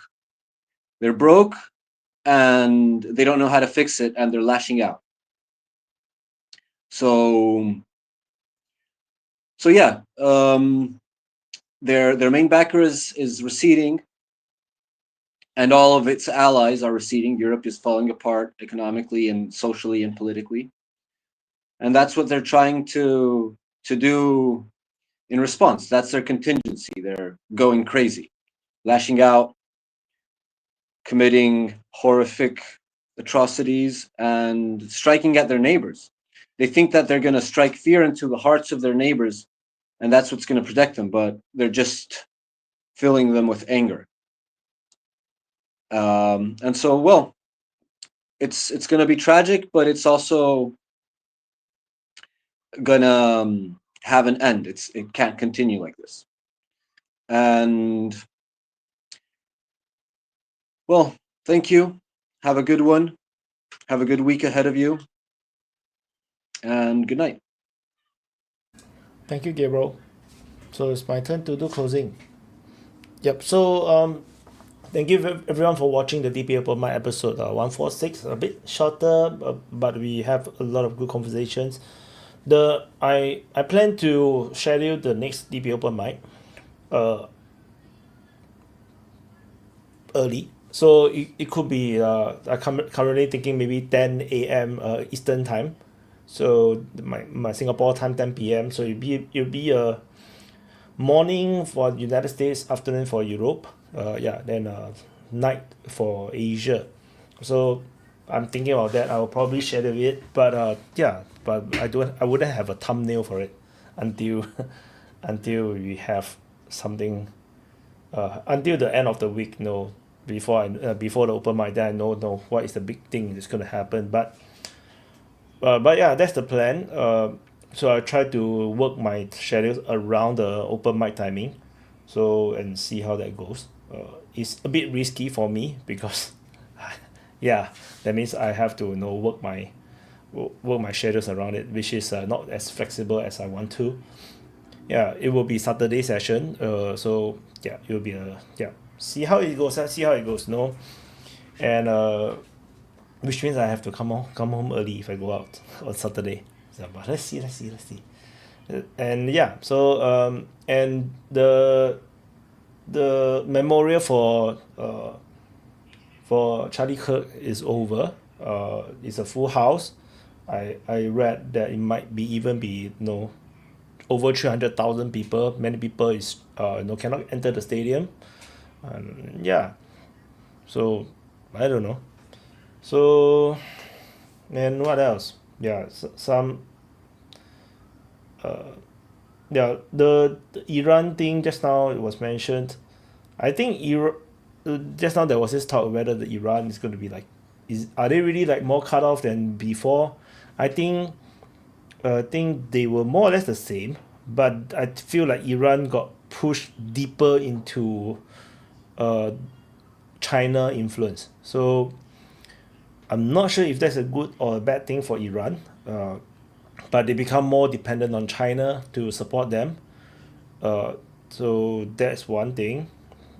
And for Turkey, whether they're preparing for a war with Israel, how to say? Turkey play all sides. So Turkey is Turkey. So and for Israel, yeah, I just to answer to Nika, no, I still don't think it's a genocide. For me, genocide have a much higher benchmark. Like for there to be a genocide, there should there shouldn't be this kind of herding of the population from area to area by like what Israel is doing. You don't inform where your bomb's gonna hit. Yeah, it should be more intent. The intent to cause maximum maximum civilian casualty is not there. So that's why. But no, you can feel free to disagree, because like for me, genocide have a much higher bar. If we just call this a genocide, then the real genocide happened. You don't have a word for it. So it's just like calling the COVID shots vaccines is a discredit to the word vaccine. It's just not a vaccine. COVID vaccines are not vaccines. They are just some kind of therapy injection to help to reduce the strength of the COVID disease. Because it's proven, in Singapore we have statistics. We know the shots actually helps to reduce the severity of the vaccine, but it does of the virus, the disease. But it's not a vaccine. Vaccine should be eliminating the entire disease, or stop it from spreading entirely. So it's not a vaccine. So the same thing. If we keep using the terms wrongly, we're gonna get very confused. Everybody is a Hitler. Everybody is Nazi. Everybody is fascist. Every shot is a vaccine. Every war there's a genocide. It's just not the way to go. And yeah, for me, I'm just I'm just a bit more particular with the wordings. If this is a genocide, then what the hell is happening in Rwanda? Then what happening was during the Khmer Rouge in Cambodia. Then it's just not.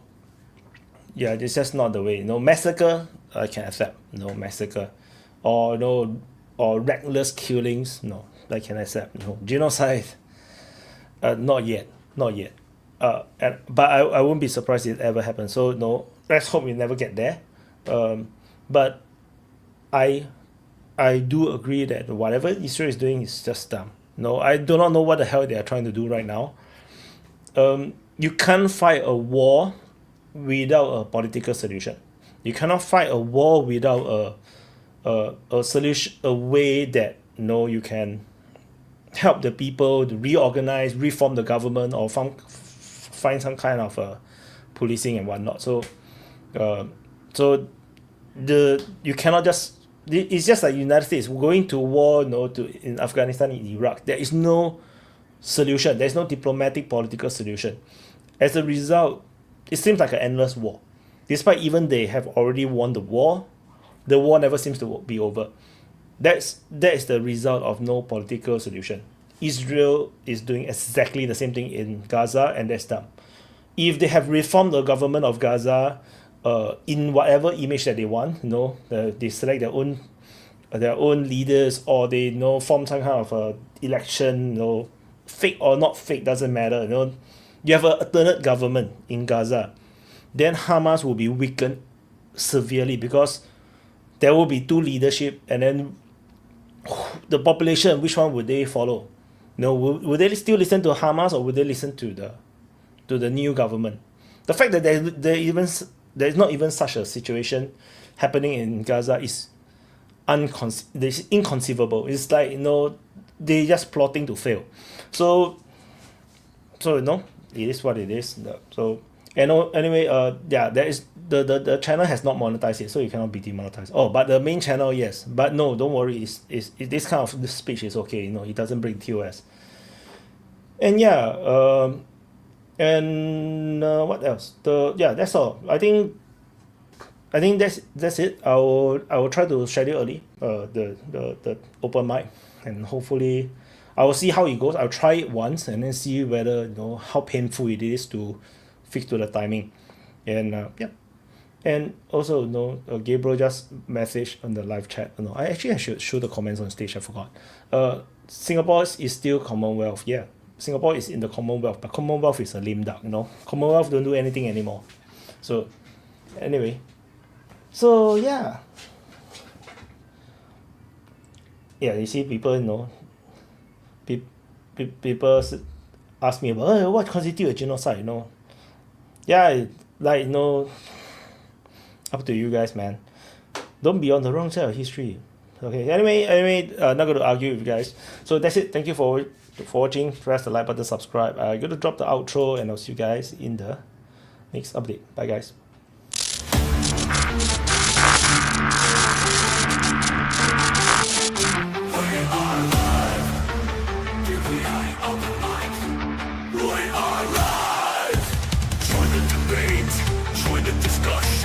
Share your voice, share your opinion. Swallow your ego, expand your mind. DPA Open Mic, free speech zone. DPA Open Mic, we are live. DPA Open Mic, we are live. Don't hold back, 'cause here we go. Let's go, let's go. We are live. Fuck your safe space. Let's go, we are live. DPA Open Mic, DPA, we are live. We are live. We are live. From every corner of our spinning globe, gathered voices, the stories they probe. Ideas like rivers, they ebb and they flow. In the meeting of minds we grow. Together we stand, uncovered, yet alive. In the arena of thoughts we find. A world where every voice decides. Debating the future, unconfined. Opinions like colors, vivid and bright. Clashing, merging in the light. From whispered winds to roaring mic. In our discourse we ignite. Together we stand, uncovered, yet alive. In the arena of thoughts we find. A world where every voice decides. Debating the future, unconfined. In the clash of ideas we see the birth of what the world could be. From conflict we find the key to unlock our collective destiny. Round the table the world convenes. Every culture, every scene. In the marketplace of dreams, we chart the course of unseen streams. Together we stand.